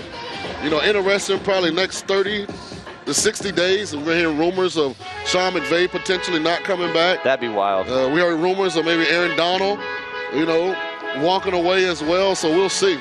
Well, you look at, you finally, and this happened. Was it 2 years? It was last year. Aaron Donald got hurt against the Packers, and that defense just fell apart at Lambeau Field. And here tonight, credit to Matthew Stafford, credit to Cooper Kupp, credit to Sean McVay. They were able to bubble gum it together because, you know, the loss of Robert Woods was really felt. But early on in this game, Odell had been rising all through the postseason. Then he goes down with the knee injury. We mentioned Higbee was out. Then, you know, you look over the sidelines, Kendall Blanton, a guy that I thought might be a sneaky guy to catch a touchdown, and he doesn't even play. You know, he's on the sideline. So you really felt the losses there for the Rams. So how would you assess Sean McVay's performance tonight? Because I thought, you know, and you could speak more to this than I can, because, you know, all of us armchair quarterbacks are thinking, just abandon the run. You got to get away from it, because it was ineffective the entire game. It didn't matter if it was Sony Michel or if it was Cam Akers. I mean, Cam Akers finished with 13 carries for 21 yards tonight, Sean. Henderson had 4 carries for 7 yards. Michel 2 carries for 2 yards. So what did you make of Sean McVay, his play calling, and how would you grade it up? I thought he called an outstanding game, and here's why. When you commit to the run like the Rams did, even though, you know, didn't have a lot of success, it mitigates Hendrickson and Burrow's ability to really rush the quarterback. And I think, or Hubbard, my bad, I said the wrong name. Hubbard and Hendrickson's ability to really rush the quarterback because they're defending the run. You know, when those linebackers, when their eyes are locked in the backfield because they're defending the run, that's what creates the room that you need for Cooper Kupp and Jefferson and those guys to find holes and catch football. So I thought he had learned from his mistakes in the Patriots Super Bowl. I thought he stayed to his plan. He didn't get frustrated. Kept his team in the game, knowing that if they could get it to the fourth quarter, they had the pieces and the quarterback to get over the hump, and that's what happened. Just a reminder, a special edition of Follow the Money. Mitch and Paul, they're standing by. They'll be on top of the hour. We just showed you some of the props that cash. One that was very popular, sacks by the Rams, sacks overall in this game. If you played any sacks props over, yeah, that was an easy winner because of the 7 sacks by the Rams defense and then 2 sacks by the Bengals defense. So they were able to combine for 9 sacks in the game. So yeah, ultimately it is the Rams who come out on top here. Sean, we got 2 minutes to go. Final thoughts, parting thoughts on this game. 23-20 the final score. Bengals cover. Rams, of course, win. I know there's going to be some sports books that are thrilled that this landed where it did, which was Bengals cover, but Rams victory outright because there was a lot of people taking that plus money on the Bengals on the money line. Well, I just want to give a shout out to the city of LA, to the NFL, the Rams organization, everybody involved with the entertainment and the game, because America the Beautiful and the Star Spangled Banner, both unbelievable performances. Halftime show was unbelievable. Game, ultimately we got exactly what we wanted. Yep. Drama at the end, so it was a big-time production. I mean, from The Rock, and yeah. I will say this, Ken, we shortened the time between when the guys come on the field to when we actually kick the ball off the first time NFL, but it looked big time. Like, the stadium showed itself really well. I thought the players expected to make plays, made those plays for the most part. So overall, great culmination to, in my opinion, what's been one of the most exciting and entertaining playoffs that we've seen in a long time from start to finish. So, I know the NFL is imperfect in a lot of ways, but the parity and the competitiveness that exists, I think, is huge. Yeah, I mean, you look at the last 3 games that the Rams played. They beat the Buccaneers by 3, they beat the 49ers by 3, and they beat tonight the Cincinnati Bengals by 3. This postseason was spectacular. You think about the Bills and Chiefs game, then the Chiefs and Bengals game. I mean, everywhere Titans and Bengals came down to 3. Everywhere you looked, you had game-winning field goals. So it was a crazy postseason. Like, I wouldn't say this wasn't Bills Chiefs, but it was still entertaining. Get a game-winning drive. Some questionable calls, of course, but at the end of the day, the Rams are your Super Bowl champs. This is a legacy-making Super Bowl. It changed the legacy of Matthew Stafford and Odell Beckham Jr. significantly. And Cooper Kupp, your MVP, 8 catches, 92 yards, 2 touchdowns. I need a beer to drown out these losses. But Big King's best bet came home. Again, 4-0 in the playoffs. Mitch and Paul are coming up next with a special Follow the Money.